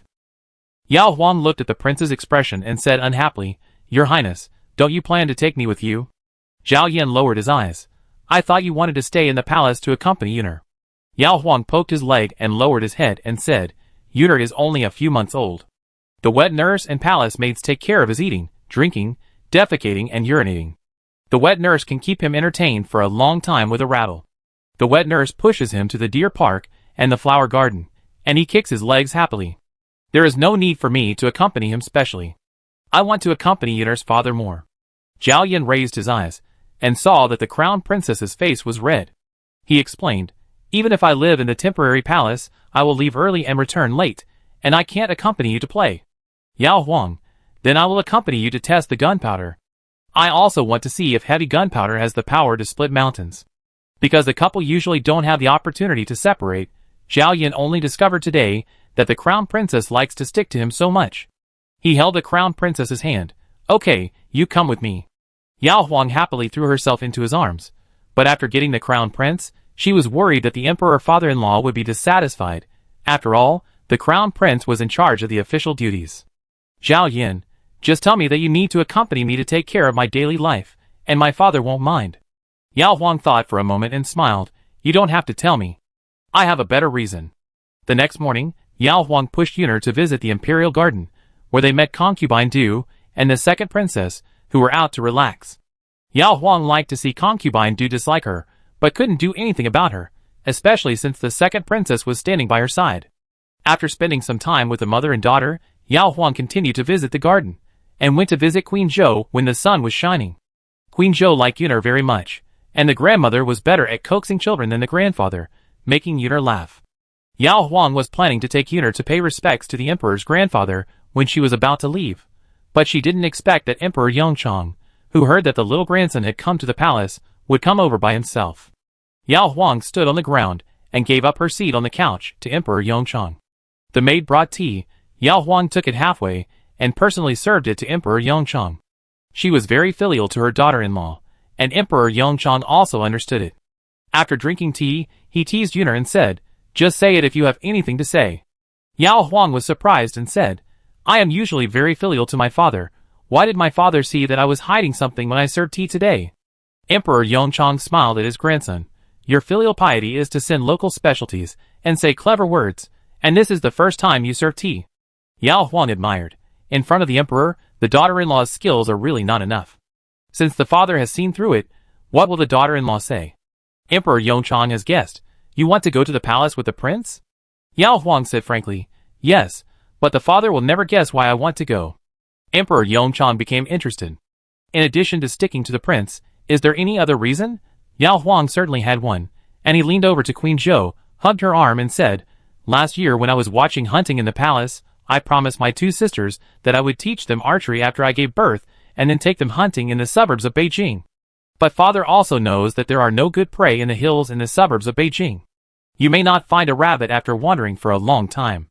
It is not worth it to go deep into the mountains to find it, and my sisters can't stand the fatigue." Yesterday, when the prince said that he would live in the palace during the test of heavy gunpowder, I immediately thought of the promise I made to my two sisters. Beiyuan is a large place, which is convenient for archery training and hunting in the enclosure. We will not release wolves or other fierce ones, but some pheasants and rabbits. It's just for fun. What do you think, father? Emperor Yongchang first thought of his two princesses. He still remembered how happy the two princesses were playing with the second daughter-in-law in Beiyuan, just like two caged birds finally free. Children love to play by nature, but the palace is the place with the most rules in the world. The eldest princess has been married for more than 3 months, and the second princess is about to get married. It is rare that the second daughter-in-law is willing to take them to play for a few days. It is better to have a good time before they become mothers. Having made up his mind, Emperor Yongchang said to his daughter-in-law, "I have allocated 3,000 imperial soldiers to escort the prince, and your brother Yao Lin is also there. Since you want to teach the princesses to ride and shoot, you might as well take your sister-in-law with you, and then you can each take one. Queen Zhou, your majesty is so considerate, why not send the two princes-in-law to go with him? Yushin is careful and Fan Ruochuan is good at martial arts. They can accompany the prince when he is on duty. When the prince is free, these couples can go hunting together, and take the opportunity to enhance their relationship. Yao Huang, it is a good opportunity to let the two princes-in-law see the power of our Daki heavy gunpowder. I guarantee that they will obey their sisters after marriage, and never dare to think of bullying their sisters. Whoever dares to disrespect a princess, let them taste the power of heavy gunpowder." Emperor Yongchang looked at his daughter-in-law, who was supporting the two princesses, and asked, "The prince-in-law dare not bully the princesses. How do you treat the prince?" His second son was a good-tempered one. Yao Huang said without any guilt, "My daughter-in-law treats the prince well, and the two prince-in-laws combined probably can't compare to my daughter-in-law. Although she occasionally stepped on the prince, and asked him to sit in a wheelchair, and serve her tea and water, that was all done by the prince himself." Chapter 169. Early in the morning of August 19th, the prince's carriage, escorted by 3,000 imperial soldiers, left the capital. In addition to the princess and other royal relatives, there were also several officials from the gunpowder workshop and mule carts transporting heavy gunpowder. Considering that the transportation of heavy gunpowder was also dangerous, The 3 mule carts followed half a mile away. The mission was important, so Zhao Yan ordered the imperial soldiers to travel at full speed. The prince's entourage arrived at Beiyuan in 2.5 days, which took the emperor 6 days to reach.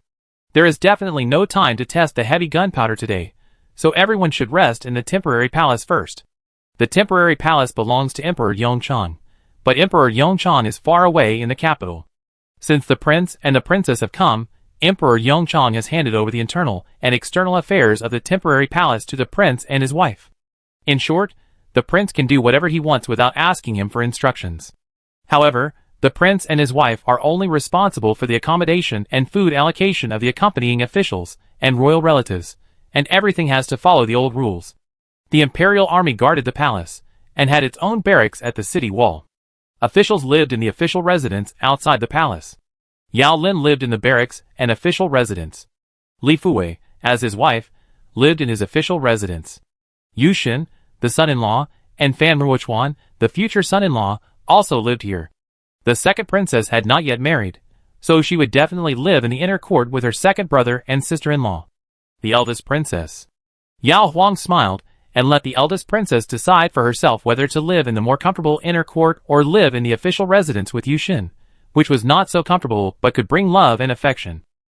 Only the royal family's descendants can live in the royal inner court, and men of other surnames must stay outside. It doesn't mean that the prince and his wife are approachable and can change this rule. The eldest princess blushed and stood beside the second princess and said, "I live with my sister. There is still a long time to live with the prince consort, so these few days are not a big deal." After arranging the female relatives, Yao Huang returned to Yunshan Hall first. Last year, the couple came to Beiyuan to live here, and this time they chose this place again. As for the palaces that can only be used by the emperor and the queen, Yao Huang and the prince would not even get close to them. The prince was still in the outer court. Yao Huang took a refreshing bath in the bathroom, completely washing away the dust and fatigue of the journey. When her hair was dried, and she had been sleeping on the bed for a while, the prince pushed the wheelchair into the inner room. Yao Huang was awakened by the vibration of the prince pushing her to the bed. She opened her eyes, and saw the prince wearing a white silk dress with a faint fragrance of massage oil. As soon as the prince lay down, Yao Huang entangled with him like a water snake. She just wanted to hug the prince and be gentle with him, because she had not been with the prince for 2 nights. Now they can finally be alone together. However, Zhao Yan misunderstood the meaning of the crown princess. As soon as the crown princess came up, he took her into his arms, kissed her, and unbuttoned the crown princess's inner clothes. Yao Huang was embarrassed and laughed. "Your Highness, won't you be tired?" Of course Zhao Yan would be tired, but he missed the crown princess more, not to mention that she was so proactive. The couple rested for almost an hour, and it was dusk when they woke up.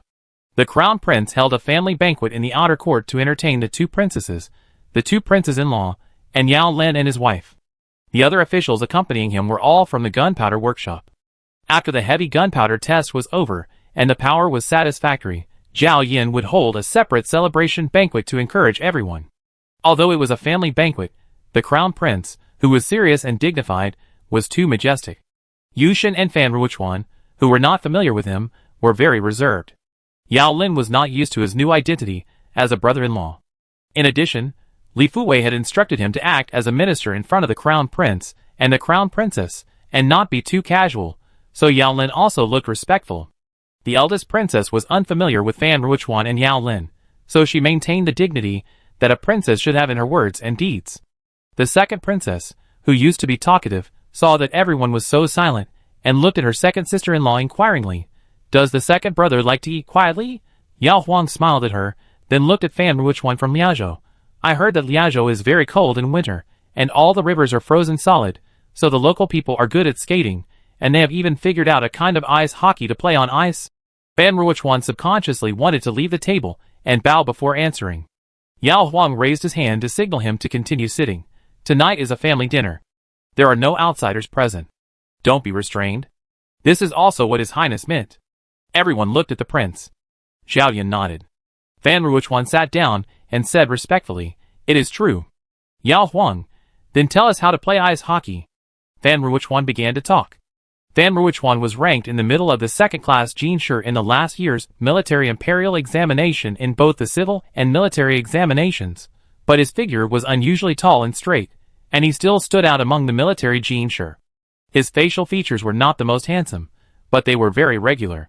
Like King Kong, he looked steady and reliable.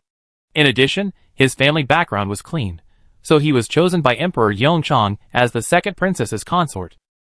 The name Fan Ruochuan is very solemn and majestic, but soon Yao Huang and others found that Fan Ruochuan was actually a thin-skinned person. Just because the second princess listened to him attentively and stared at him with her beautiful eyes, Fan Ruochuan stuttered more and more, and his face almost turned red to his neck. The eldest princess sitting next to the second princess lowered her head and chuckled, and pulled her sister's sleeve to remind her to eat. The second princess then noticed the strangeness of her husband and glared at him in shame and anger. She just watched him because she thought ice hockey was fun. What was she thinking? Fan Ruochuan, who was glared at, quickly regained his normal expression. Yao Lin was very interested in ice hockey, and turned to ask Fan Ruochuan about some rules that he was not very clear about. When someone started talking, others followed suit and the table finally became lively. Yao Huang asked the prince on behalf of the two princesses and Li Fuwei, "Tomorrow we will test the heavy gunpowder. Can we go and watch it together?" Zhao Yin, "Yes." Yao Huang, "Will it be dangerous?" Zhao Yin, "No." Yao Huang, "Eh." At her hint, the crown prince added 2 more sentences. "The fuse that ignites the gunpowder is 200 steps long, and we will stand half a mile away." The eldest princess was surprised. Will such a long fuse burn out halfway? Yushin was worried that the taciturn crown prince would think the eldest princess was too talkative, so he guessed, "You can pour tung oil on the fuse to help it burn." The second princess took the opportunity to tease her sister and brother-in-law. "Brother-in-law never said anything we said, but he spoke up as soon as my sister asked a question." Yushin's face immediately turned red, and the eldest princess secretly pinched the second princess. Yao Huang watched his brother just drink with Fan Ruochuan, and didn't even exchange a loving look with Li Fuwei. The next morning, Yao Huang accompanied the prince in a carriage, and the others all rode horses to follow the emperor, and the group rushed to a hilltop 20 miles away. The officials of the gunpowder workshop arrived in advance and dug a pit on each of the 5 hilltops around the observation site, and buried 10 kilograms, 20 kilograms, 30 kilograms, 40 kilograms, and 50 kilograms of heavy gunpowder in each pit. Yao Huang had already learned from the prince that 1 pound of gunpowder could kill a pig at close range, and 20 pounds was enough to blow up a solid house, and 10 pigs that could run around freely. When they arrived at the place, the carriage stopped. Yao Huang accompanied the prince to get off the carriage, and the eldest princess and others also got off the horse. Horses are easily frightened when blasting mountains, so Zhang Yu and other guards took away a few horses, and tied them tightly to nearby trees. The observation point was on a high ground, and from a high vantage point, you could see that a colorful flag was planted in front of the pits on the 5 selected hills. The 5 gunpowder shop clerks, who were responsible for ignition, were guarding the bunkers 200 steps away from the pits. Because the fuse was long enough, it was enough for them to hide in it after ignition. The crown prince and the officials of the gunpowder workshop were asked to occupy the middle position, and Yao Huang took the 2 princesses and Li Fuwei away. The second princess was a little nervous, and took Yao Huang's arm and said, "Will there be an earthquake?" Yao Huang whispered to her, "If you are afraid of an earthquake, you should take your husband's arm, and then let him carry you and run away." The second princess, Yao Huang held a princess in each hand, and looked helplessly at Li Fuwei, who was standing in front of the 3 people as a guard. Li Fuwei gave her a look that reassured her. Yao Huang was relieved, of course, because the heavy gunpowder was developed by her husband, the prince, and the observation position was also determined by the prince. The prince would make full preparations even for going to Linshan. For such a grand event today, the prince would not let anyone's safety protection be compromised. The time for igniting the first hill was approaching, and Yao Huang looked at the prince surrounded by several officials. Zhao Yin was the one who gave the order. Before he spoke, he looked in the direction of the princess, and saw that the princess was also looking at him, with only trust and expectation in her eyes. Zhao Yin retracted his gaze, looked down the mountain, and said, "Light it." A clerk next to him blew a horn, and another clerk waved a yellow-colored flag corresponding to the first hill. Immediately, a fire snake quickly flew along a black line of 200 steps towards the pit at the foot of the mountain, where heavy gunpowder was buried. Bang! With a thunderous muffled sound, the mountain top exploded with clouds of thick smoke and dust, and rocks flew everywhere. When the smoke cleared, the 2 clerks in charge of this hill ran forward to measure the size of the pit after the explosion, the distance the rocks rolled, and so on. After they were done and retreated, they continued to blow up the second hill. When it was the turn of the last 50 kilograms of gunpowder to explode, Yao Huang really felt the obvious vibration of the ground, as if a meteor fell from the sky and hit the opposite hill. The eldest princess held her hand tightly, and the second princess hugged her directly. At this time, Yao Huang heard his brother's loud voice. "Shun Wei, if you use this kind of heavy gunpowder to attack the city, you can destroy the enemy's wall in less than 3 shots. Yao Huang was about to look at his brother, but he saw Li Fuwei in front of him also tilted his head and glanced at his brother. It was a very short look, but it seemed to have more appreciation. After all the work was done, everyone followed the prince to the 5 blasted mountain pits. On the way back to the palace, Yao Huang hugged his prince and praised him fiercely, relying on the carriage to cover him.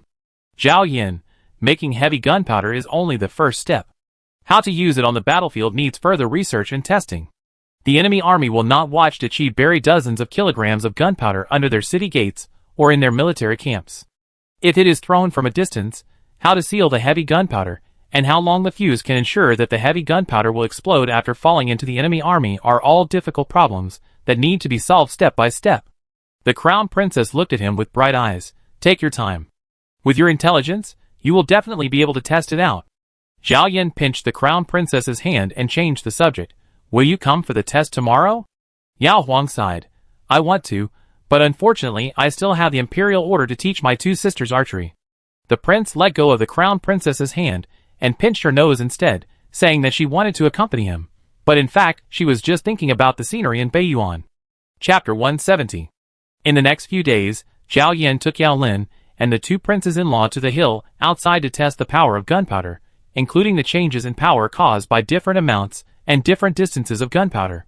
Yao Huang and Li Fuwei taught the eldest princess and the second princess how to shoot arrows in Beiyuan. When they were tired of shooting, the 4 girls went horseback riding, boating or climbing high to see the distant view. The autumn weather was bright and refreshing. Yao Huang liked such a happy day so much that she even felt that as long as she could have such fun for a few days every year, she could accept living in the palace for the rest of the year. Perhaps the ancestor of the royal family, who decided to build the Beiyuan palace here also thought so. After learning archery for 3 days, the second princess didn't want to learn anymore and wanted to go to the enclosure to try her hand at hunting. The palace specially raised a batch of prey. When the masters wanted to hunt, they passed down the message. The imperial army first dispatched a group of guards to patrol the enclosure to ensure that there were no ferocious beasts that ran in by themselves. Then the palace servants, who raised the prey, would release the corresponding prey into the enclosure according to the master's requirements. If it was only Yao Huang and Li Fuwei, Yao Huang would dare to release 1 or 2 wolves to add to the fun.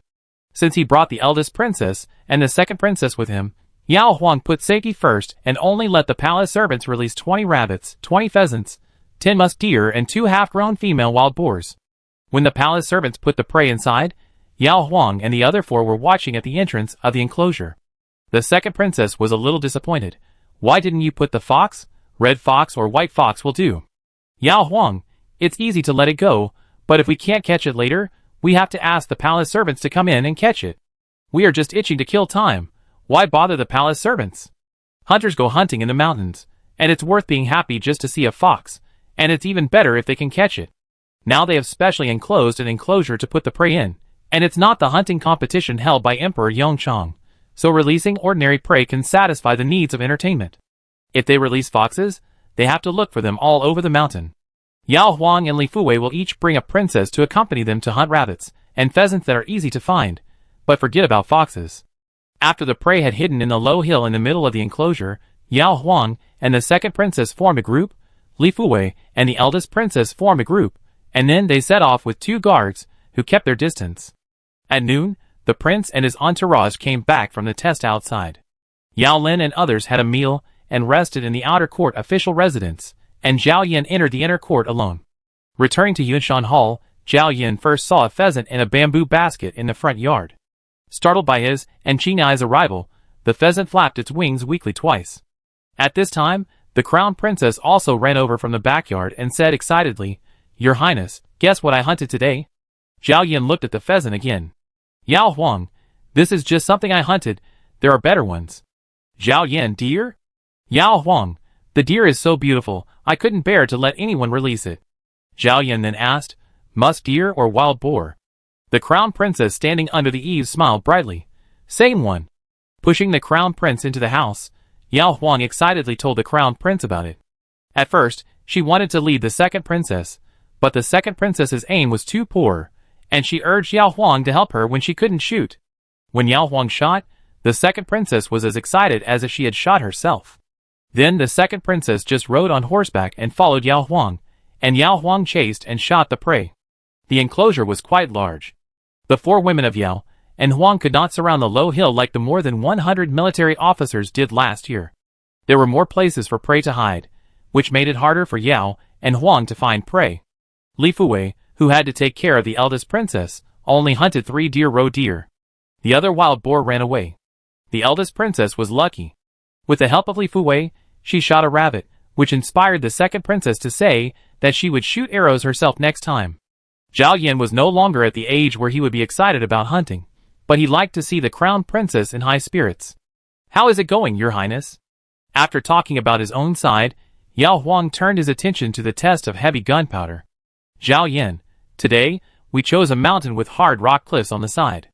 We used 100 kilograms of heavy gunpowder 3 times in a row, and blasted out a mountain road more than 30 meters deep and more than 10 meters high. Yao Huang was surprised and said, Isn't it just as Your Highness originally envisioned, that heavy gunpowder can be used to dig mountains to mine or open mountain roads in the future?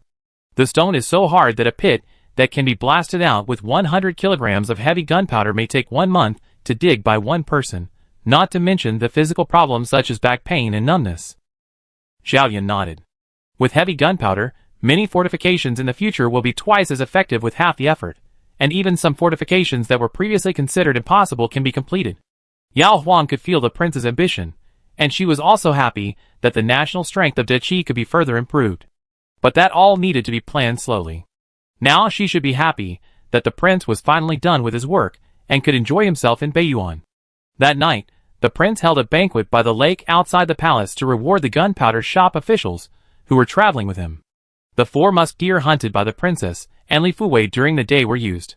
Wild boar meat was not suitable for barbecue, so it was given to the imperial army to let the chefs there find a way to make it more delicious and add some meat to the soldiers. As for the pheasant hunted by the princess herself, it had been stewed into chicken soup by Gao Nyangzi, who was accompanying her. A bowl was given to the 2 princesses and Li Fuwei respectively. After finishing their work, the next morning, the crown prince and his wife invited 3 other royal couples to go to the hunting ground. There was a wild boar, 6 roe deer, and many rabbits and chickens in the hunting ground, enough for 8 people to hunt for fun. This time, they were divided into couples. Although Zhao Yan carried a bow and arrow, he could not shoot, so he only rode a horse to accompany the crown princess to hunt. Yao Lin and Li Fuwei were both good at riding and shooting. The second princess was accompanied by Fan Ruichuan, who was a military scholar, and only the eldest princess and her husband. The second princess joked, It's hard to say who will be the champion today, but the last one should be my sister and brother-in-law. The eldest princess didn't care that her imperial consort, a scholar, was not as good at martial arts as others, and Yushin was also very humble and open. The warm-hearted Yao Lin looked at these people and suggested, How about? Yao Huang noticed his brother's eyes just now, and immediately interrupted his brother's suspected intention to give Li Fuwei to the eldest princess. Then he said with Yushin's words, smiling, Today's autumn hunting is about having fun, and the amount of prey is secondary. If everything is ready, let's go now. The eldest princess and her husband nodded, the second princess and the prospective consort nodded, and Li Fuwei nodded. Only Yao Lin was still thinking about whether to take care of Yushin, but no one cared about his hesitant expression. As the crown princess and the crown prince rushed into the enclosure first, the eldest princess and the second princess followed closely. Yao Lin looked at Li Fuwei. Are we taking advantage of others? Li Fuwei, then we should split up and hunt separately. After taking care of the princess for 3 days, she had long wanted to hunt on her own. Yao Lin understood the competitive thoughts in his wife's eyes, and laughed, Okay. So, before rushing into the forest, Yao Huang noticed that his brother and sister-in-law on both sides were riding their horses, and rushing into the mountains, as if there was a chasm between them. Looking at the handsome prince, who was with him, Yao Huang couldn't tell whether his brother liked hunting too much and had to hunt on his own, or his sister-in-law disliked his brother and kicked him away so that he wouldn't be bothered. However, the brother and sister-in-law did not look like a couple who had become enemies, so Yao Huang did not bother to care about them, and focused on finding prey with the prince. Zhao Yan was more familiar with this place, and was responsible for leading the way. Yao Huang rode on horseback, and closely scanned the surrounding bushes that might hide prey. Zhao Yan found a gray rabbit that was startled by the noise elsewhere. He reined in his horse to look at the crown princess, and saw that the crown princess had already prepared a bow and arrow, and shot an arrow at the position of the gray rabbit. After the arrow was gone, Zhao Yan's eyes still stayed on the crown princess's face, watching her first expectantly, and then biting her lips in annoyance, and then immediately looking at him again. Zhao Yan lowered his eyes in time. Seeing the prince's cautious look, afraid that she would get angry, Yao Huang laughed out loud. If I miss, I miss. I'm not a perfect archer. If I were that good, hunting would be boring. The more difficult it is to hit the prey, the happier you will be when you hit it. The prince with amazing archery skills must have lost this fun a long time ago. Let's go and find musk deer. The bigger ones are easier to hit. Using the horse to get closer, Yao Huang patted the prince's thigh and went forward humming a little tune. Zhao Yan, Yao Huang was lucky. After entering the mountain for about 3/4 of an hour, she saw a musk deer eating grass under a tree from a distance. Yao Huang quietly got off her horse and signaled the prince to hide here and not move. She took out her bow and quietly approached the musk deer. First, she had to let the musk deer enter her shooting range, and then the closer she hid, the easier it would be to catch it. Zhao Yan watched the princess bending over and walking, hiding behind a tree, and carefully peeping at the musk deer. Her every move was more vivid and lovely than when she was telling a story. Finally, the crown princess successfully approached the musk deer, only about 70 steps away. When the crown princess raised her bow and arrow, and the musk deer pricked up its ears alertly, and turned to run, Zhao Yan felt the excitement and throbbing of his first hunting in his youth for the first time in a long time. This time, his eyes followed the crown princess's arrow, and when the arrow really hit the musk deer's left waist, Zhao Yan laughed. The crown prince laughed silently, and the crown princess's joyful scream, like a bird, rang out in the forest. Zhao Yan watched the crown princess jump a few times on the spot, waved at him, and then ran towards the musk deer. Zhao Yan urged Jing Wu to chase after the crown princess. Just as he was about to remind her not to get too close to the deer to avoid being kicked by the deer, he saw a black-haired wild boar suddenly jump out from behind a bush behind the deer, and ran towards the crown princess with its thick and long snout lowered. Zhao Yan's heart skipped a beat, and he reined in his horse to get his arrow. Yao Huang was even more frightened by this wild boar, which looked unintimidating when sitting on the horse, but looked majestic when standing on the ground. The wild boar rushed too fast, and she had no time to put an arrow on it.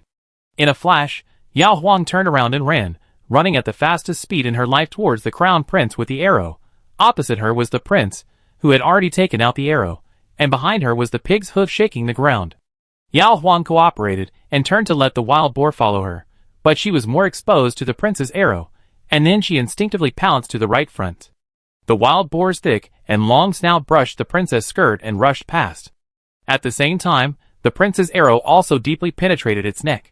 The wild boar fell to the ground in front of it with the momentum, revealing the princess back lying on the grass. Yao Huang's heart was beating like a drum, and her palms were scratched by gravel and hurt, but she looked at the wild boar lying over there, and knew she was safe. There was a sound of hurried horse hooves behind her. Yao Huang raised her upper body, and was about to sit up while turning back to smile at the prince, who was already in front of her, but she saw the prince leap off the horse, and suddenly fall forward when his feet touched the ground. He only managed to hold the ground with his hands in time to avoid falling flat on his face. However, this half-supported, half-kneeling posture caught Yao Huang's eyes without any warning, which made her feel very distressed. This was the prince she had been married to for 3 years, but she had never let him fall or bump once. She knew that he was reserved and thin-skinned, so she took the initiative to cooperate with him and never let him have any embarrassing disabled husband in front of her. Did he fall hard? Did he feel pain? These were the thoughts in Yao Huang's head, but she still suppressed the urge to run over and help the prince up. She lay back on the ground while the prince probably hadn't seen her move yet, and shouted, "Ah, my waist hurts. Your Highness, come and help me. I can't seem to move." So she didn't look back at all, so she didn't see anything. Zhao Yan, who was supporting himself on the ground with his knees and hands, slowly raised his head and looked at the crown princess lying there, suddenly smiled, and turned around to sit. Looking at the 2 legs in front of him, Zhao Yan calmed down for a moment, and skillfully used his hands to slowly support himself to the side of the crown princess, until the crown princess could see his face. Chapter 171. Yao Huang lay on the ground, and could hear the rustling sound of the prince's legs dragging on the grass as he moved. That sound made her feel sad and uncomfortable, so uncomfortable that even when the prince sat down next to her, Yao Huang didn't want to look up. The autumn wind blew through the treetops around, and the rustling sound of the branches and leaves made the place even quieter. The wild boar not far away stopped struggling because of the arrow in its neck. Zhang Yu and Wang Dong, who were following in the distance, quickly retreated to a distance after seeing the gesture of the prince sitting up. Zhao Yan turned the crown princess over. He could have held her in his arms, but her legs were different. Before he was sure, Zhao Yan didn't dare to act rashly. Yao Huang didn't expect the crown prince to be like this. The tears on her face were turned sideways by the crown prince. The crown prince didn't want her to see him in such a mess, and Yao Huang was the same. She quickly sat up, with her back to the crown prince, wiping her face with one hand and pretending to rub her lower back with the other hand. Hey, it doesn't seem to hurt that much. Before she finished speaking, her wrist was grabbed by someone. Yao Huang turned around and found that the prince was looking at her palm, that was scratched by gravel. Yao Huang hurriedly said, "It's okay. When I was a child, I often fell down when playing with my playmates in the alley. This kind of scratch is simply a common occurrence."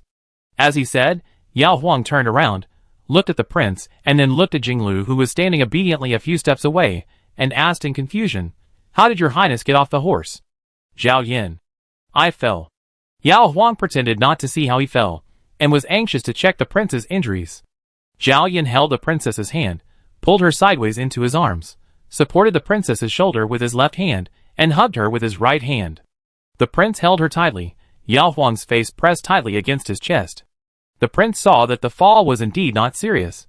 Yao Huang immediately thought of how she was almost knocked away by a wild boar. She was very angry and scared. She buried her teeth in the prince's arms and gritted her teeth.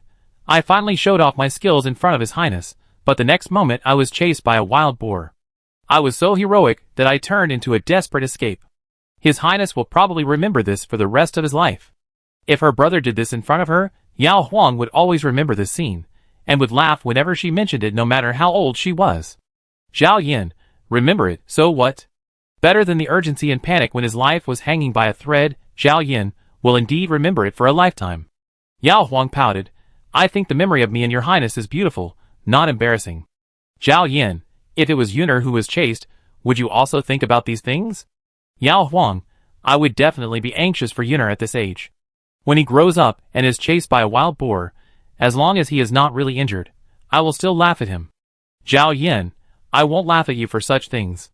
Yao Huang looked up and found that the prince's face was still pale. She was busy escaping from the wild boar's mouth and had no time to be afraid. The prince must have been scared from a distance. Yao Huang quickly hugged the prince again and said with a smile, "It's okay, it was a close call. I can still laugh when I think about it. It would be better if his highness didn't fall because of me." The speed was too fast. Yao Huang didn't see clearly how the prince got off the horse. Maybe he put one leg on the horse's back and then jumped? The short picture that flashed by seemed quite neat, but maybe it was because the prince was handsome, so he would never look ugly in any posture? Yao Huang couldn't really remember it, and it wasn't important. She just remembered the scene of the prince kneeling on the ground, and she didn't think the prince looked embarrassed at all, because he was worried that she was nervous and wanted to get off the horse regardless of everything. Zhao Yan didn't need the comfort of the princess. He helped her sit up, then lifted her hand and helped her clean the fine gravel stuck in her palm. There was water and emergency medicine on the horse's back. Zhao Yan called Jingwu, and Jingwu came over by himself and knelt beside his master. Zhao Yan took out the water bag to help the crown princess wash, and then applied medicine to her. "Yao Huang, your highness, are you injured anywhere? I help you clean it up." Zhao Yan shook his head. The heaviest blow was when he supported himself with both hands, but there were calluses on his palms, and the skin was not scratched. "Go out and wait for them first," Zhao Yan asked. The crown princess injured her hand, and should not draw the bow again. Yao Huang nodded, looking at the wild boar and the roe deer on the ground. Together, they had 8 points, so they should not be at the bottom. They were about to get on the horse before leaving. Zhao Yan patted Jingwu's back and lowered his eyes, and said, "Turn around. I try to get on the horse myself." If he was in a wheelchair, he would definitely need help from others. Now he sat on the ground, leaned his upper body on Jingwu's back, and then moved his legs. Yao Huang cooperated and walked behind a tree. Everything was quiet. Zhao Yan first moved to the side of the saddle, but he did not climb directly onto Jingwu's back. Instead, he tried to bend his right leg. Before he moved his leg, he felt a sore and numb discomfort. But this kind of discomfort was what Zhao Yan had been looking for 3 years, so he was just happy. He endured the soreness and numbness and successfully bent his right knee, and his right foot stepped firmly on the ground. The right knee rose up, and then the left knee. The location was wrong, so Zhao Yan did not make any more attempts. He barely helped Jinglu to kneel down, and then slowly sat on the horse with his hands and legs. When Jingwu stood up again, Zhao Yan tried to step on the stirrup.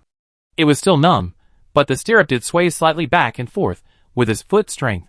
Zhao Yan stroked Jingwu's back for more than 10 times before calling the crown princess out. An hour later, the autumn hunt ended. Princess Yushan hunted a musk deer and a pheasant. The 6 arts of a gentleman include archery. Yushan, a civil scholar, was not as good at archery as the warriors who specialized in the military imperial examinations. In fact, his accuracy was not bad. In addition, there were so many prey in the enclosure. The musk deer escaped the pursuit of Yao Lin and others and ran to the eldest princess and her husband, which gave Yushan a chance to show off. The second princess, Fan Ruochuan, hunted a musk deer, 2 pheasants, and 3 rabbits. Li Fuwei came out later and hunted 2 musk deer, 7 rabbits, and 8 pheasants. Yao Lin came out last and hunted a musk deer, 5 rabbits, and 6 pheasants. The second princess was surprised and asked, "You two have 35 points in total? The wild boar has 5 points, the musk deer has 3 points, and the pheasant and rabbit have 1 point each." Li Fuwei looked at Yao Lin. Yao Lin was a little embarrassed, but he still explained, "We scored separately, she is first, and I am second." Li Fuwei looked at the wild boar on the side of the prince and his wife, and praised, "I searched for a few times, but couldn't find this wild boar. It turned out that His Highness and His Majesty hunted it, and killed it with 1 shot. What a great archery skill." Yao Huang said with a smile, "Your Highness shot it, and I shot the deer." Yao Lin, "Then why didn't you hunt for a little longer?" Yao Huang glared at him. "I guess that you and my sister-in-law were competing for the first place, so we hunted less, just in time to leave more prey for you." After joking, the group returned to the palace and agreed to have a banquet together in the evening. Yunshan Hall. Zhao Yan waited until the crown princess fell asleep after a nap before coming to the front yard and summoned the accompanying imperial physician Liao to the inner room to check his legs. Seeing that the crown prince could simply bend his knees and move his legs, imperial physician Liao cried with joy, because he had the most contact with the crown prince's crippled legs.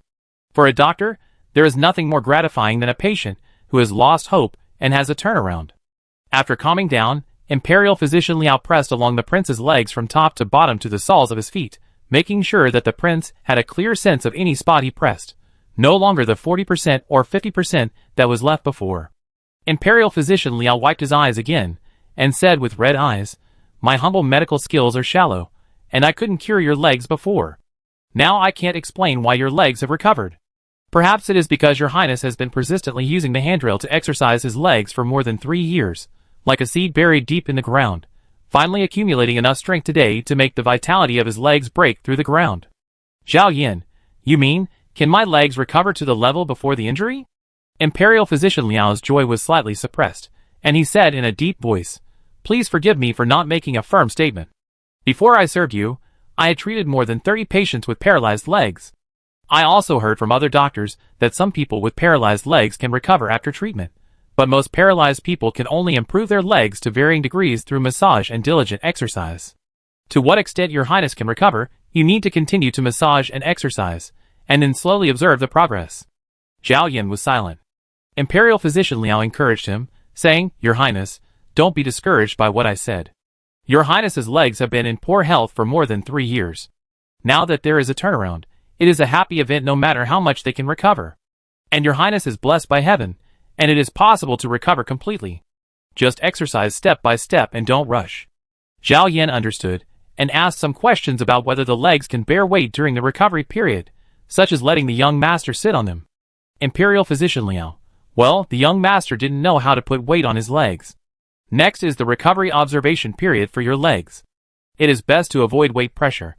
Zhao Yan understood, and finally, with the help of Imperial physician Liao, he slowly moved his legs and walked back and forth on the handrail in the inner room. Imperial physician Liao meant that he should practice walking before each massage in the future. If the prince showed obvious improvement, the walking time would be extended. Before Yao Huang went to bed, the prince was with her. When she woke up, the prince was still there, sitting at the head of the bed in his middle clothes, holding a book in his hand. Yao Huang opened the cover and found that it was a medical book about acupuncture points on the human body. She wondered, "Why are you reading a medical book again?" Zhao Yan did not answer. Yao Huang was still looking at him, when suddenly the prince's left leg suddenly touched her legs that were sideways and together. This was a normal little action for other couples, but it shocked Yao Huang, who looked at the prince's exposed hands in disbelief. In the past, when the prince's legs wanted to touch her, either when the prince turned around, his legs turned with him and stuck to her uncontrollably, or the prince lifted his legs with his hands and put them on her body, but now, at this moment, the prince's legs left again. Yao Huang sat up, pulled away the quilt covering the two of them, and stared closely at the two long legs of the prince in shorts.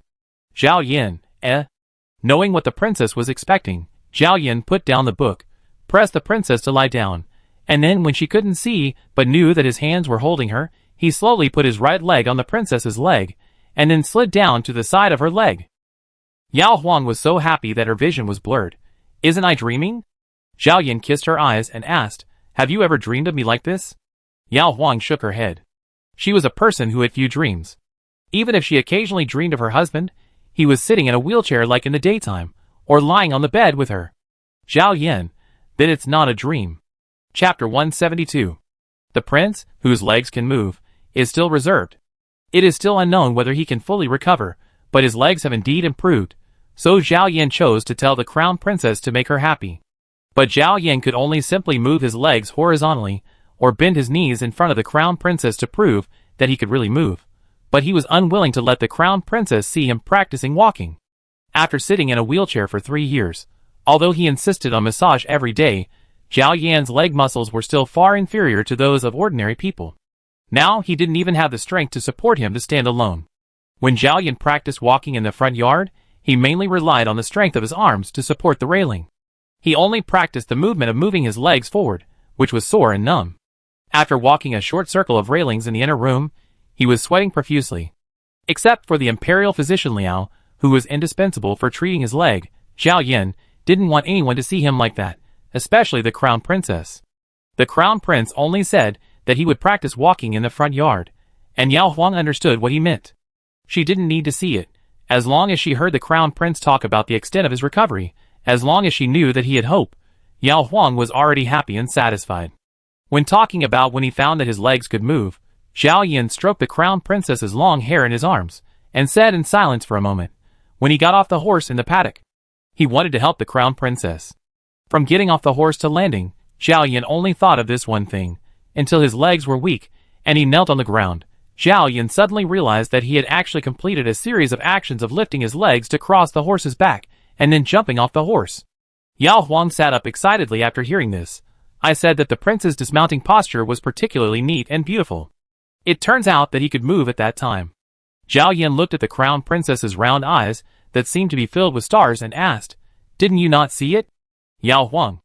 I saw the prince's heroic posture when he dismounted, and then I fell back because of the pain in my waist, so I didn't see how the prince fell. Zhao Yan lowered his eyes.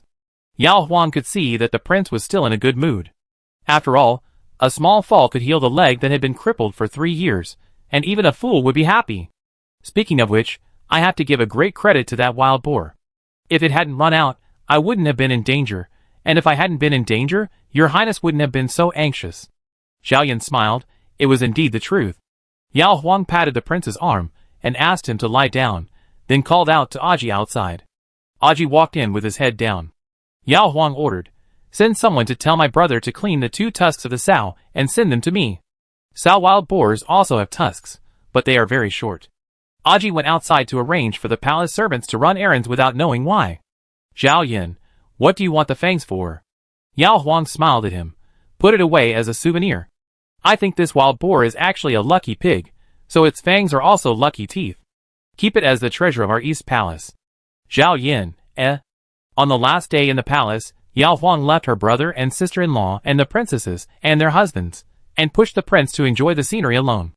They strolled around until noon and returned to the palace for a meal. While she was resting, the prince practiced walking massage in the front yard. When Yao Huang woke up, she pushed the prince out again. After dinner, it was time for the prince to practice walking massage again. Yao Huang waited patiently in the backyard. The prince came at almost 1 o'clock. The prince's handsome face was slightly red after a long day of work and a bath, which made the princess sitting cross-legged on the bed stare. Zhao Yan looked at him, and then lowered his eyes, pushed the wheelchair into the bed, and moved himself to the bed as usual. The couple lay down face to face. Yao Huang gently pinched the prince's thigh and asked softly, "How is it today compared to yesterday?" Zhao Yan held a hand and said, "If it was 10% numb yesterday, it is only 90% today." Although he did not practice walking when he was sitting in the wheelchair during the day, he would move his legs slightly from time to time, such as moving his feet on the wheelchair pedals to the left or right, or raising his knees up and down when the crown princess looked away. Such exercises are just like studying and practicing martial arts when he was young. Practice makes perfect, and Zhao Yan has patience and perseverance.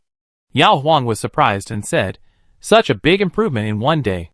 Zhao Yan, don't be too happy too soon. Imperial Dr. Liao said that even if I can recover, it will probably take half a year or even longer to recover and move freely. Yao Huang snuggled into his arms. "I'm just happy, so I'm not anxious." Zhao Yan hugged the crown princess's soft body and thought of the posture in which he fell down in the paddock yesterday. Although he couldn't stand up yet, he could kneel and hold on with his hands and feet, and he didn't need to press on the crown princess's back. Liao Imperial Physician also reminded him to practice all kinds of postures that can use his legs. So, the prince slowly turned the crown princess over. The crown princess had been bullied many times by the bamboo monster incarnated by the crown prince. Every time, in addition to being bullied by the bamboo monster, she had to use a lot of strength to bear the weight of the bamboo monster. Now that the bamboo monster can hold on by itself, the crown princess, who can finally cry wholeheartedly, cried intermittently for a long time. On the afternoon of August 30th, after another 2.5 days of travel, the crown prince and his entourage returned to Beijing smoothly.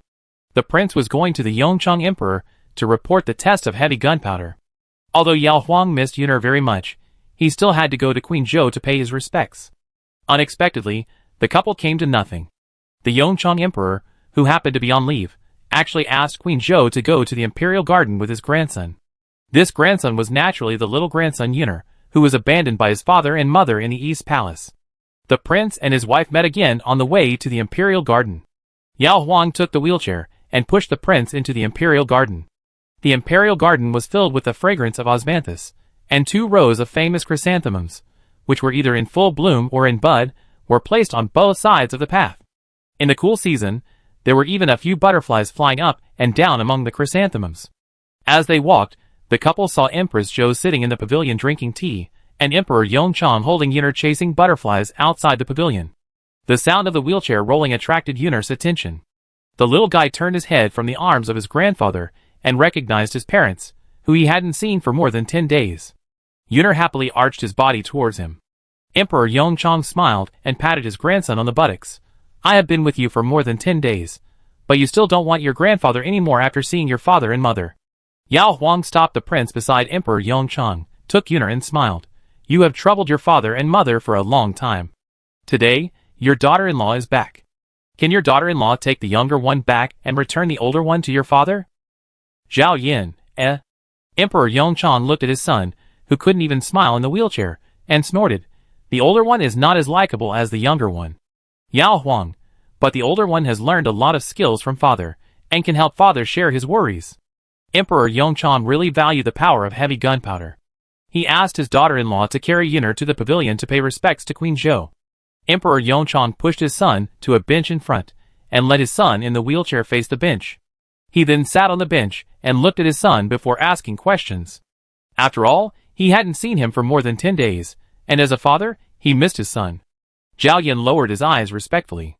"Emperor Yongchang, this son is good at sharing his worries, but he is not as good as his elder brother in making him happy.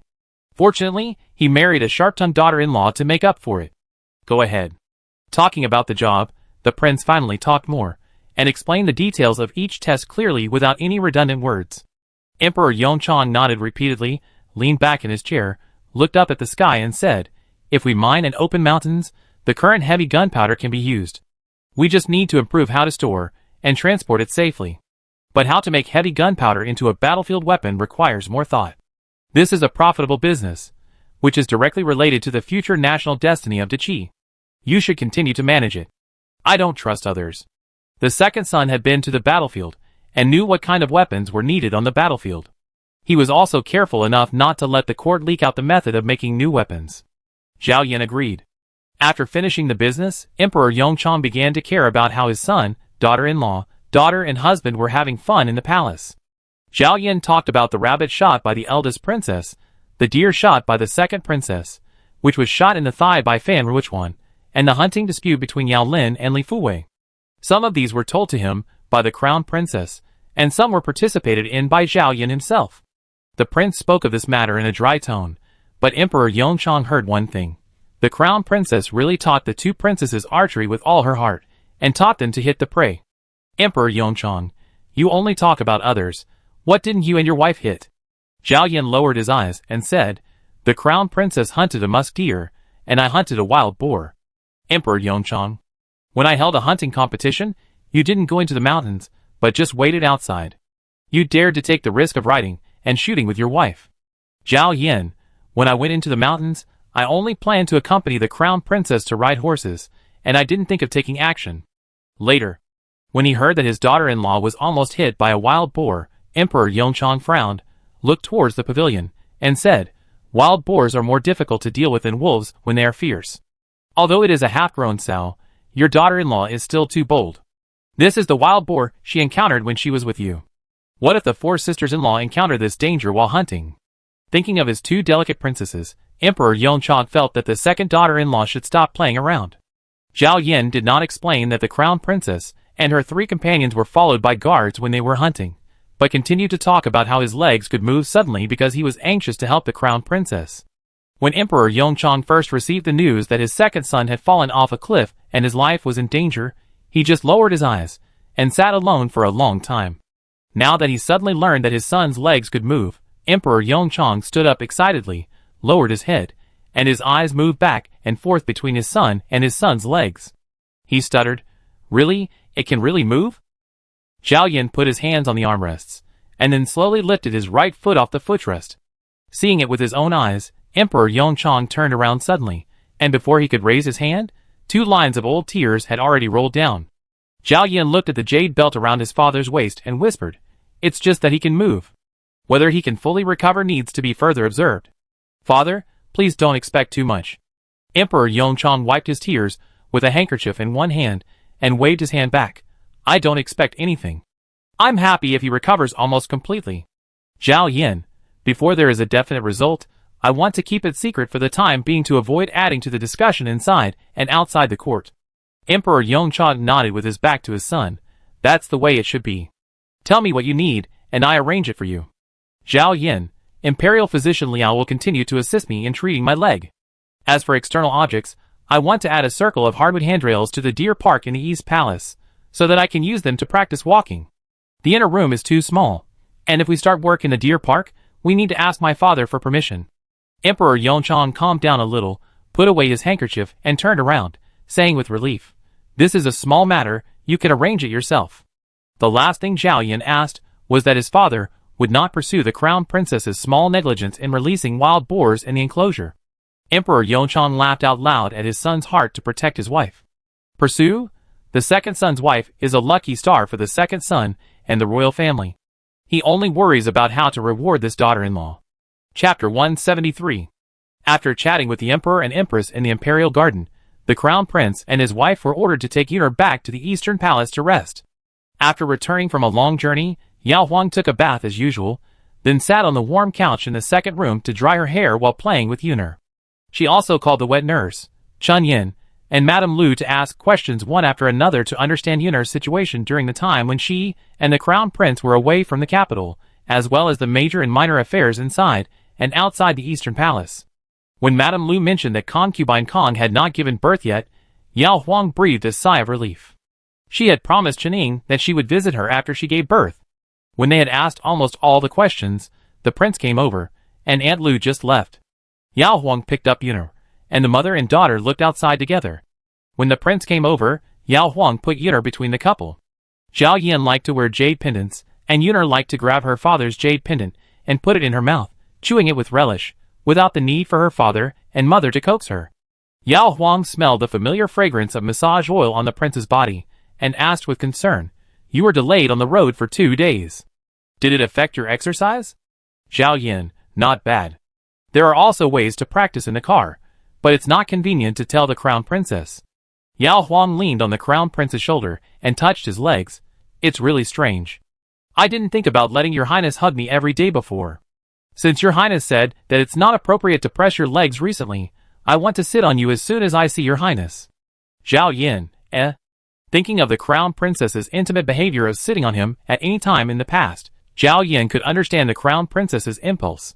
Just like he was pure before meeting the crown princess, when the crown princess appeared in front of him every day. Suppressing that inappropriate thought, Zhao Yin spread his legs a little, and let the crown princess sit in the middle. Yao Huang carefully avoided Yunar, smiled and sat over, leaning back against the prince's chest. Behind Zhao Yin was a silk pillow, holding the princess. In front of her was her fluffy and soft hair, and next to her was the cute and naive child. The family of 3 was enjoying this comfort, and Qinyuan Palace sent a eunuch to say that the prince had done a good job and the emperor had rewarded him. Since it was a reward for the prince, Yao Huang didn't have to show up, and it saved him the trouble of combing his hair. Watching the prince push the 3-wheeled wheelchair out the door, Yao Huang pinched Yunar's chubby feet and whispered, "Grandfather is really a fool. If he wanted to reward me in the imperial garden, he could have rewarded me, but he also made my father suffer twice more on the couch and in the wheelchair." Yunar didn't understand what his mother said. If he really understood, Yao Huang wouldn't dare to say it, lest the little grandson let it slip to his grandfather one day. After waiting for a while, the prince came back. Yao Huang looked at the door, and first saw the prince's legs on the front of the wheelchair, and then an extremely exquisite and luxurious jewelry box inlaid with a circle of gems placed on the prince's legs. The princess, who was lazily leaning on the couch, sat up straight at once, stared at the jewelry box and asked, Is this a reward from my father to your highness?" Zhao Yin, "Yes, that's what the oral order said." Yao Huang suppressed his laughter and glanced at the prince. "When did your highness like to dress up?" Zhao Yin and the crown princess exchanged a glance and said, "No, I asked Qingyai to send it to the storeroom." Yao Huang moved directly to the edge of the couch and reached out to grab the jewelry box. "Don't worry, I take a look at what jewelry your highness has first. Maybe it's a jade hairpin and jade crown for men." Zhao Yin pressed down the crown princess's white and soft hand, and then helped put the heavy jewelry box on the couch. Yao Huang couldn't wait to open it, and found 7 pieces of jewelry inlaid with gold and gems on the silk mat inside. In the middle was a palm-sized flower-shaped heart, with 3 layers of petals from the inside to the outside, and a gem was embedded on each petal. Before Yao Huang finished counting the outer circle, he heard the prince say beside him, "It is said to be a set of 21 gem head ornaments." 21?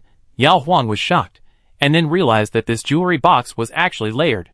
He held the first layer with both hands to try, and it really could be propped up, revealing the second layer of the box with 7 different pieces of jewelry. This layer was propped up again, and there was another layer inside. There were no outsiders around. Yao Huang placed all 21 pieces of jeweled jewelry on the couch in one go, and counted the gems one by one. When he counted more than 100, the prince suddenly handed him a handkerchief. Yao Huang touched the corner of his mouth in disbelief. He was not drooling. "Zhao Yin, your pronunciation is unclear, it should be fast." Yao Huang slapped him in annoyance. Just as she was about to continue counting, she forgot how many she had counted. The prince was still laughing at her, and Yao Huang was so angry that she slapped him again. She didn't want the prince's help. At most, she would count again from the beginning. Not counting the ones on the box, there are a total of 218 gems, some as big as pigeon eggs and some as big as peanuts. If you count the ones around the box, there are 18 more. Yao Huang held the box and asked the prince, "Aren't gems very valuable? Why does it seem like the gem jewelry from father is endless?" Last time, the gem peony hairpin made Yao Huang worried that she would take all the gems from Emperor Yongchang by herself. As a result, today Emperor Yongchang directly used a box of gem jewelry to open her eyes again. Zhao Yin explained, "It is precious because gemstone mines are rare, but once a gemstone mine is discovered, it belongs to the court, and the people are forbidden to mine privately. Therefore, every year, the gemstone mines will send a batch of gemstones to the capital, and the emperor will allocate a part of it to Wenxiyuan to make jewelry or utensils inlaid with gemstones, and the finished products will be rewarded by the emperor to the royal family or ministers. Yao Huang understood. So the emperor still has a lot of gemstones, so I don't have to worry about eating him out of money? Zhao Yan laughed. The crown princess suddenly came over and kissed him on the face. Your Highness must have attributed the credit for restoring your legs to me, so the emperor rewarded me. Just as Zhao Yan was about to lower his eyes, he saw Yuner lying on her back with her head propped up, her black and white eyes staring at him without blinking. Zhao Yan, put it away, don't let Yuner play with gems. Yuner couldn't bite the jade pendant, but Yuner could chew and swallow the small gems embedded in the jewelry. Yao Huang picked up Yuner, held her in one hand, and put the gems and jewelry into the jewelry box with the other hand. He first taught Yuner to count from 1 to 21, then closed the lid of the jewelry box and patted her, saying, See, the Emperor Grandfather just called Father away to reward Father with these treasures, so the Emperor Grandfather is the best grandfather in the world. Yuner must be filial to the Emperor Grandfather when she grows up. Yuner imitated her mother, and patted the lid. At night, the prince told the princess again the rules. Don't do anything rude in front of Yuner in the future. Yao Huang, okay, I will enjoy those gems behind his back in the future. She was raised in a small family. It was normal for her to be fascinated by these rare gold and silver jewels due to her limited vision. Yuner was a little prince in the royal family. She should learn the noble manners of the prince and the eldest princess, who would not even bother to pick up the gold cakes falling from the sky. Of course, it was enough to learn the manners, but she couldn't really take her own gold cakes lightly and throw them away foolishly. Zhao Yan. Not only this. Yao Huang was at a loss. Did I do anything else that was disrespectful? Zhao Yan looked at the crown princess' lips that were as moist as rubies under the light. Yao Huang. He is only 6 months old. How can he understand these things? Don't worry, Your Highness. When he understands, I promise that I will never molest you in public or behind your back, and completely eliminate the trouble of causing Your Highness to be disrespectful. The crown princess said this with a smile, and then she pushed the crown prince away and turned to lie down. Zhao Yan hooked her back and kissed her neck. Yao Huang snorted, Yuner doesn't like to see rude things, and I don't like to do rude things either. Please respect yourself, Your Highness. The prince ignored this, and directly pulled down half of the princess's inner garment. Soon, the craftsmen of the prince's residence brought the hardwood handrails removed from the bamboo courtyard of Prince Hui's mansion into the East Palace. It's not that the prince is thrifty and reluctant to use new ones, but the surfaces of these old hardwood handrails have been polished and rounded by the prince's long-term grip, and using new ones will make it easier to hurt the prince's palm. These craftsmen were all experienced, and it only took them half a day to install the handrails firmly. In order to ensure that the prince had enough time to practice his legs while on duty, Emperor Yongchan allowed the prince to rest for half an hour every noon. Anyway, he was now in charge of the gunpowder workshop to develop gunpowder weapons, and he could control the progress of daily official duties. After Zhao Yan finished his morning duties, he went directly back to the East Palace to have dinner with the crown princess, and then spent the extra half an hour on leg training and massage. On the 6th day of September, the Kongwang mansion sent good news that the princess gave birth, and both mother and daughter were safe. Yao Huang said hello to Queen Zhou and left the palace. The eunuch appointed by concubine Xiang came with her. Qining, who had already taken a nap, smiled softly at the crown princess beside the bed. It's the same if you come on the 3rd day of the bath. Why are you in such a hurry? Yao Huang whispered, I wish I had another reason to go out of the palace, not just to see you. Qining smiled even more deeply. Yao Huang asked her if she was afraid when she gave birth. Qining shook her head. I was just busy with the pain. I did have some crazy thoughts before giving birth, but when I thought that there was a crown princess in the palace who was thinking about me, I was not afraid anymore. Even the virtuous concubine praised Yao Huang as a blessed person. Yao Huang was indeed blessed along the way. Qining thought that the sisters of a blessed person should also be blessed. Otherwise, if something happened to her, wouldn't Yao Huang, the blessed person, be sad? Yao Huang laughed when he heard it. No matter if it makes sense or not, it's accurate as long as it can make you feel at ease. After visiting Qining, Yao Huang should return to the palace. Prince Kong took the young prince to see off the crown princess's younger brother and sister-in-law. Yao Huang and Prince Kong had nothing to talk about. In the evening, he asked the crown prince, Did your highness tell his highness about the leg? If he didn't tell her, the prince would suddenly stand in front of King Kong in the future. King Kong would be surprised, but when he thought about it, would he feel that his second brother had kept it a secret for so long and didn't treat him as a good brother? Zhao Yan. If he comes to the palace tomorrow, I will invite him to have lunch at the East Palace. King Kang's mind has been on Princess Kong these days, so he didn't bother his brother with his own affairs. The next day, King Kong really went to the palace to work. After all, it wasn't his first time to be a father, and Shining and her daughter were both in good health, so he didn't have to worry too much. After a busy morning, he was taken to the East Palace by his second brother at noon. King Kong thought his second brother was too polite. I am the fourth child. Why do I need you to treat me specially for this? When Yuner was born, I, as the eldest brother, didn't even think of inviting you to drink. Zhao Yan smiled, supported himself on the table with both hands, and slowly stood up. Then he separated his right hand, picked up the wine pot, and poured wine for his brother with a slight tremor. King Kong widened his eyes. Zhao Yan sat back in the wheelchair, and said that he accidentally found that his legs could move when he was hunting in Beiyuan. By the way, he hoped that King Kong would keep it a secret for him for the time being. King Kong said with red eyes, "Okay, you treat me today. When the second brother is fully recovered, the eldest brother will hold a banquet to celebrate for you." Chapter 174. This winter seems to be warmer than in previous years. It was not until the 8th day of the 12th lunar month, after a gloomy day, that snowflakes finally began to float down from the sky. The prince was still working in the Ministry of Works. Yao Huang took a break in the inner room, where the heating was burning. When he woke up, the yard was covered with a layer of white. The snowflakes that fell without wind were as big as copper coins. The wet nurse brought Yuner over. The little guy was wrapped in a cloak on the outside, and a thick silk cotton coat on the inside. She untied the cloak, and put it on the couch. Without the mother's beckoning, Yuner used her hands and feet to crawl towards her mother very skillfully, and in a blink of an eye, she crawled into her mother's arms. Yao Huang thought of the first day of the new year, when her mother and sister-in-law came to the palace to pay respects. When they came to the East Palace for a short visit, her mother saw Yuner's agility, and smiled, and said that she was exactly the same as when she was a child. Yao Huang had long forgotten how many months old she was, but she also felt that Yuner's liveliness was like her. After all, the prince she was familiar with was too quiet, and it had nothing to do with his legs. According to what Eunuch Chow and Madame Lu revealed in their words, the second prince was a quiet person when he was a child. In addition to martial arts and equestrian lessons, the second prince's three favorite things were always reading, practicing calligraphy, and painting.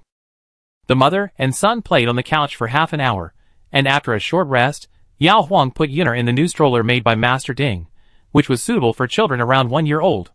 Then, they placed a leather chair at the entrance of the main hall, and the mother and son stood side by side to enjoy the snow outside. This was the first time Yuner saw snow. There were so many snowflakes in the sky that the little guy couldn't see them with both eyes. He chased the snowflakes that fell to the ground, and more snowflakes fell like a race.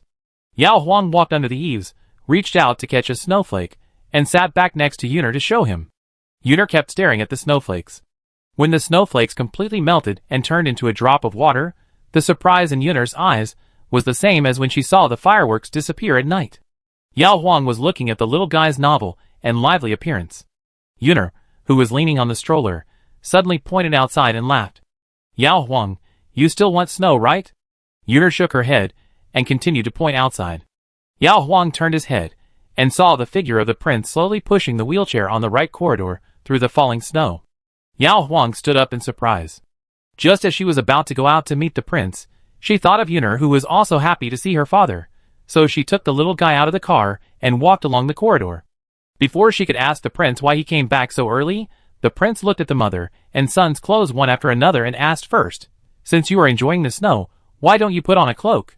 "Yao Huang, it's not cold here, and it's even warmer at the door. If you don't believe me, your highness, feel it?" She held Yuner in one hand and reached out to the prince with the other. Yuner lowered her head from her mother's arms, as if she was curious about what her mother and father were going to do. "Zhao Yin, eh?" Yao Huang saw this and deliberately blocked the wheelchair, as if she would not let the prince go unless he touched her hand. Zhao Yin had no choice but to briefly hold the soft and warm hand of the crown princess under Yuner's gaze. Yao Huang then stuffed Yuner into his hand, and she pushed the father and son to the door of the main hall, rearranged the leather chairs and cart, just enough for the family of 3 to squeeze in the doorway. Zhao Yin took the initiative to explain. "The snow is getting heavier, and the emperor has given grace, allowing officials to leave their shifts 1 hour earlier, and to arrive 1 hour later tomorrow morning. Yao Huang, it can be seen that the emperor is in a good mood recently. Those ministers can't guess that this grace is actually due to your highness." The royal doctors are very cautious in their words. If the masters have difficult and complicated diseases, the doctors dare not say too much even if they are 100% sure that they can cure them, for fear that if something goes wrong and they fail to cure them, the masters will punish them. The same is true for Liao, the imperial doctor who treated the prince's leg. But just 3 days ago, Liao suddenly gave a definite answer, saying that the prince's leg will definitely recover to the freedom of movement before the injury. Yao Huang wondered why imperial physician Liao was so confident all of a sudden. The crown prince talked about a lot of medical theories, but Yao Huang didn't understand what he was talking about. Anyway, it was good news. Zhao Yan, it may not be related to me. Auspicious snow indicates a good harvest. Father has been looking forward to this snow for a whole winter. Yao Huang knew that he didn't like to take credit, so he just glared at him. Zhao Yan chatted with the crown princess, looked outside and said, "While it's still light, I go to the deer park." Yao Huang suddenly felt distressed. "Are you going even in such heavy snow?" "Zhao Yan, it's just a big snowfall, not cold.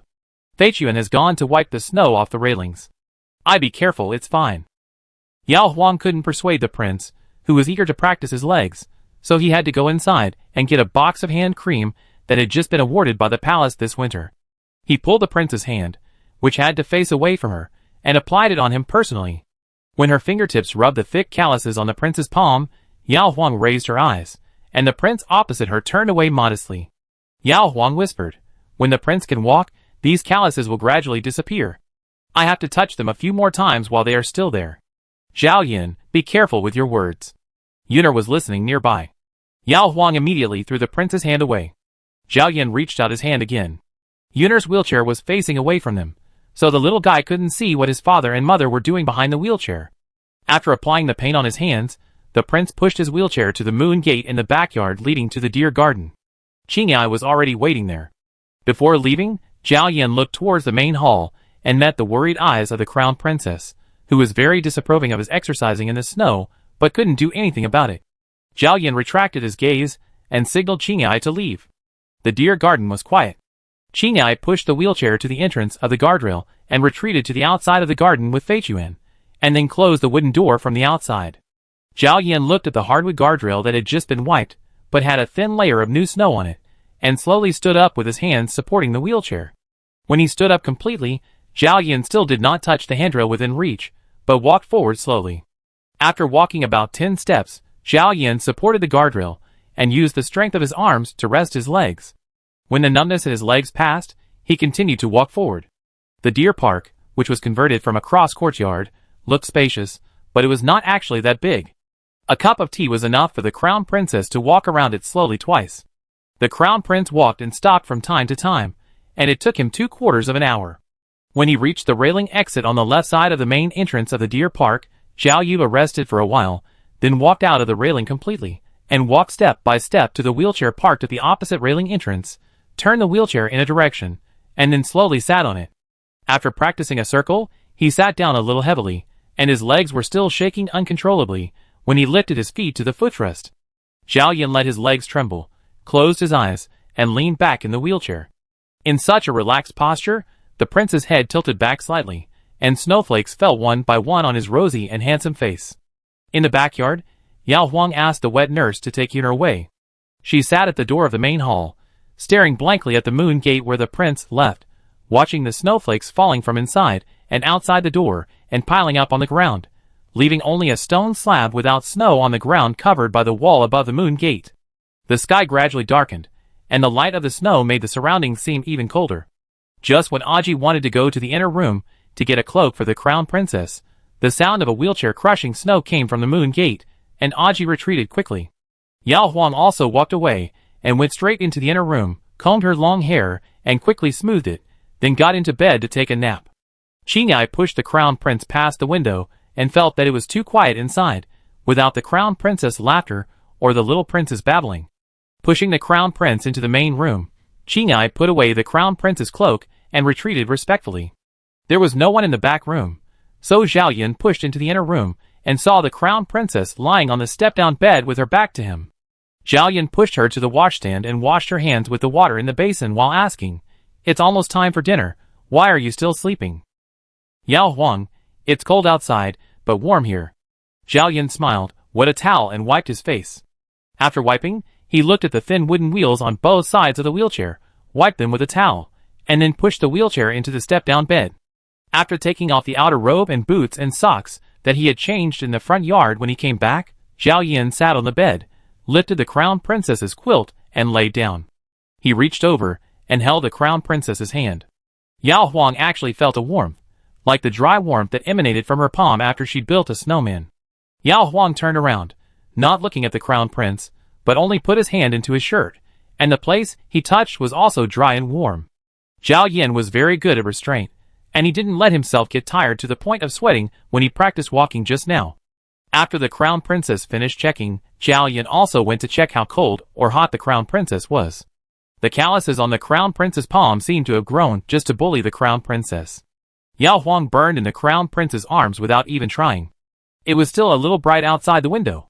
The door of the inner room was not closed, and the 2 layers of curtains on the step-out bed were not lowered. But as long as the crown prince was there, none of the maids and nannies who served the crown princess in the backyard dared to come in without permission. The crown prince knelt on the bed and pressed the crown princess between him and the headboard. It was the first time that Yao Huang faced the crown prince in this posture. Feeling the crown prince's gaze wandering back and forth on her body, Yao Huang was so embarrassed that she covered the crown prince's eyes. Zhao Yan held the crown princess's hand with his left hand. Now that his legs could be used, he would have more ways to imprison her. When the sweat on his body fell, it was dark outside the window.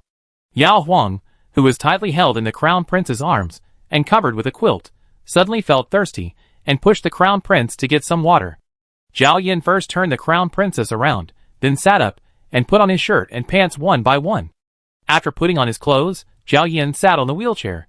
Yao Huang then turned around and watched the crown prince skillfully push the 3-wheeled wheelchair to the table, watched him pick up the teapot and pour water, watched him hold the tea bowl in one hand, and then looked back at the bed. Yao Huang urged him dissatisfiedly, "Hurry up, I'm dying of thirst." In the past, the prince would put the teapot and teacup on the wheelchair and push it over directly. Why is he dithering now? The thirsty princess was really disgusted, but her cheeks were flushed, and her angry look was extremely beautiful and charming. How can the tea be delivered to the prince's mouth as quickly as possible? Zhao Yan left the wheelchair and stood up. Yao Huang, She looked at the prince, who was obviously familiar, but suddenly taller with tea in one hand, and walked towards her slowly but steadily with every step. When the prince stood by the bed, Yao Huang had changed from lying lazily on the edge of the bed to looking up high. The prince sat down with a normal look, holding the teacup in one hand, and holding the princess' shoulder with the other hand, and handed the teacup to her. Yao Huang drank stiffly, and couldn't help but glance back. Is this man really still her disabled husband? Chapter 175. It has been more than 3 months since the prince found out that his legs could move. The prince did not take the initiative to mention the progress of his leg training. Although Yao Huang was curious, she did not dare to ask more questions for fear of putting pressure on him, especially before Liao Imperial Physician gave a definite answer that he would be cured. Yao Huang was even more afraid that the prince's legs would not recover well, so the couple deliberately avoided the topic of legs when they were together. Who would have thought that while serving tea, the prince suddenly gave her this big surprise? Yao Huang was not prepared at all. Her surprise even overwhelmed her joy. She was so surprised that the prince, who came to serve her tea, seemed to have changed into a different person. After slowly drinking a bowl of tea, Yao Huang wrapped herself tightly in the quilt and turned around to look at the prince sitting there with an empty bowl. Yao Huang wanted to laugh, but was inexplicably embarrassed. He lowered his eyes and asked, "When can your highness walk?" Zhao Yan looked at the princess like this and explained, "The day before Imperial Physician Liao came to announce the good news, she could only let go of the railing and walk 2 or 3 steps." Yao Huang glanced at him dimly. "Then why didn't your highness tell me?" Zhao Yan lowered his eyes. "You've told me now." He naturally wanted to give the crown princess a surprise, and also wanted to walk for her when he could hold on for a few more steps, so that he would be more like a normal person. Yao Huang moved over wrapped in a quilt, leaned on his shoulder and said, "Your highness can walk. I don't know how to describe my happiness, but your highness should have said it at another time, just like when I was sitting outside on the couch teasing you suddenly walked for me. I could jump into your arms at once, but your highness chose to walk when I was lying naked in the quilt." This was when she was weakest and her mind was slowest. "Zhao Yan, I can't stand still yet, so I can't pounce on her. If the crown princess pounces on him, the couple will fall to the ground together." Yao Huang didn't care, and pressed the crown prince to lie on the couch. She pulled the quilt, and threw herself into his arms. Zhao Yin put the empty bowl aside, lifted his whole body onto the bed, and hugged the crown princess with both hands. Yao Huang raised his head and smiled at the crown prince under him.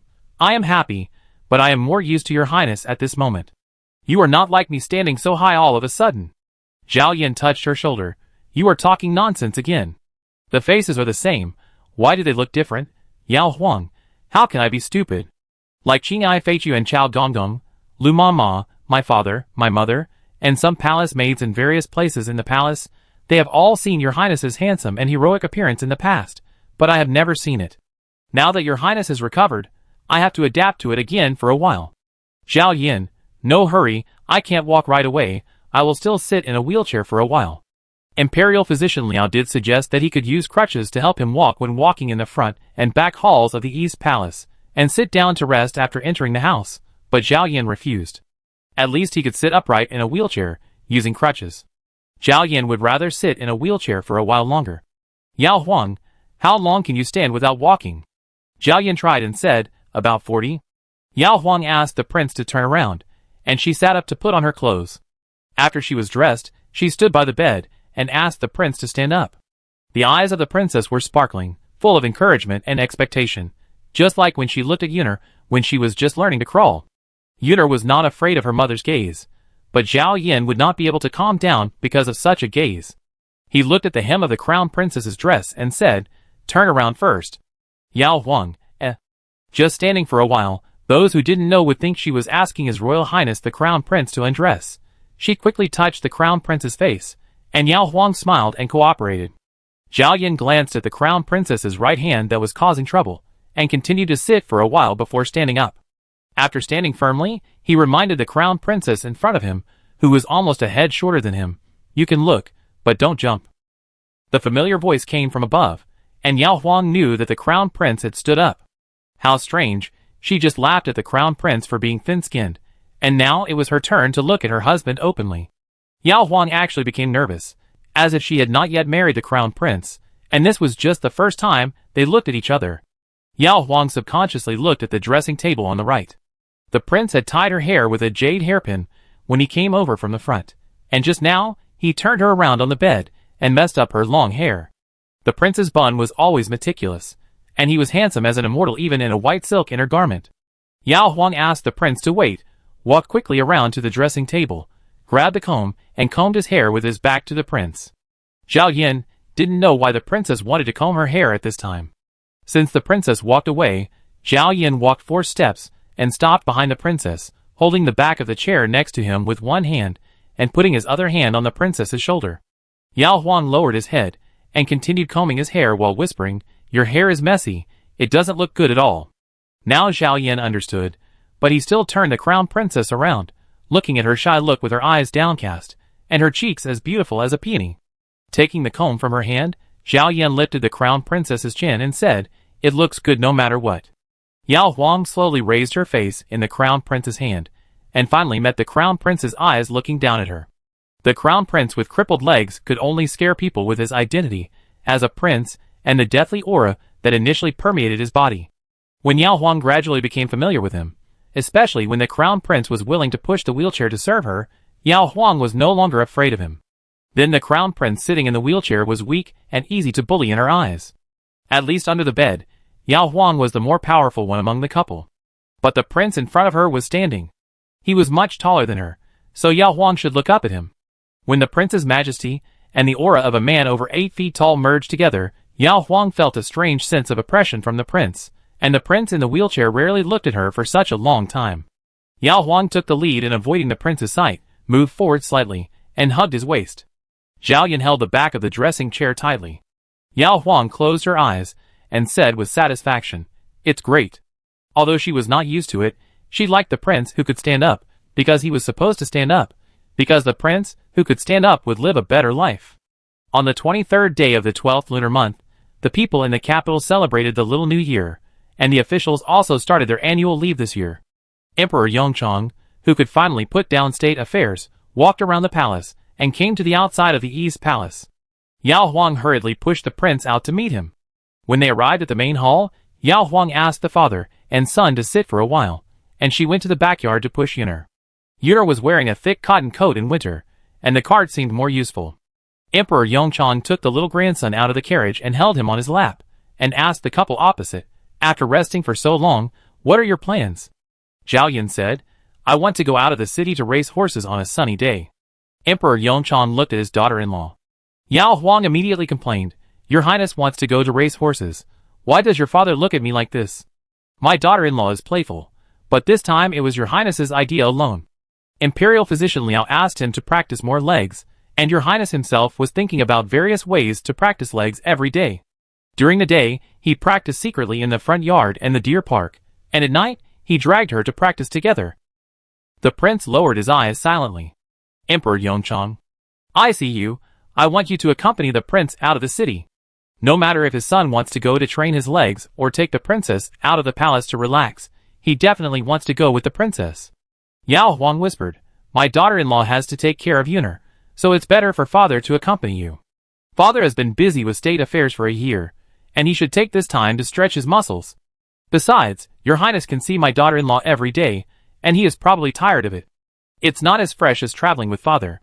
Horse racing is fine in the spring, but in such a cold day in December, Yao Huang didn't want to go on horseback and blow the cold wind."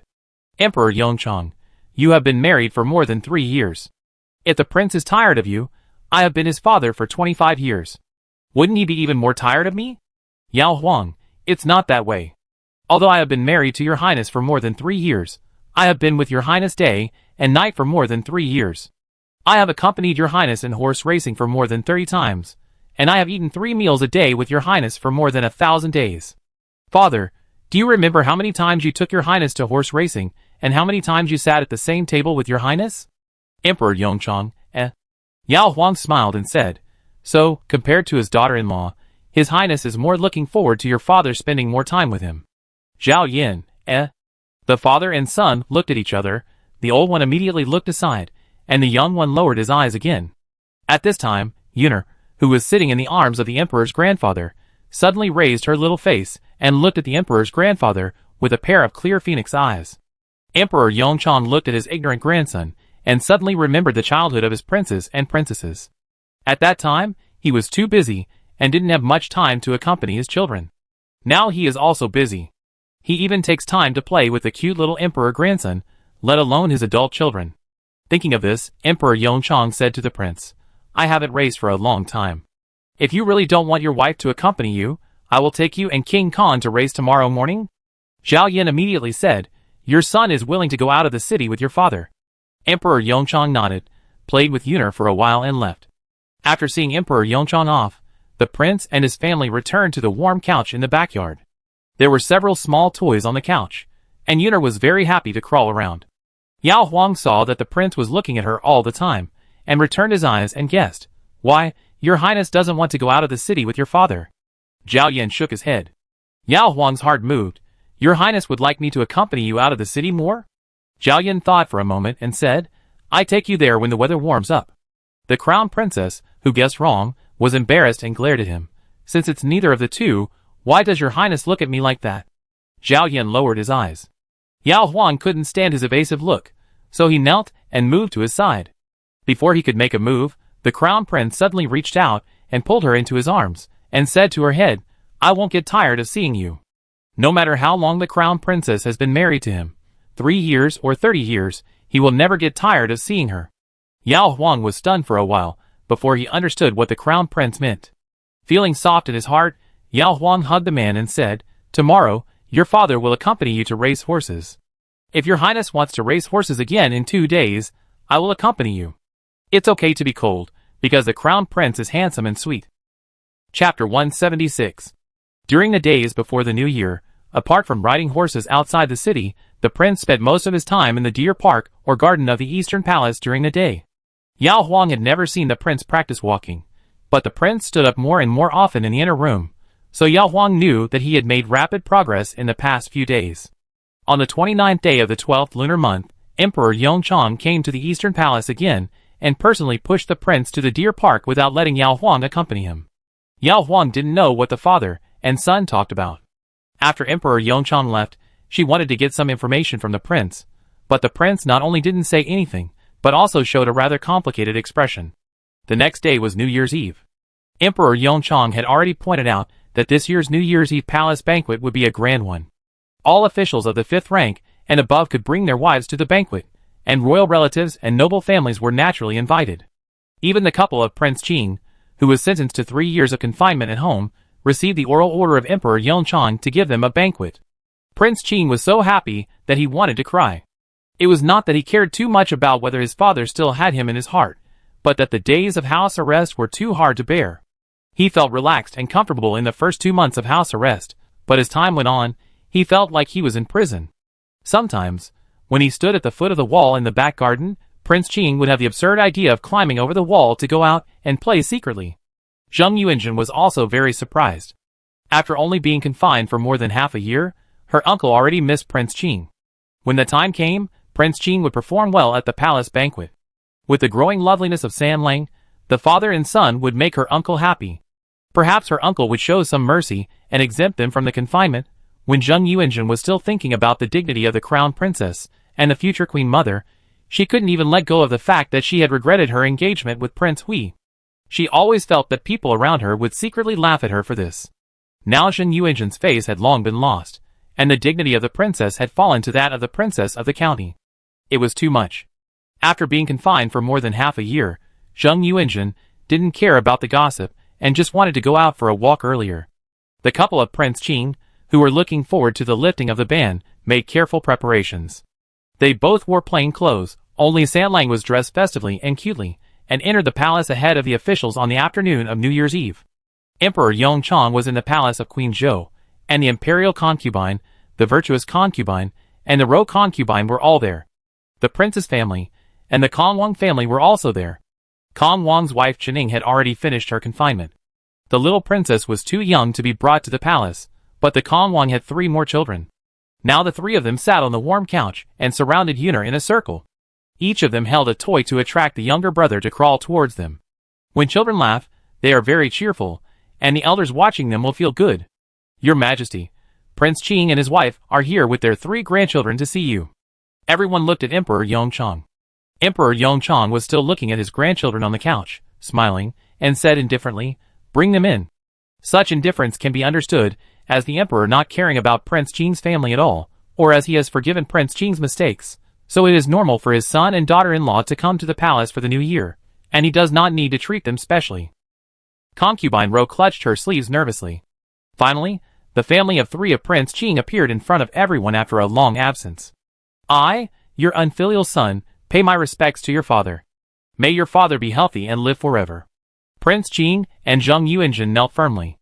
The warm room was quiet for a while, and Prince Kong quietly signaled the young prince on the couch to take his brothers and sisters to get off the couch, and to pay respects to his uncle and aunt later.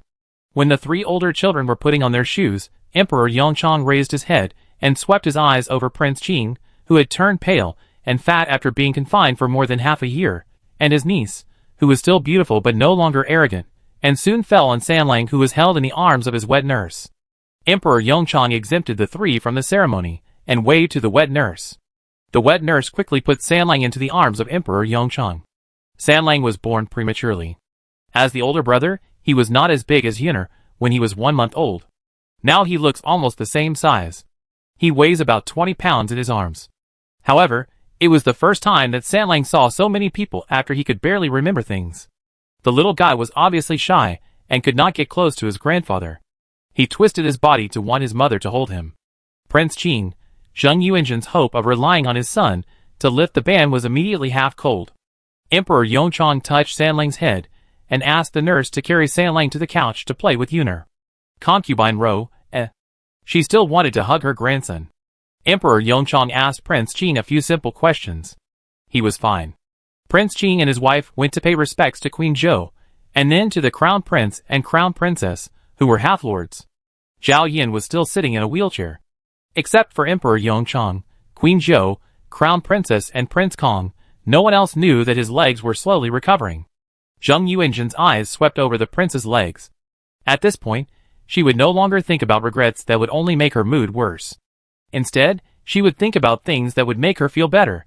For example, although the Prince of Qing whom she married did not become the prince, he still had the dignity of a prince and a strong body. As for the prince, even if he became the emperor in the future, he would be an emperor sitting in a wheelchair, which was not enough. After paying homage to everyone, Queen Zhou gave the Prince of Qing and his wife a seat. Yao Huang didn't pay much attention to the two. Prince Qing used to be disrespectful to his second brother in the wheelchair, but he probably wouldn't dare to do that again. Then Yao Huang just treated Prince Qing and his wife as a pair of royal relatives with no affection, and just maintained a superficial harmony. She was more curious whether Yuner and Sanlang on the couch could play together. Yuner was still very enthusiastic. With a playmate who was about the same age as him, the little guy grabbed a gold bracelet with a gold bell and crawled towards Sanlang. Unfortunately, he crawled too fast. Sanlang, who couldn't judge his intention, was more afraid. He turned around and crawled up, and soon crawled into the arms of his own wet nurse, who was guarding the couch. Yuner chased to the couch, propped up the couch with one hand, and raised the golden bracelet to Sanlang with the other hand. Sanlang lay on the nurse's shoulder, with his butt facing his brother. Emperor Yongchang smiled, walked to the couch, and stretched out his hand to Yuner. Give it to the emperor will cherish it. Yuner happily put the golden bracelet in the emperor's hand. Prince Qing, Zhang Yuanjun, After dusk, the palace banquet began. Emperor Yongchang entertained male guests in Qianyuan Hall, and the empress and concubines entertained female guests in the central palace. For the emperor and his ministers, there must be wine at any banquet. Emperor Yongchang was in a good mood and drank several bowls of wine. When the banquet was halfway through, Emperor Yongchang's face turned red, and he was obviously a little drunk. When Emperor Yongchang picked up the wine bowl again to drink with the ministers, King Kong left the table and advised, "Father is drunk, so you should drink a little of this bowl." "I will drink it all." Emperor Yongchang waved his hand to let him sit down, and hummed, "I know my alcohol tolerance. These few bowls of wine are nothing. After I finish this bowl, I will personally go down to dance with a sword to entertain you." Ministers, Drunk like this and still dancing with swords. What if he accidentally hurts the emperor? What if he accidentally hurts them? Ministers tried to persuade him. The more they persuaded, the more Emperor Yongchang refused to listen. He raised his head and drank the whole bowl, and put the bowl heavily on the imperial table. Emperor Yongchang walked around the high platform, shook his sleeves, and said loudly, "Bring me my sword." Eunuch Wang immediately held Emperor Yongchang's sheathed sword with both hands and presented it. In full view of the crowd, Emperor Yongchang took the sword and walked down the high platform step by step. As he walked, he persuaded the ministers who were all staring at him, and smiled, "Drink, just look at me." Before he finished speaking, Emperor Yongchang stumbled. The military officers reacted the fastest. Li Qian, the Duke of Xinghua, who was sitting in the front, and Sun Lianshan, the Marquis of Weiyuan, who was specially summoned back to Beijing to report on his duties, stood up at the same time and rushed to the stage like two tigers and leopards. When they were halfway there, two figures rushed to the stage from the opposite side. The one in the front was Prince Kong, and the other ran a few steps, and then slowly knelt on the ground. Emperor Yongchang, who had been swaying his upper body left and right for a long time without falling, stood still and looked at the man kneeling in the hall in disbelief. The two dukes who were about to help Emperor Yongchang stand up saw that the emperor had stood firm, and subconsciously looked in the direction where Emperor Yongchang was looking. As they did so, Prince Kong, who was halfway through his run, also looked back. Prince Qing, who was trying to stand up by supporting the table because he was lazy and had slowed down due to being confined for half a year, widened his eyes. Like the two prime ministers and 6 ministers behind him, they froze in the position of standing up or raising their feet to help Emperor Yongchang, and all stared at the prince, who was kneeling on the ground in amazement. Did their eyes blur? The prince actually stood up and ran a few steps? The ministers who were sitting in the back with low official positions did not know what Emperor Yongchang and others were surprised about. For example, Yao Zhenhu, who was made an earl by his daughter, and Yao Lin, who had just been promoted to the 5th rank of Qian, who were far away from each other, and it was not their turn to help Emperor Yongchang. Others were surprised, but the father and son exchanged glances. They both felt that there were too many rules in the royal palace banquet. After drinking for a while, they had to listen to the emperor's speech. Who knew what happened now? Before the father and son finished staring at each other, they heard Emperor Yongchang shouting, "Yener," and then he dropped his sword and rushed in the direction of the prince as if the prince had contracted some acute disease. "Yener Zhao Yan, the prince?" At this moment, Yao Zhenhu and Yao Lin jumped up one after another and rushed to the front. They just happened to see Emperor Yongchang holding the prince's shoulders with both hands, and the prince was slowly standing up. "Yao Zhenhu, Yao Lin, Emperor Yongchang was still shocked. "Yinner, how come you can stand up suddenly?" The prince lowered his eyes, probably because he was too excited. His voice was much lower than usual, but the hall was quiet enough at this time, so the minister still heard the prince's words clearly. Your son doesn't know. Just saw my father in danger. Your son was in a hurry." Emperor Yongchang suddenly hugged the reserved prince into his arms, raised his head and laughed. "Good, my son's filial piety moved heaven and earth. The Emperor of Heaven blessed my son and helped him break the shackles of his broken legs and stand up." The prince had already closed his eyes. King Kong, who only knew that his second brother's legs could move, but didn't know that his second brother could walk a few steps some time ago, believed his father's words without a doubt, and tears welled up in his eyes. When the civil and military officials saw it, they all knelt on the ground, and the two ministers on the left and right led them to praise the prince's filial piety, and after praising him, they all raised their sleeves to wipe their tears. Yao Shenhu and Yao Lin stood in the middle, standing out. Emperor Yongchang ignored the father and son. After all the ministers responded, Emperor Yongchang said worriedly, "Yinner, try again, and see if you can walk a few more steps." The prince, with his eyes downcast, slowly turned around, walked back to the wheelchair step by step, and sat down. This time, all the kneeling civil and military officials could see clearly that the prince of the Great Qi dynasty could really walk. Chapter 177. Tonight, a simple play will not only prepare the civil and military officials in the court in advance, but also publicize the prince's filial piety and spread a good story of a loving father and a filial son among the people. No matter how much the ministers believe it, the people who have hardly read books are easy to believe and are happy to spread such good news. Then the prince of the Great Qi dynasty must be a chosen heir, who would recover after 3 years of disability. If you want to perform a play, you have to do it in full. After the prince sat down in the wheelchair, Emperor Yongchang stopped dancing with the sword and excitedly summoned the imperial doctor to feel the prince's pulse and check his legs. The two most experienced imperial doctors came. They were unaware of the situation beforehand. They were massaging the prince's legs and watching him walk with his legs lifted. They were as shocked as if they had seen a miracle in medical history. They first said conservatively that the prince might recover, and then attributed his turnaround to his filial piety. For such a happy event, Emperor Yongchang would naturally send someone to inform Empress Zhou and the crown princess in the central palace. The eunuch from Qianyuan Hall came to announce the good news. He stood in the center of the harem hall and told the story of the prince standing up in front of all the officials and wives in the hall. Yao Huang, She never thought that one day she would hear her husband and father-in-law mentioned in a story.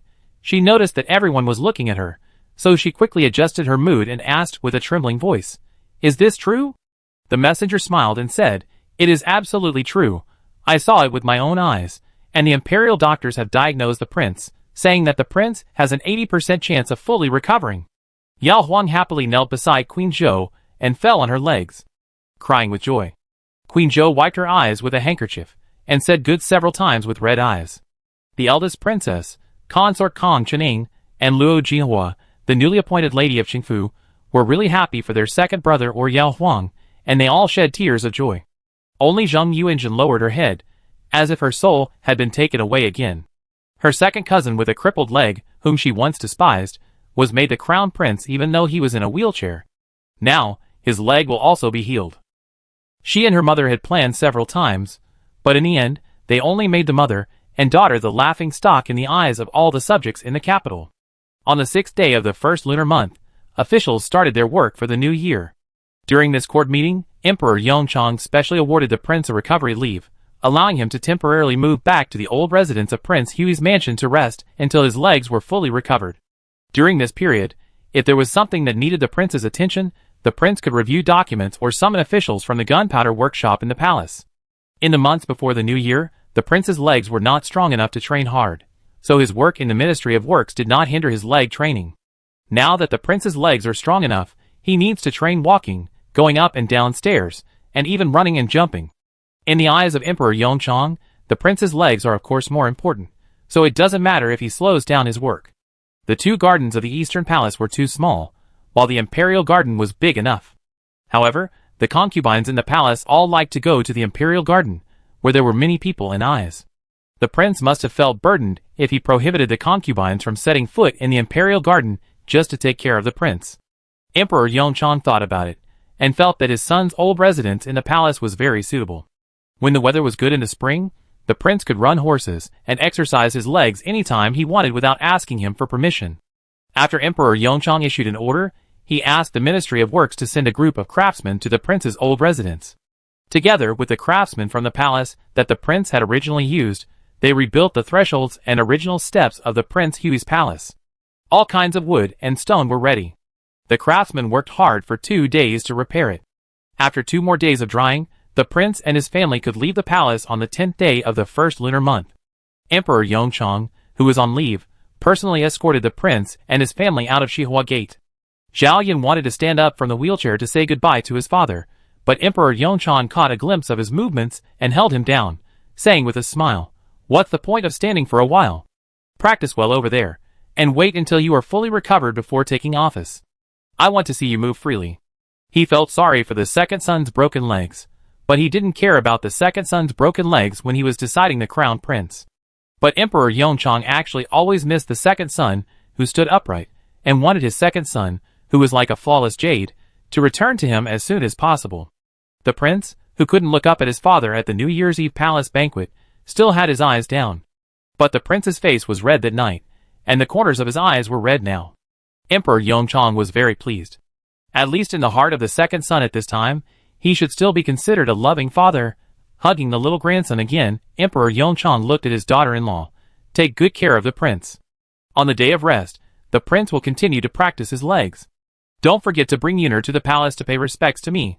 Yao Huang smiled and said, "Since father is so reluctant to let Yuner go, just leave Yuner in the palace. Father and mother will take more care to help us take care of her. It's just right for Yuner to show filial piety to father and mother on behalf of me and your highness." Emperor Yongchang pretended to hold Yuner and walked to the palace. Yao Huang also pretended to push the prince's wheelchair to the carriage. Yuner was still laughing at first, but when she found out that her father and mother were leaving, she became anxious. Although he loved his little grandson very much, Emperor Yongchang did not have much time and patience to coax him, so he walked back to the carriage and handed Yuner to his daughter-in-law, who had already got on the carriage. After saying goodbye again, the carriage set off. Emperor Yongchang was a dignified emperor, so how could he stand in front of the palace gate and send his son off foolishly? He turned around with his hands behind his back and walked back. Suddenly, a familiar cry came from the front. Emperor Yongchang's heart skipped a beat. He turned his head and saw Yuner lying in front of the carriage window, looking for her grandfather. His daughter-in-law was supporting the little girl from behind, revealing half of her face. Emperor Yongchang was very anxious. "Hurry up and sit inside. Don't let his Yuner fall." Yao Huang replied, "Daughter-in-law obeys your order." Grabbing Yuner's little hand and waving at Emperor Yongchang, Yao Huang cruelly carried Yuner away from the window and put her directly on the prince's legs, which were not so afraid of being pressed. Zhao Yan handed Yuner the jade pendant he had prepared in advance. Yuner, who had the jade pendant, had tears in her eyes, but she smiled. In front of the palace gate, Emperor Yongchang was also very happy. He loved this grandson for a good reason. The carriage soon arrived at the old residence of Prince Hui's mansion.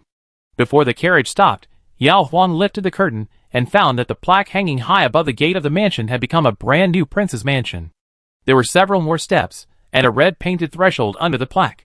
Yao Huang made way so that the prince in the wheelchair in the middle could see outside, and teased, "Father really asked His Highness to come back to practice his legs. He didn't miss the opportunity to exercise His Highness at the gate." Zhao Yan looked out the window, and saw the scene of his first stay in Prince Hui's mansion at the age of 18. Yao Huang first handed Yuner to the wet nurse, and then cooperated with Qingyai to push the prince out of the carriage.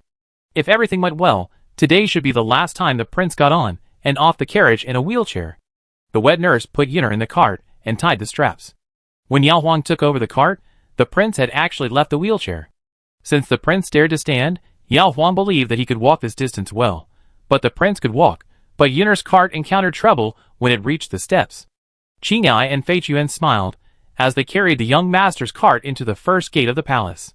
Yao Huang walked to the side of the prince, looking forward, but quietly held the prince's hand. The prince paused slightly, and just when Yao Huang was worried that this man would be reserved and polite again, the prince broke away from her hand and held it back. Fei Chuan saw Qingyai, who had just put the cart steadily on the ground, and quickly lowered his head, waiting for the prince and the princess to pass by them. Qingyai pushed the young master and followed at a distance, and Fei Chuan stood by. Yuner could see the backs of her father and mother, and knowing that they were there, the little guy looked around with peace of mind. Compared with the young master, Jin Bao, who jumped off another carriage, was very steady, and stayed by the side of the young master's cart, not interested in anything. On the 9th day of the 12th lunar month last year, the prince could only let go of the handrail and walk a short 10 steps. Today, the prince actually accompanied the princess to the front yard of Ming'an Hall, and crossed several thresholds in the middle. However, this is the limit of what he can do at present. Yao Huang noticed the sweat on the prince's forehead, and smiled, as he took Yuner into his arms. The prince likes to practice his legs in the garden alone, but the princess also likes to take Yuner to visit the garden, so the couple divides the back garden into 2 parts. If the prince is in the east garden today, the princess will go to the west garden for entertainment. If the prince chooses the west garden tomorrow, the princess and her mother will go to the east garden. The prince chooses quiet and secluded places to practice, and Yao Huang will not deliberately look for him, so the couple basically only meet 3 times a day and at night. At night, the prince will pull the princess to continue practicing his legs, and only at this time, Yao Huang can personally feel that the prince's leg strength is getting stronger and stronger. By mid-February, the sunshine in the capital had become noticeably warmer. The peonies in the old residence of the crown prince were kept in the area with the best sunlight. Yao Huang had recently often brought Yuner to the peony garden, and especially loved to observe the flower buds of the 12 Yao Huang peonies. According to Yao Huang's understanding of these Yao Huang peonies, they would bloom most brilliantly in mid-March, but every year 1 or 2 flower buds would bloom early, competing to please their owners. On February 23rd, Yao Huang came to see the peonies again. Yuner, who had just learned to walk, knew which one his mother liked to see the most. After being put on the ground by his mother, the little guy immediately staggered along the garden path, and finally stopped accurately in front of a Yao Huang peony. He looked at the flower bud that was a little taller than him, and the little guy excitedly turned half a circle on the spot, pointing at the flower bud and shouting to his mother, "Open, open." Yao Huang followed, and saw that the flower bud had indeed opened its first pale yellow petal. The mother and son were fascinated when they heard footsteps behind them, which seemed strange and familiar. Yao Huang tilted his head, and saw the prince in a tea-white brocade robe walking towards them along the path the mother and son had walked. He was not walking fast, but not as slow as when he was practicing his legs before. It was as if he was just a male owner who came to enjoy the flowers and strolled in the garden, a male owner who had never been injured and had never sat in a wheelchair for 3 years. Yao Huang, who was squatting in front of the peony bushes because she was supporting Yuner, had to look up at the prince again. Yuner didn't think there was anything wrong with her father. She left her mother and staggered towards her father. The little guy walked a little fast and suddenly fell forward when he was a few steps away from his father. Zhao Yin took a few quick steps forward, held Yuner steadily, and picked up the little guy. Yao Huang, She stood up slowly and looked at the prince, who was approaching in astonishment. Zhao Yin avoided the crown princess, whose eyes were too bright. Although he stopped beside the crown princess, he only lowered his head to tease Yuner. Yuner just likes to walk, twisting her little body to let her father put her down, and then she went to see other peony buds. Zhao Yin was worried about him, and wanted to follow him. The crown princess suddenly opened her arms, and blocked him. Zhao Yin then looked at the crown princess, lowered her eyes and asked, "What's wrong?" Yao Huang hummed, "You can hold someone." Zhao Yin agreed. "Yao Huang, then can your highness hold me?" The prince did not answer, but took 2 steps forward, lifted the crown princess' armpits like he just held Yuner, and lifted her up high, and then held the crown princess' legs steadily. Yao Huang, who had been mentioned like this countless times by his father when he was a child, still had his heartbeat quickened. He hurriedly held the prince's shoulders, clamped his legs around his waist, and looked at him nervously. "I was just talking casually. Put me down quickly, don't force it." Zhao Yin smiled, looked back at his princess and said, "Don't force it. From now on, he can hug her like this every day, until he is too old to hug her anymore."